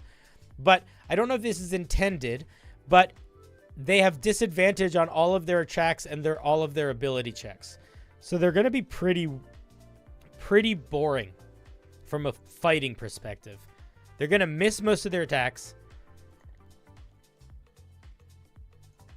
And then they have a breath attack, 60-foot line, 60-10 get damage. What was your specific question? I see you in the chat. You can also join me on a call if you want, but no pressure. Does the poison weaken it too much? Yes, the poison weakens it too much. Here's what I'll say. Let me give you some sideways advice now that I understand what you're going for. Answer me this. I think I know the answer, but try to answer me if you can. Is the intention of infected to show that the creature has some sort of sickness to it? That it's like sick and unwell? I think that's the intention. If that's the intention, I think the better way to solve this problem is not to give it the poisoned condition, but to give it some either abilities or passive traits that affect the combat that you have that you fight it in, that the players feel. So, like, for example, the only way the players will ever feel the gameplay implications of this thing being poisoned is if you tell them you are rolling with disadvantage. If you don't tell them you're rolling with disadvantage, they just think this thing's rolling really low. Maybe they think this thing just has a really low attack roll, you know? So, I think the way to show that it's infected would be to go in a different direction. My first thought is to do something like the Rot Troll.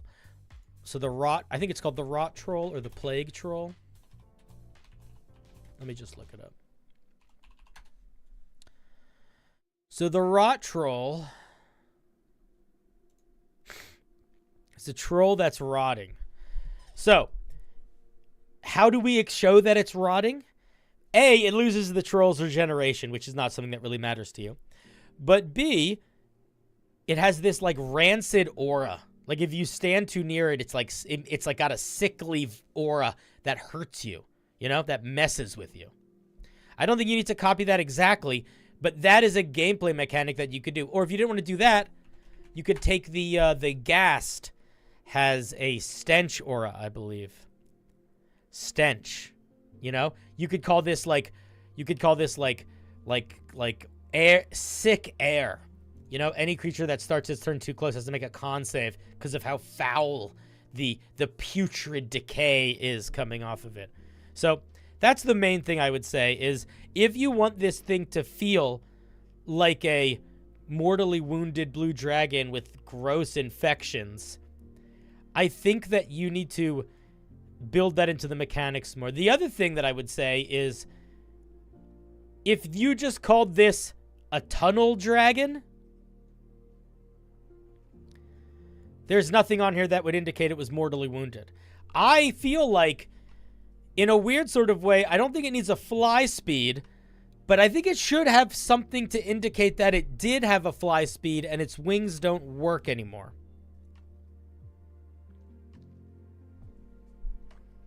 Maybe it has like a weird leap. Like, there's that dragon that you fight in Elden Ring where its wings are torn up.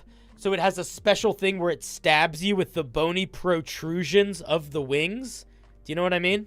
So you could do something like that. Or you could do something where it can like leap a little bit, but it can't quite fly. But something to indicate that it literally has wings that are being torn apart or that aren't working anymore. Going to push back a little bit here. I do think the lack of regeneration is important here. Losing that feature or transforming it is good for this, especially for the dragon that has established mechanics. What are you pushing back on? It sounds like you just agreed with me. I don't know. I think if you gave this thing a feature and you called it like air of infection or foul infection, and it basically was the exact same as the rot troll, I think it would work. I think it would feel good. I think you might need to make it a saving throw or something. Players need to make like if they make a con save if they're too close. Maybe they could hold their breath to avoid it, which means they couldn't cast spells. I don't know. There's all sorts of stuff you can play around with there. But the most important feedback I have for you is you have to think about monster stat blocks, not just from the perspective of do the mechanics work, but from the perspective of who is actually reading the stat block and how do the things on the page manifest in game and who notices. Because to me, the most important piece of this stat block is mortally wounded. Mortally wounded is a lot more important than blue dragon because we got a blue dragon. So, and I see that you've done things. I'm sure you've lowered some stats. You took away flight, like all sorts of stuff that you did to make this mortally wounded in a way that is going to be affected by the numbers.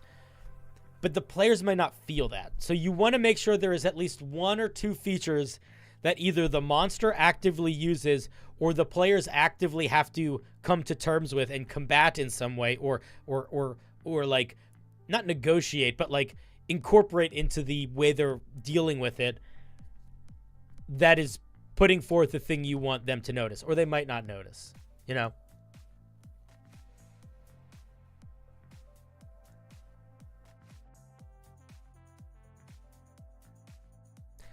Yeah. I like it. I like the concept, though. Simple. It's not that complicated, right? If anything, I think you should make it more complicated. I think it's pretty straightforward. So I think you've got a lot of room to build, which is good. Make it have less AC. You don't get more armor when you get sick.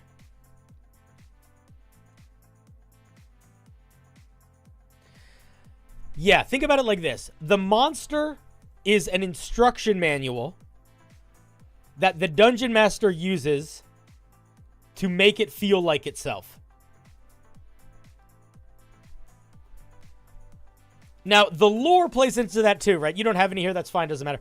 But like, you can have like lore and information, and that adds into it too. But the only tools a dungeon master has to make a monster feel like itself in combat, outside of their own creations, the things that they do, the work that they put in, is the stat block.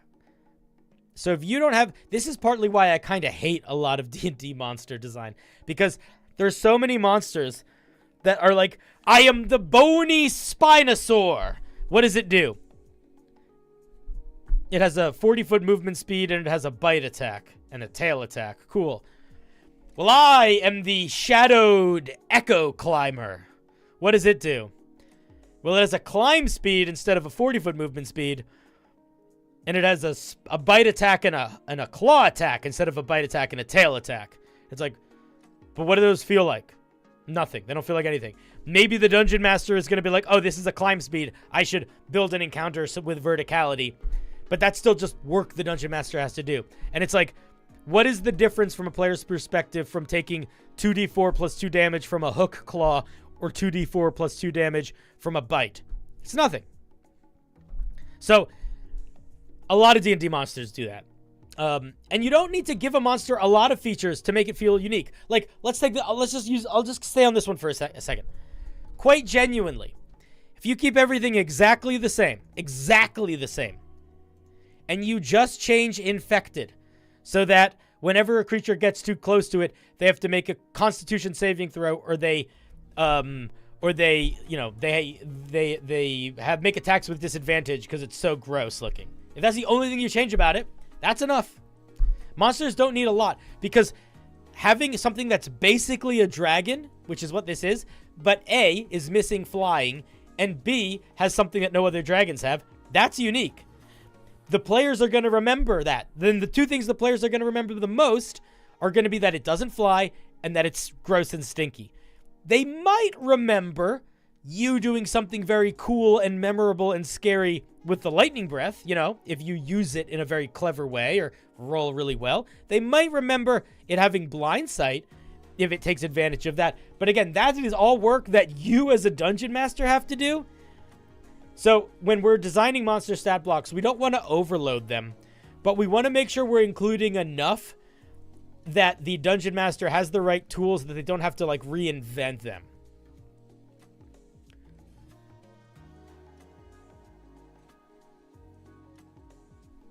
A bunch of dragons have burrow speeds now. I think the white dragon does. Yeah, white dragons have a burrow speed. It's usually just slower. I mean, the same as this one. This one's just weakened, though. Anyway, thank you very much for sharing.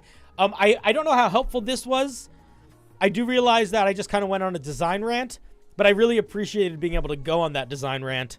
So hopefully that was helpful, and thank you. I appreciate you making space for me to do that. That was nice. Okay. Thank you very much. Where's the... There it is.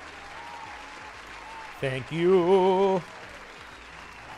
Thank you for sharing.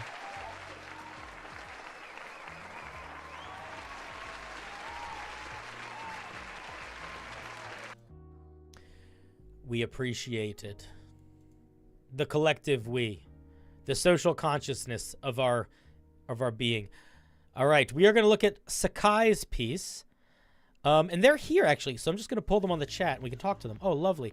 Ahoy hoy! Greetings and salutations. Your mic might not be properly connected, because I can't hear you. Oh, I see green, but I still can't hear you. So I'm not sure. You're very quiet. Can you turn your mic up? Talk for a second. I can't hear you. I heard you for like 2 seconds very softly. Is your mic plugged into the right thing? Is your mic like plugged into like your webcam that's really far away as opposed to your headphone mic or something like that? It should be all plugged in. All right, there. Oh, it's starting to work. It's starting to work. Talk for a second. Just sing me a song from your childhood for a second. I don't really have. I don't really know a song from my childhood. That's okay. That was literally. We got there. We just got there. I'm gonna turn the music off so I can hear you better though.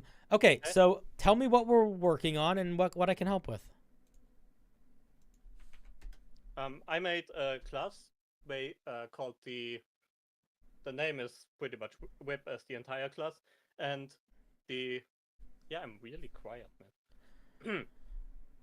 And the entire class. Your gain is down somewhere. I don't know where, but that's what the issue is. You have your gain set very low somewhere. Somewhere in your machine. I don't know where, but it's okay. I can hear you. That's all that matters. Fuck them all. Fuck the rest of them. So tell me about this class. Tell me what you need help with. Okay, wait. I'm on a higher gain now. Oh yeah, you're much better. You're much better. Yeah. Okay. Tell me about your class and tell me what you need help with. Also, yeah. Oh, thank you for the sub, Dino Matrix, you glorious fiend, you. I appreciate that. Wait, so tell me about it. This entire class is based on the idea that wait, I need to turn down the stream. Okay. This entire class is based on the idea that a wizard kind of shapes the weave and the sorcerer has innate spellcasting, and this class sort of just tears it apart. And the entire idea was that their spellcasting is sort of limited, but they kind of cheat the weave and upcast their spells to a higher level instead of having higher spell slots. So when you scroll down, you can see that I see. List has only level 5 spell slot, but the entire idea is that through the feature, when they cast a spell, they gain points, and they can use these points to upcast spells to a higher level. Gotcha. And my problem that I'm currently facing is these. At second level, you gain this ability to sort of gain the points, and it's kind of complicated, and I'm a little bit worried about the clarity of what it does and how it works. Gotcha. And that's sort of my... So it's this arcane echo and then charged spellcasting, right? Genau. Yes. All right. Let me just skim read it to see how I, because it might also be less confusing than you think it is. Let me skim read it and then we'll talk about it. At second level, you can harness residual magic energy from your spellcasting. When you cast a spell through this class's acquired spell slots, you gain arcane echo points equal to this spell expended. So when you cast a spell, you get arcane points equal to the level of the spell. Exactly. So a level 2 spell gains 2 points. Yeah. And just for clarification, the Arcanum is the sort of the arcane focus. That's the word. Okay. These points remain until you finish a long rest or imbue another Arcanum. I'm just going to ignore the Arcanum and assume that it's a reasonable recharge amount. The Arcanum is basically just you imbue an item to make it your arcane focus. Yeah. I figured it would be something like that. Okay. Okay, so now we have the charges. We've spent we cast the second level spell. We got 2 charges. Let's move on from here. We can expend our points to enhance magic temporarily overcharged spells. When you cast a spell through this class's acquired spell slots, I'm going to tell you right now, some of this is just going to be changing the way these sentences are written, and that's going to make it a lot more clear. You use a bonus action to expend arcane echo points and increase its effective spell level as if it were cast at a higher spell level. The cost to increase a spell's level is equal to the level being increased to. Each additional increase must be paid for separately. Spells cast this way can exceed your maximum spell level, as shown in the class table. If the final spell level surpasses your maximum, roll a d20. On a roll of 1 plus the number of levels or lower, it shatters and the spell fails. You got to then go build a new one. Okay. Charged spells casting does not change the spell's original level for the features or effects that reference spell level. What? It doesn't change the spell's original... Can you clarify what this last bullet point means? So it means that if you... Let's say you upcast a level 3 spell to level 5 using this feature, the spell is still considered a level 3 spell for something like counterspell. So okay. I got you now. Changes, but not the level. All right, so I got good news and annoying news. The good news is I don't think this is overcomplicated. I think this is reasonable. The annoying news is the way that you're going to make this reasonable. I don't actually think has very much to do with changing the mechanics, and has a lot to do with just literally the way it's written. I think that the way this thing is written, you're using a lot of extra words that maybe you don't need to use. I'm gonna point out some examples.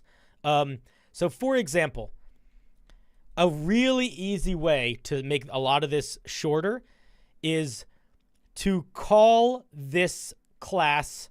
To call any spellcasting you do from this class Weave Scorcher spells, okay? Weave Scorcher spells, okay? Now, when you have because now that means that Weave Scorcher spells aren't wizard spells. They're not cleric spells. They're not sorcerer spells. That ties all of the features that list Weave Scorcher spells to these class spells, which means you couldn't multi-class shenanigans, which is what I think your goal was here.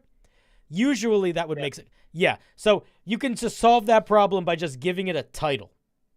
That reduces the whole if you cast from this table. I get. Yeah, so instead of saying, so like for example, we're just gonna mess with this one sentence here, and I'll just walk you through once because I don't want to throw you to the world without a little bit of safety net.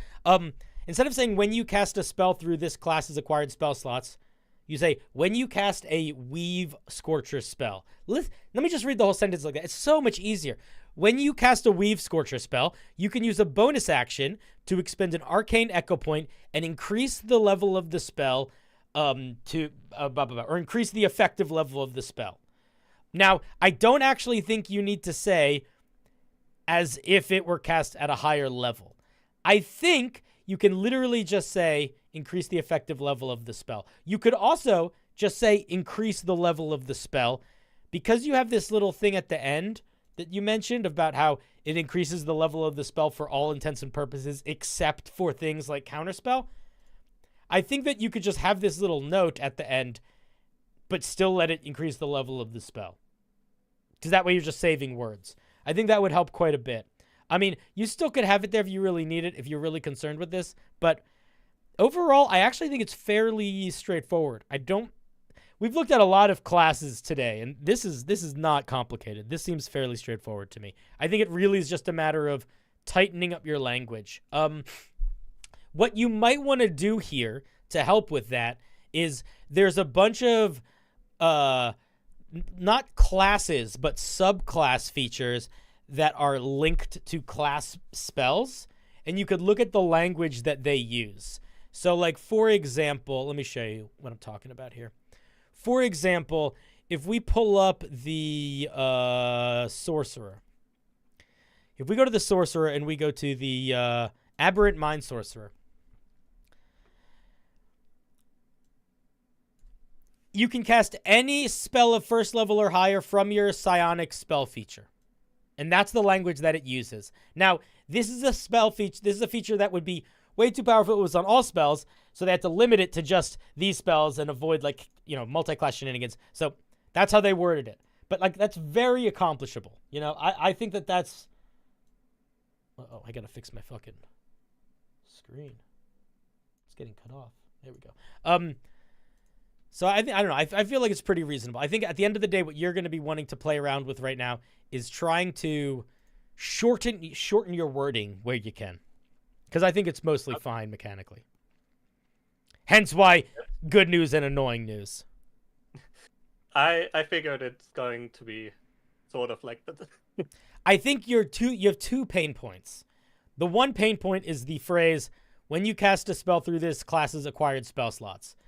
Spell through acquired spell slots is a weird phrase. It doesn't work. It's almost like a mind tongue twister.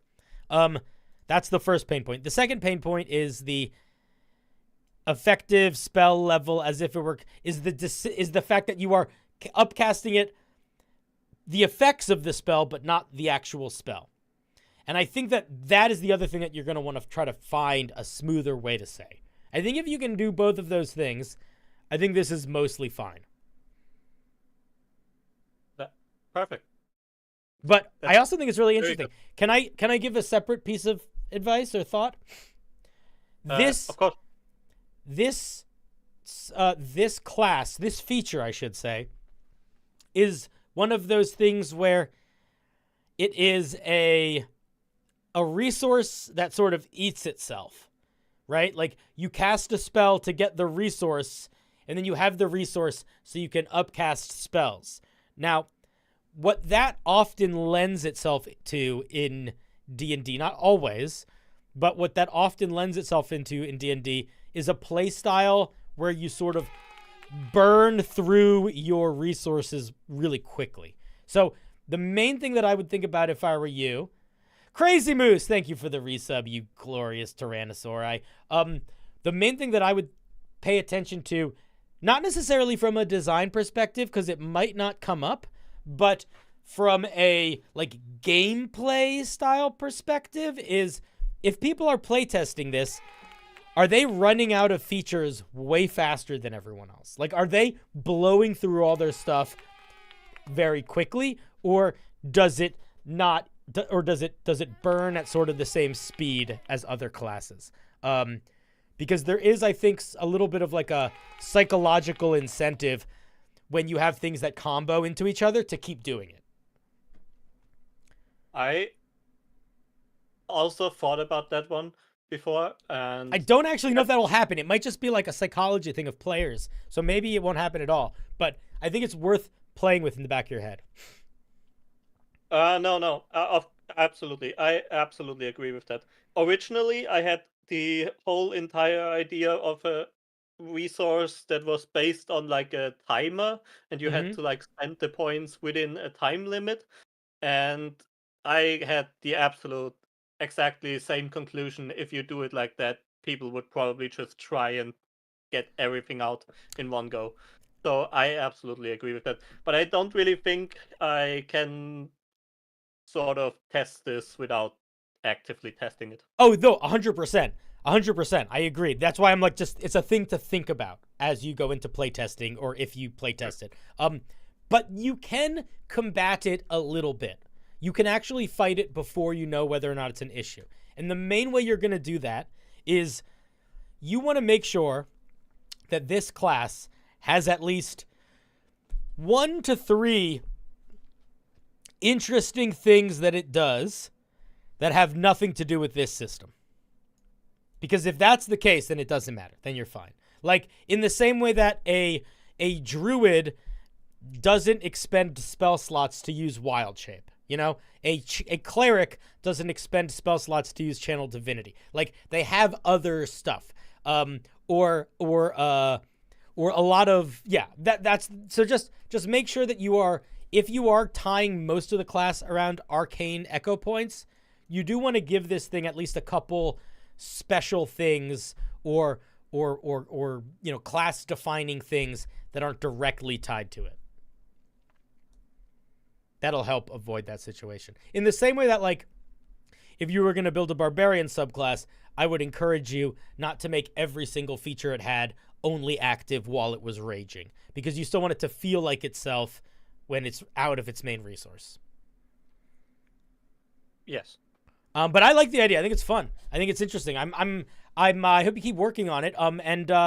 If you want to, if you know, I do these types of streams pretty regularly. I don't really like to do full piece reviews during them because I like to get everyone to be able to be on that can, and I feel like the full reviews don't really lend themselves as well to like conversation.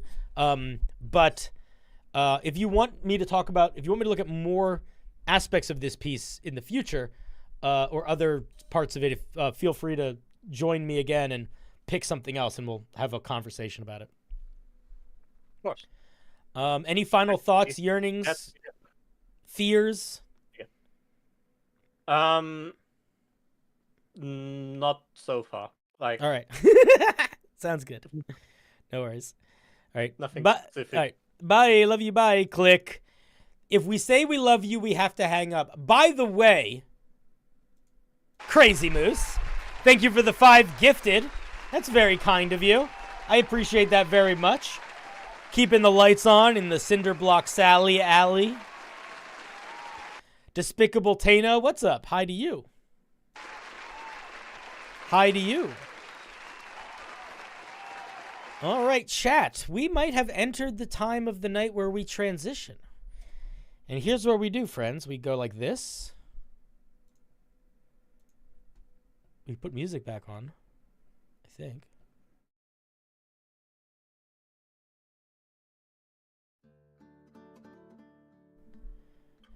And now we look at you and we say, hey guys, we got about 50 folk watching on YouTube, 20 some on Twitch. I think we had a pretty successful little homebrew review stream. Oh, man, I like this. I really like these. I think my favorite part about running the stream this way is that it really allows me to engage with the people that want to participate. You know?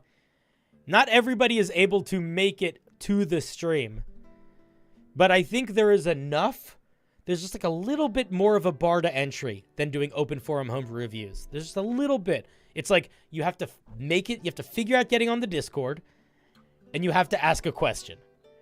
Those aren't huge, or have a specific thing you want me to look at. Those aren't huge bar to entries, but I do think that they are enough that they do make the amount of people that are sending things in like a little bit smaller in such a way that I feel like we can kind of address all of them. And we're also not reading every single piece of every single homebrew. We're focusing in. I don't know if that feels as satisfying from an audience perspective, but from a showrunner perspective, I feel like it works better. I feel like maybe we're missing something in that there is something kind of fun to like exploring a whole piece and sort of seeing how it all works. But I think from a like, let's learn to write homebrew perspective, I feel like this is as valuable, if not more valuable. You know what I mean? Because A, we end up covering a lot more topics in a much wider frame of reference. Like the conversation that I just had with our dear Sakai is pretty applicable to anybody that's trying to build a complicated or seemingly complicated D&D concept, where it's like sometimes the way you word it is as important, if not more important, for making it be complicated than the mechanics. You know, I think like that's a good lesson for anybody. So I'm going to keep running the homebrew streams like this, I think, for the time being. This is just so much better feeling for me. Like, I had such a good stream. I felt great. I had some great conversations. Some very brave people, you brave people, decided to send in some brew. You put yourselves on the pyre, you know, threw yourselves out there. It's extra scary sharing homebrew, you know, especially when it's rough. Inevitably, you're going to be sort of exposing your vulnerabilities and your mistakes. That's a hard thing to do. So we had some brave souls that were willing to give it a try. I think I mostly didn't yell, which feels good for me. It's so stupid why I get so emotional during D&D stream where I'm reading a whole piece. And I realized it. I was thinking about it. It's such a fucked up. It's so illogical. I get so caught up in wanting to actually address every issue that I see that if that is the thing that I say that I'm doing, I like feel like I'm doing something wrong if I don't do that. So that's one part of the puzzle. The other part of the puzzle is doing that and doing that well, or in a way that is reasonably positive, is like very energy consuming. And there's almost always this little breaking point that happens where the amount of energy I need to do the thing I want to do dips below the desire, the illogical need to force myself to address every single thing. And it creates circumstances where I don't necessarily have the patience that I think one ought to have when reviewing something, even when reviewing something that's really hot garbage. So I think this structure just works better. And I hope you guys don't mind me being this fucking open about it. I feel like maybe a more reasonable way for me to have this conversation would be quietly with myself and never tell you the decisions I make. But I don't like doing that. I was also thinking about this the other day. I feel like the best way to think about streaming for me is this is not what I'm doing for a living. This is what I'm doing to support and pay respect to the more active members of my community and to try to foster community under the umbrella of like the things that we want to do. I think that if streaming becomes something that is a financially viable, successful, like taking up that same sort of space as like the YouTube shorts do, amazing, great. But I really don't think that should be my goal. I think that if it stays like this, if it stays small, and I'm getting supported. Crazy Moose is a champion. We get support from lots of folk. Everybody that's subbing and membering is great support. I'm not trying to diminish any of that. But I do think that I don't want to start. I don't want to be in a position where I feel like I have to stream a certain amount for the purposes of making money, or I have to stream certain types of things for the purposes of making money. I just want to run streams that are good. And I think that a lot of the times that's going to lead to running sometimes less streams and also not doing exactly what the people that are not doing exactly the capitalist route of like, give me money and I'll do a thing. Like, I don't want to dance for you, you know? So I think that this works nicely. So I think we're going to dance this dance. And the same is going to go, I think, for the gaming streams I do. I think that as soon as I take out of the equation that this is what I'm making money as and put into the equation, this is just something I'm doing basically for fun, because I know, not for fun, but also for good, because it genuinely feels good to like talk to people about their creative writing process and to feel like there's a space for that. But also it's fun and good to like acknowledge you guys, the ones of you that like want to stick around and like have gotten to know me and that I have gotten to know. I'm very good friends with Zach of Zach Speaks Giant, and he is a lovely creator. He's got such a warm heart. But he really doesn't have a community. Do you know what I mean? Me spinning that CBS occult hamster wheelie at Ia Homebrewed again. Oh, it got a little crazy at the end there. Thank you, Crazy. That's very kind of you. Yeah, we'll do a wheel again at some point. I actually have a pretty good idea for the wheel that I want to start doing that I think is going to be really fun. It's going to be a very different homebrew wheel. But here's what I was thinking. Here's my idea for... Okay, we can talk shop a little bit. I'm not rushing to go to bed. But here's how I want to start doing the homebrew wheel again. This is the plan. I want to change homebrew wheel nights to live D&D homebrew challenge nights that use the wheel. And here is my thought process. Instead of the wheel being a thing that you sign up for to be listed on, the wheel is a list of parameters that must be followed. Okay? Maybe the parameter is it has to be a magic item. Maybe the parameter is you cannot use the letter T. Maybe the parameter is it has to be 76 words. Maybe the parameter is that somewhere in the name there needs to be the word banana. But some combination of me making parameters or suggestions from you that I vet. I gotta vet them a little just because you guys are fucking unhinged. And then the spinning of the wheel is we spin the wheel once, twice, 3 times, and then we have to do those challenges. So we'll do one spin of the wheel, and the first spin might be you have to make a monster. It's like, okay, cool. I'm setting a timer. We're making it 10 minutes. Everybody's making a monster. And then you post it in the Discord when the timer hits, and anybody that got the homebrew in by the time the timer runs out, will show it off on stream and like laugh about it. Less review, more like show off. But then the more we spin the wheel, the more rules we have to follow. So there will maybe be one rule to start, like, but then there'll be 2, and then there'll be 3, and then there'll be 4, and it will get harder and harder and harder. That is what I think the homebrew wheel is going to become. I think that's better. And I think that's probably would be really fun also. So that's probably going to be what we start doing occasionally for like open-ended homebrew challenge nights, like homebrew speed challenge, but with the goal of it not just being me writing, but with all of us writing. And anybody that wants to participate in it, we will like we'd show off your homebrew and be like, oh, it's so funny, so cool, or so terrible, or whatever. But not in a super stressful way, more like in a we made this in 10 minutes, so it's probably bad, but maybe fun sort of way. That's what I'm thinking.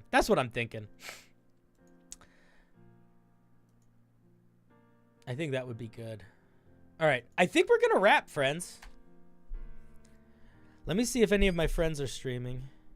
Rin is streaming. She's like a real famous streamer, though. Oh, Craig is streaming. We're going to raid Craig. So, folks, the person that we are going to raid is one of my people I play D&D with. He is absolutely fantastic. He's a good friend, and he doesn't really stream. He's not new to streaming, but he's just starting to get into it in like a serious way.